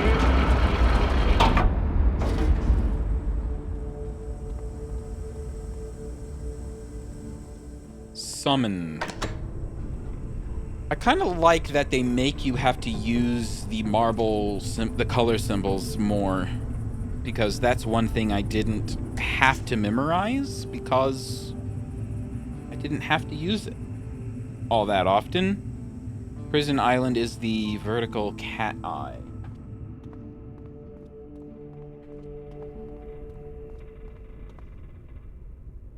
That's cool. Where is it?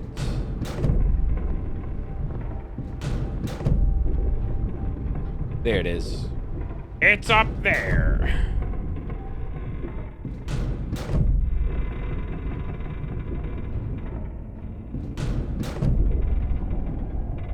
Up.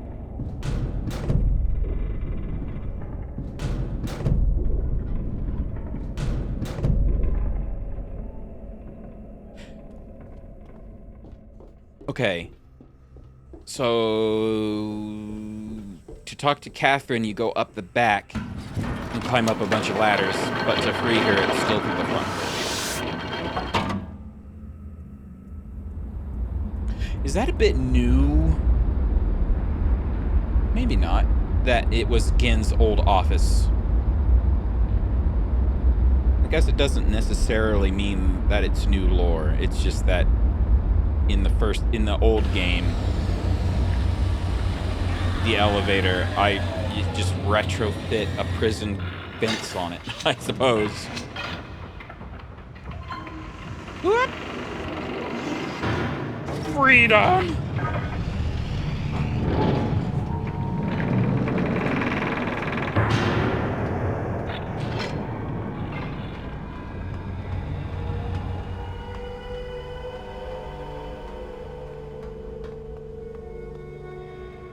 Alright, which one's which?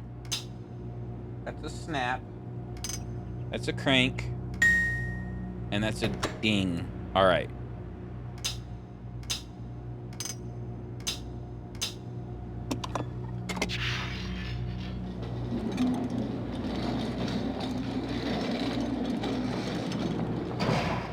Okay. They changed this a little, obviously. Because you were able to just walk right into the elevator and pull this chain and go up.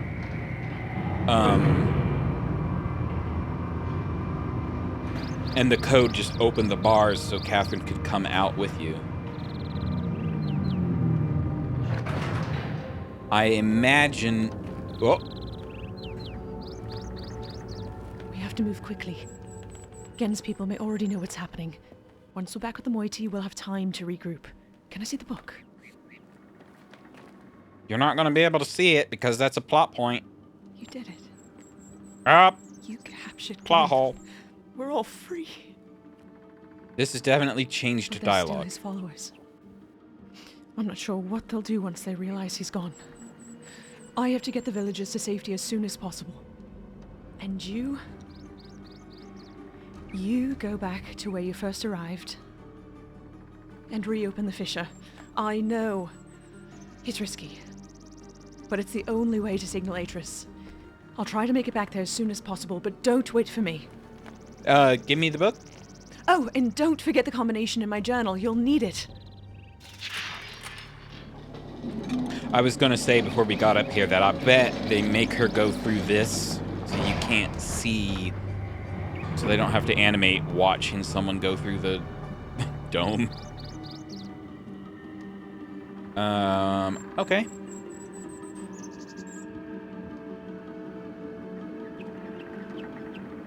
So normally we wouldn't be up here. Normally we were outside when she takes the book. That's one of those, you know what? Why even bother changing the dialogue at all? Why re-record any of it? You clearly had Gen's dialogue just perfectly preserved, but you needed to shorten and re-deliver the new dialogue. Hashtag bring back old Catherine. Oh, she broke it. You didn't leave me trapped, right? Okay, there we go.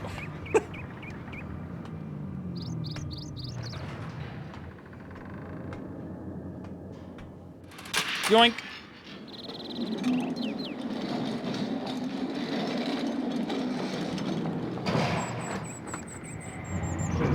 Is there anything else we need to do or see before we, like, wrap this up? I can't think of any, but, like, this whole time I am programmed to think of Riven a different way, so I can't remember anything else that we were, like, saving to check again later?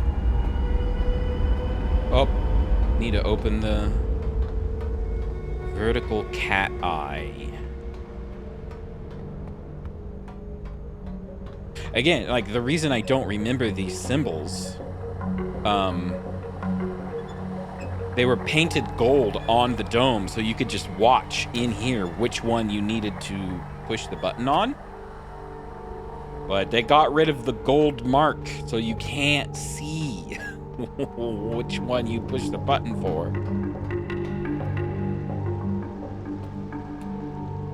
Flip. Hey!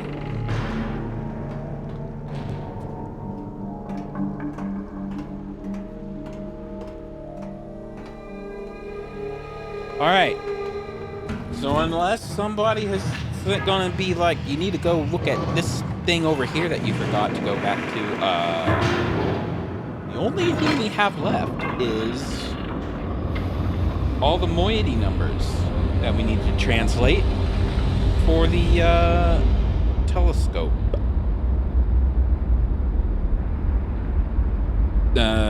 Temple Island is just a circle with a dot.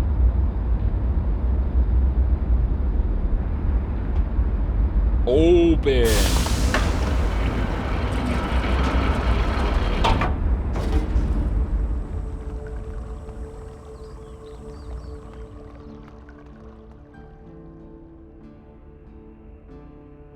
Are they ever going to answer why that little orb sounds like water? Sounds like stone ship age? No, not stone ship. The rocket age. Selenetic? Selenetic? One of those words that nobody has heard pronounced.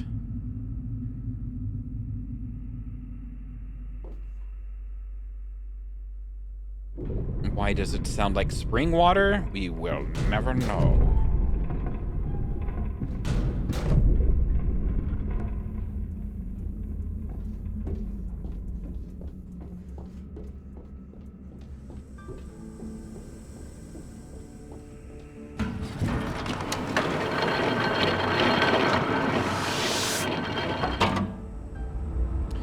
I have an old, a Vive? Old HTC Vive VR headset. Not new by a long shot. I haven't had it running for a couple of years. I should play Riven again to see what changes between... see what codes change.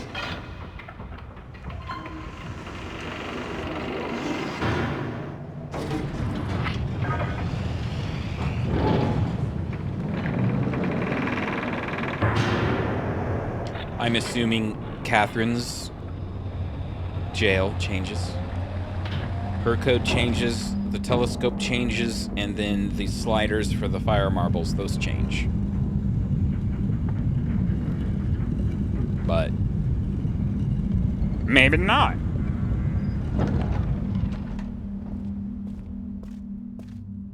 Alright, we did open that. Wait, I think I needed to stay over there. Oh, dang it. Maybe not.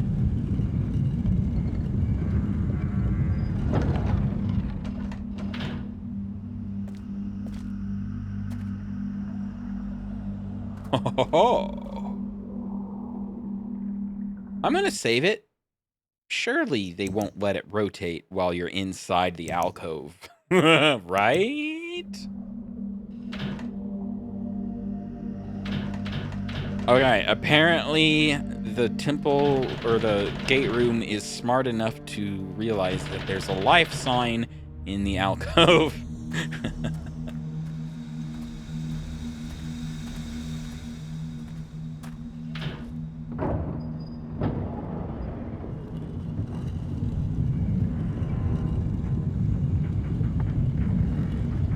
Oh, now that we're like past it, I saw a bug fix.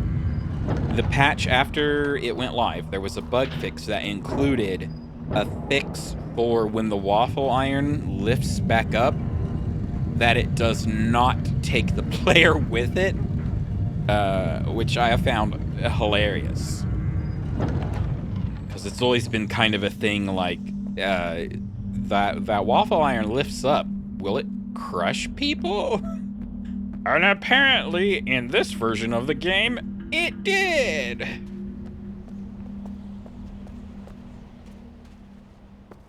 All right. I can't think of anything to go look at. We did everything I remember on Survey Island. I did everything I remember on Villager Island. We're already here, Temple Island. Book Assembly. The bridge collapsed. Changed a little bit. I think the only real thing was if I could walk around the pool in Book Assembly to, like, get the, to look at the book stove that he threw out, but maybe after this we can just, like, reload a save and go look. And if it's even worth going back to look. Alright. We need to signal Olatris with this. I will reset them all to 1.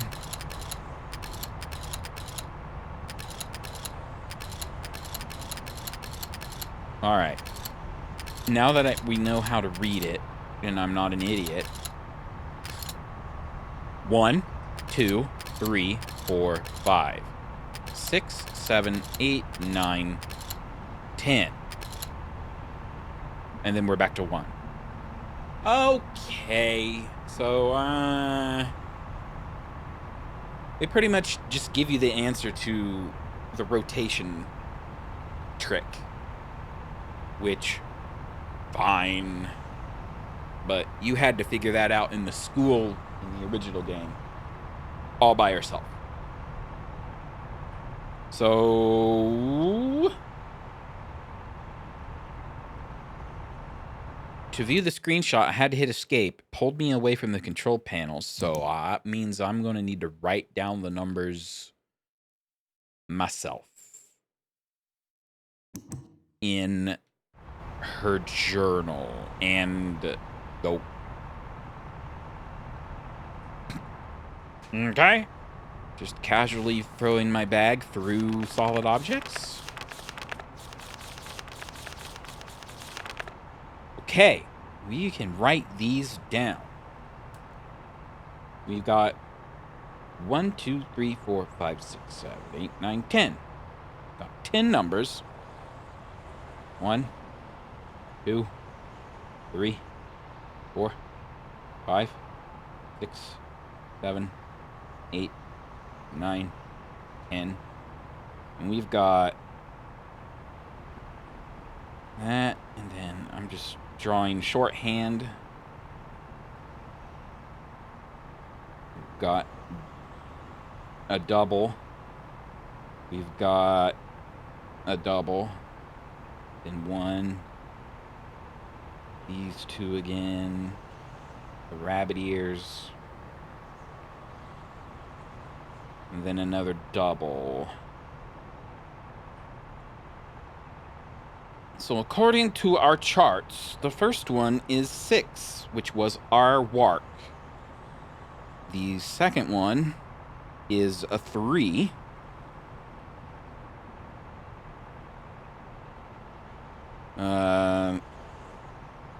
Third is 7. We don't have that number on the chart. But if I deduce, we have a bottom with a top.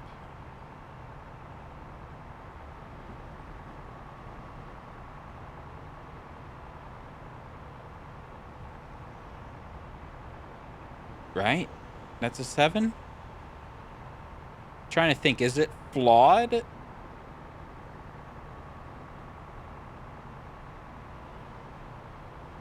You would never have... Okay. You would never have... No, wait, that's a 5.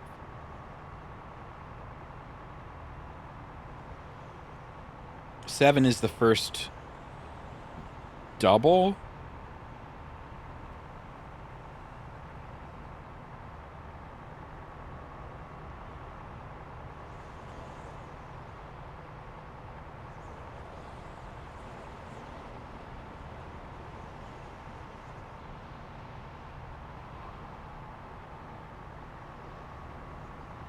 My notes, I'm like reading my notes. I cannot show you. This is either a 5 or a 7. And I think my notes are incomplete.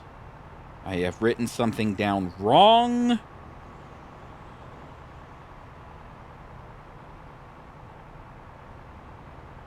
Alright, this is a double, which we don't know exactly.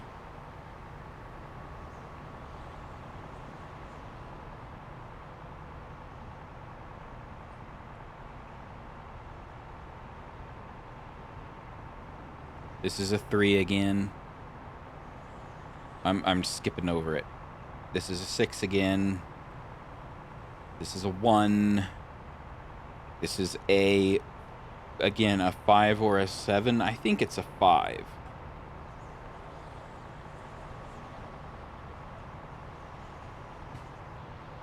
And I think this is a 7? And this must be a 9, because a 10 is a double down and then a 1.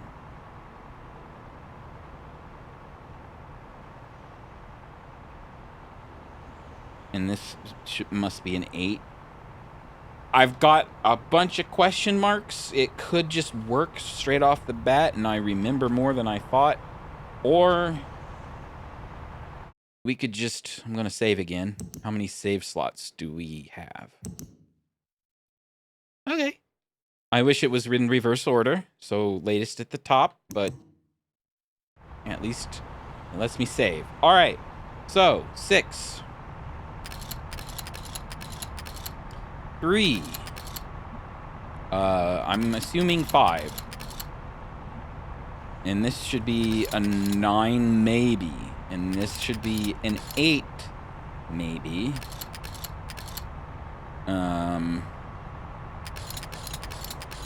This is a 6. This is a 1 and a 5 and then a 7.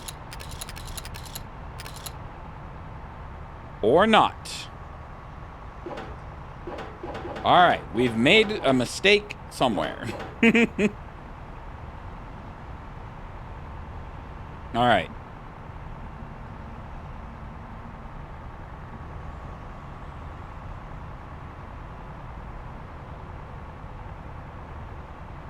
So a 1 is a single one up to the right. A 2 is a single one down. A 3 is a single one up to the left. And then 4, you have a permanent one at the bottom, and then you have one up to the left. And a 5 is one up to the right. And then a 6 starts. You've got one permanently up to the left, and then one up to the right. Yeah, so like 5 and 7 duplicate, at least the way I understand it currently. But someone told me double up to the right is a 7.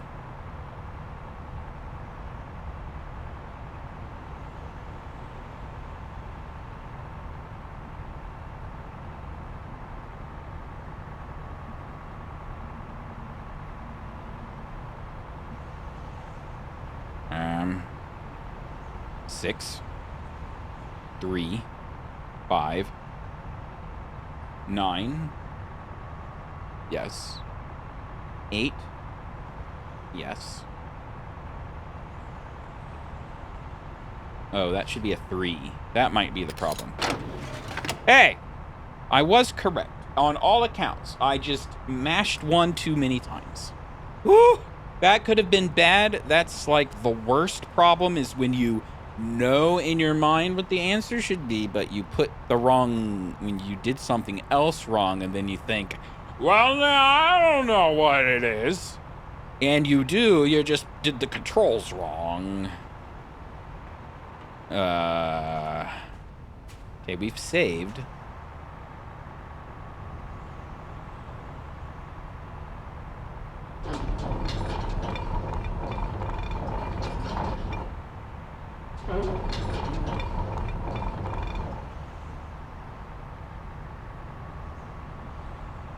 This is a new contraption entirely. The telescope was on its own lift. It went up and down, presumably to focus the lens, and also because there was a trapdoor hatch you had to open first, and then you lowered the telescope into it. You had to break off a safety and smash it through the glass. This is different. There's a switch here that doesn't work. This is going up and down. Presumably, you lower it, move it in, lift it up. I think we'll do that first.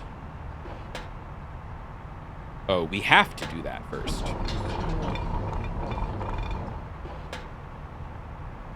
No, we don't.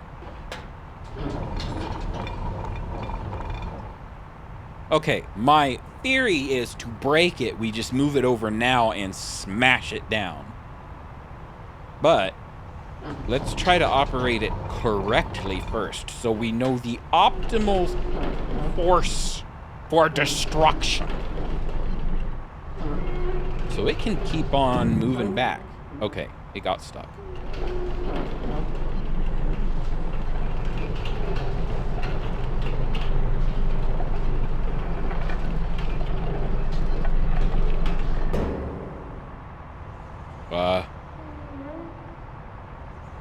Excuse me?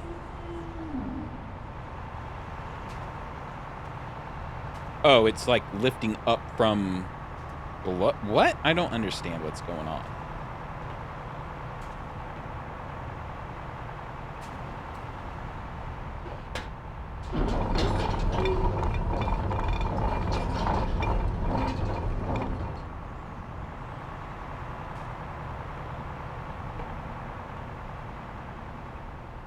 Clearly, my assumptions are incorrect.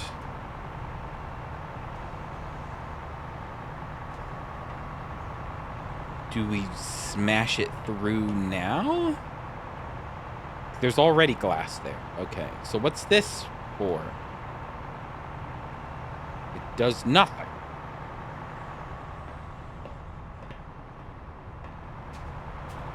All right, it's smash time.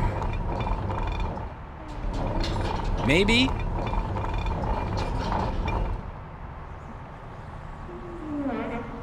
Nothing happened. Again, nothing happened.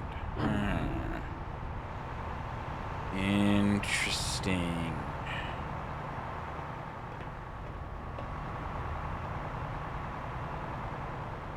Why? Is there another button on here that I'm not seeing yet?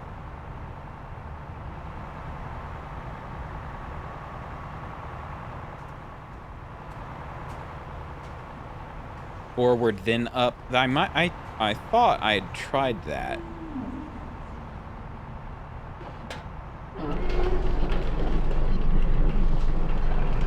Let's see how far this guy goes down. Okay, he goes down just a little tad bit more. And now we tip it over. That's what we're doing here. Nope.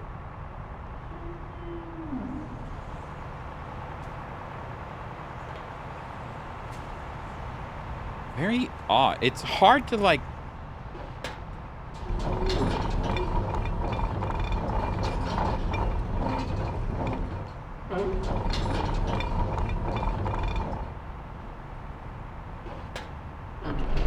Are we trying to like fit it underneath the little lip thing? It is much more granular. Okay.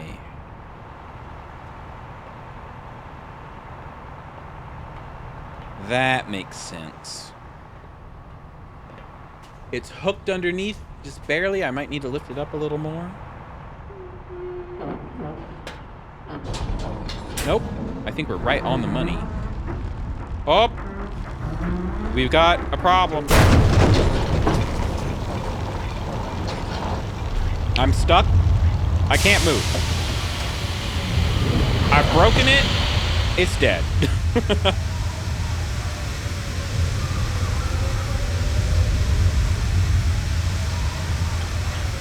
Wait, I want to see what's happening.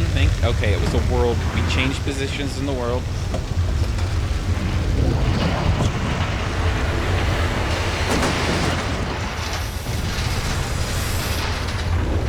Atris!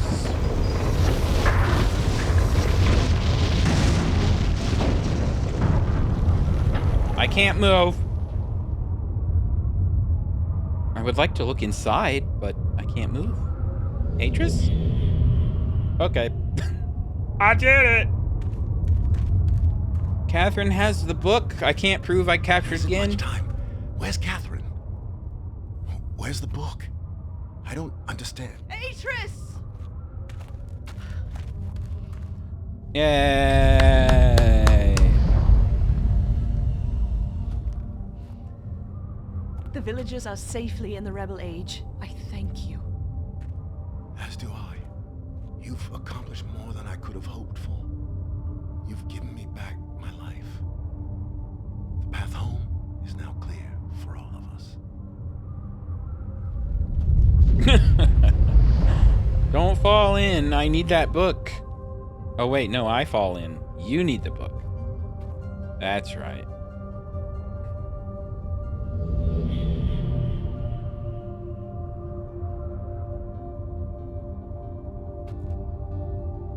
This is where our paths must part. Perhaps we'll meet again someday. You know where to find me.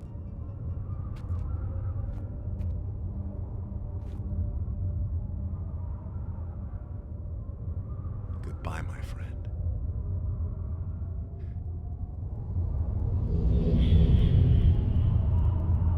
My book, no!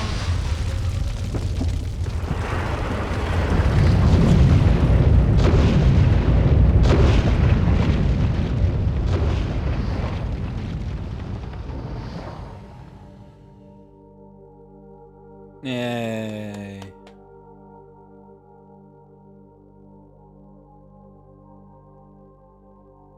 Dialogue?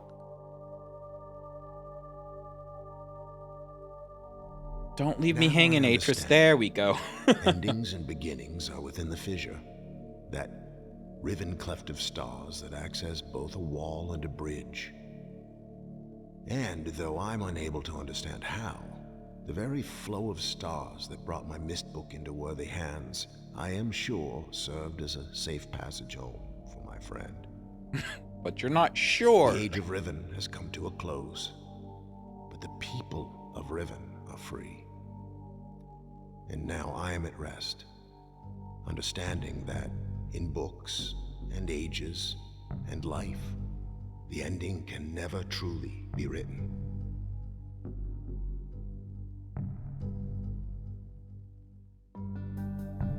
Okay, so they re-recorded those lines, but they were the same words as the original ending, so... In case you were curious.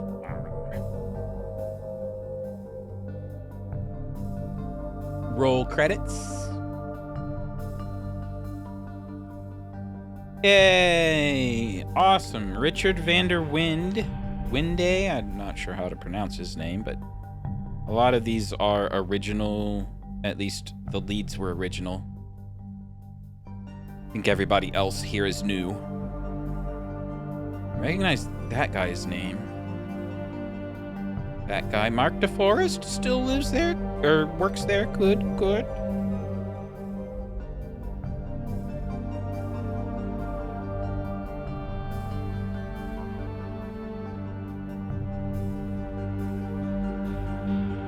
Is that in memory of... Obviously, the actor for Gin isn't here, and the actor for Catherine isn't here either, but why did they... We were able to reuse Gin's lines, but not Catherine's lines. Whatever.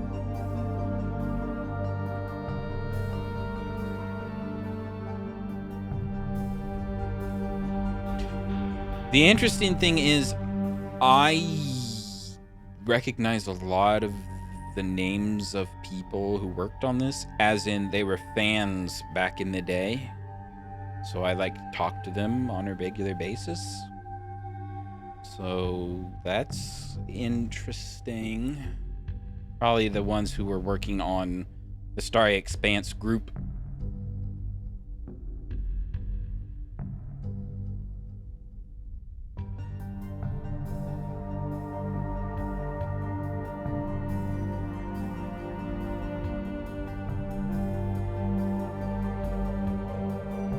Which I will not get into. Let's just say not happy partings back in the day.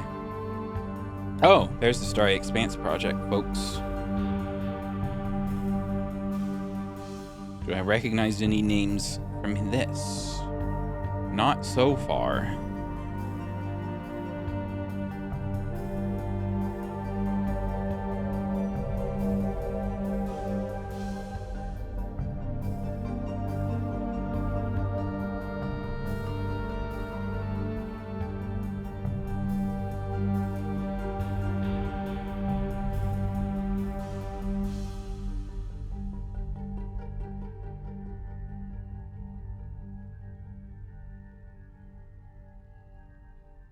Yay.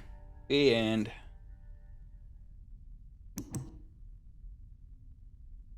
So if I continue, it's just where I last saved?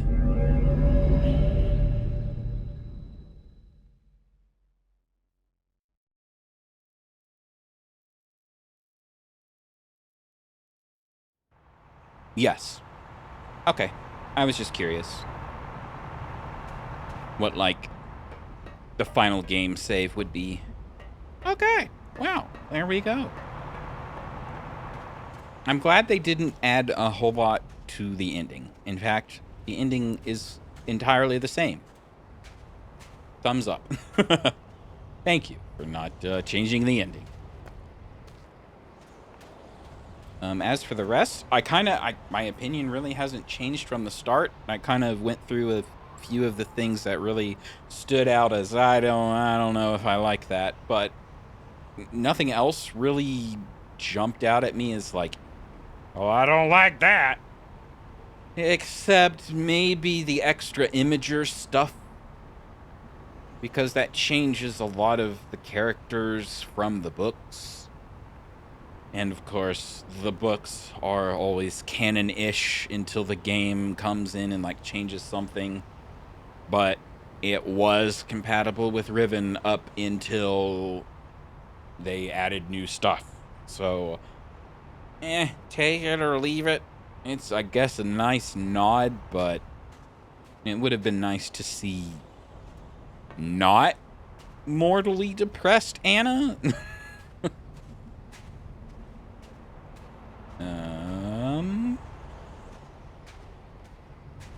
Was there anything? Now that we're at the end, it's about 4 hours stream again, so 2 4-hour parts. That's pretty good. I will run over here and do the last 2 things I remembered. One being ride this thing to the other island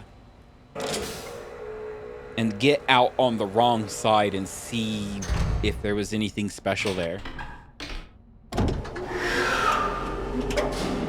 Because you could not do that in the original game, and if you can here, then it's just something new to do. Like I said, I know the old game very well, and I know where you can and can't go. So if there's a new place to go, I'm gonna go.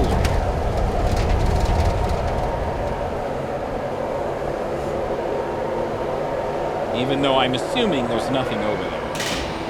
In fact, it looks like you can just walk around.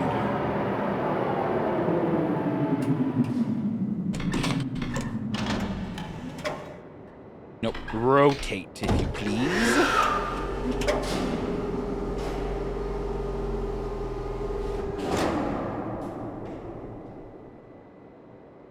Open. Hey!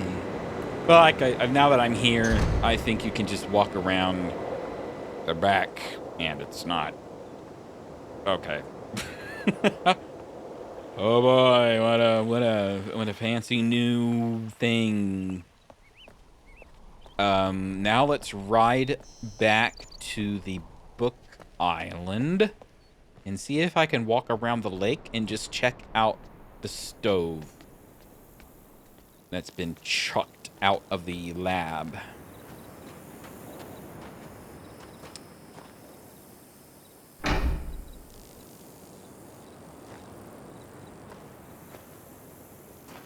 If this even comes back, does it come back?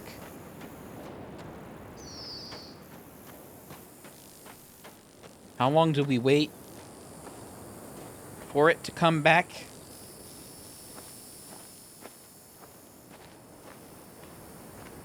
Do we hear? Hello? Oh my gosh! Whipping around that corner, like, my gosh. Hey, it came back. That was like the blue tram button, so I'm like, maybe it doesn't even call this back, but okay, it did. For future reference, it does.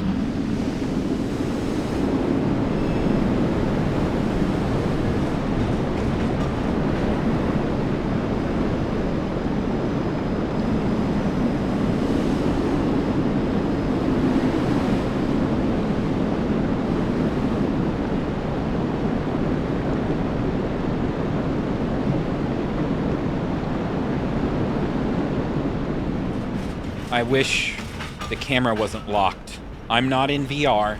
Let me look around. But fine. Maybe, you know, it would be. I know Mist Online era, a lot of people hacked, made like patches and add-ons and things to let us like go wherever we want, you know, hacked cheat codes, hacked Mist Online so we could like fly around and stuff. It would be nice. Someone do that for Riven. I would like to fly around and look around.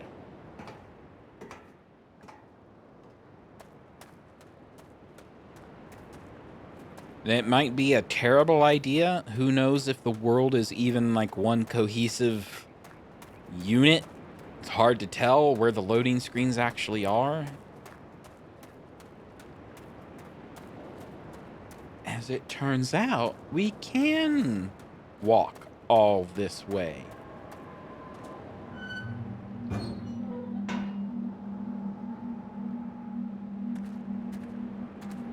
Any book? No?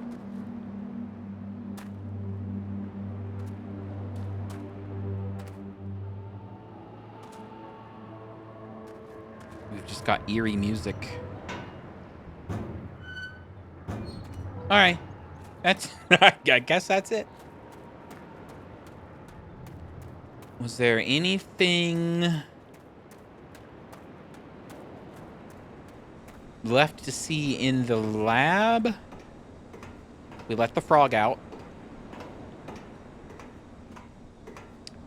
In the old game, you could, like, repeatedly catch frogs.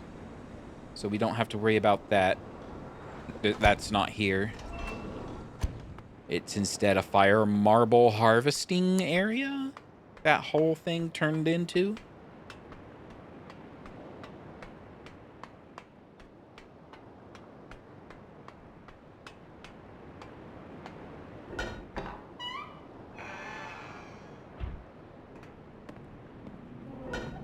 We didn't really, like, check all these out.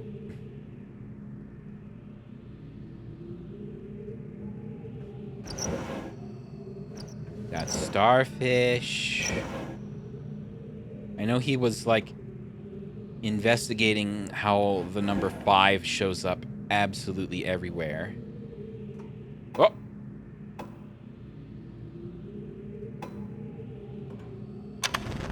Oh, we got this thing. This was demonstrating how the water would, like, be repelled by heat. I don't think this ever did anything.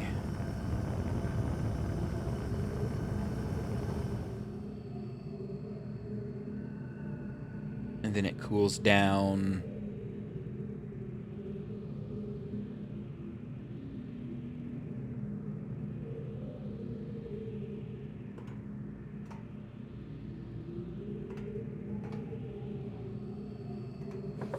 Oh! We found a bug. It did not remember the state of the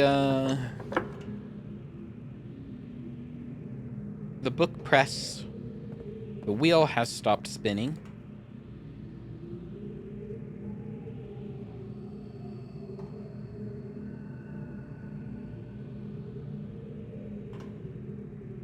No fruit. Darts. Frog.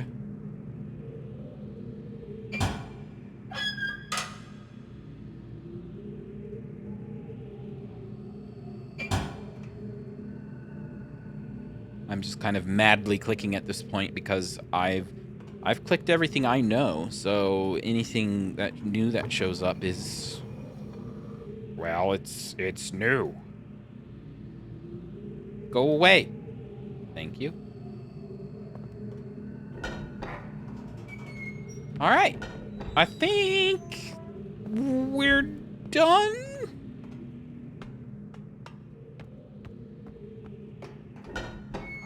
It's new enough that if I play it again, maybe I'll see something that I missed, but I can't think of anything that I missed.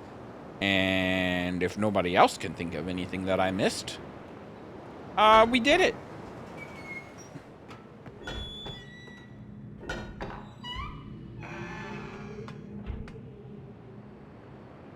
Perfect.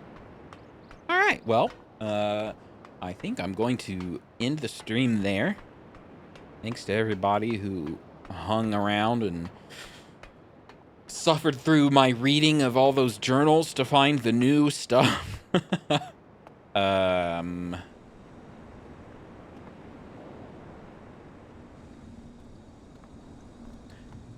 There's really...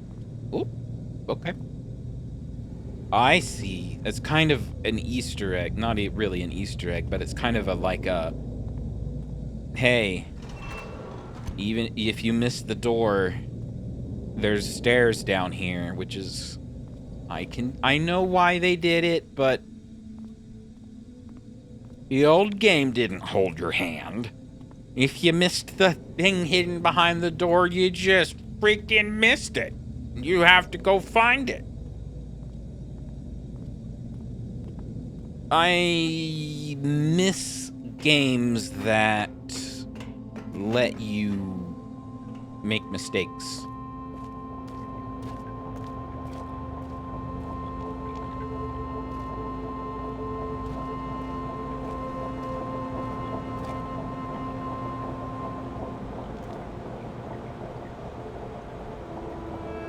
Okay.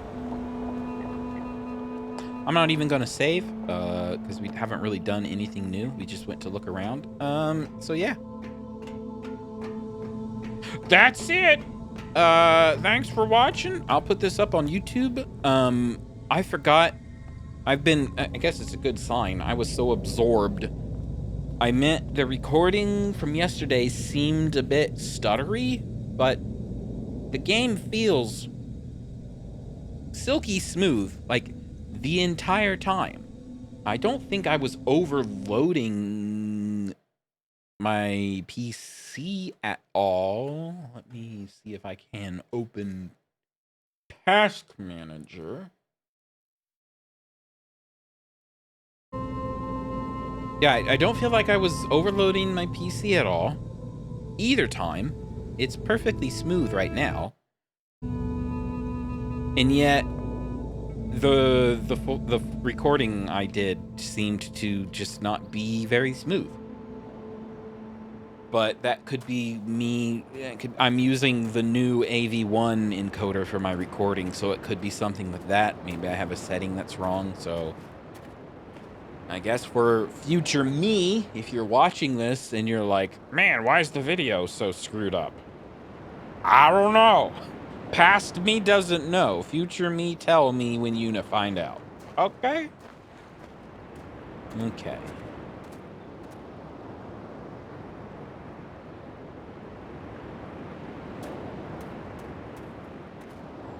it is super cool that you can just see glimpses of the other places peeking out around the edges. When everything's a still shot in the old game and you just get used to the visuals that you will see in certain places. So then when you climb up this climbing up the mountain wasn't in the original game, this little path here, but even standing up on the balcony up here, you didn't see the dome that big. You didn't see that I remember. So that's cool.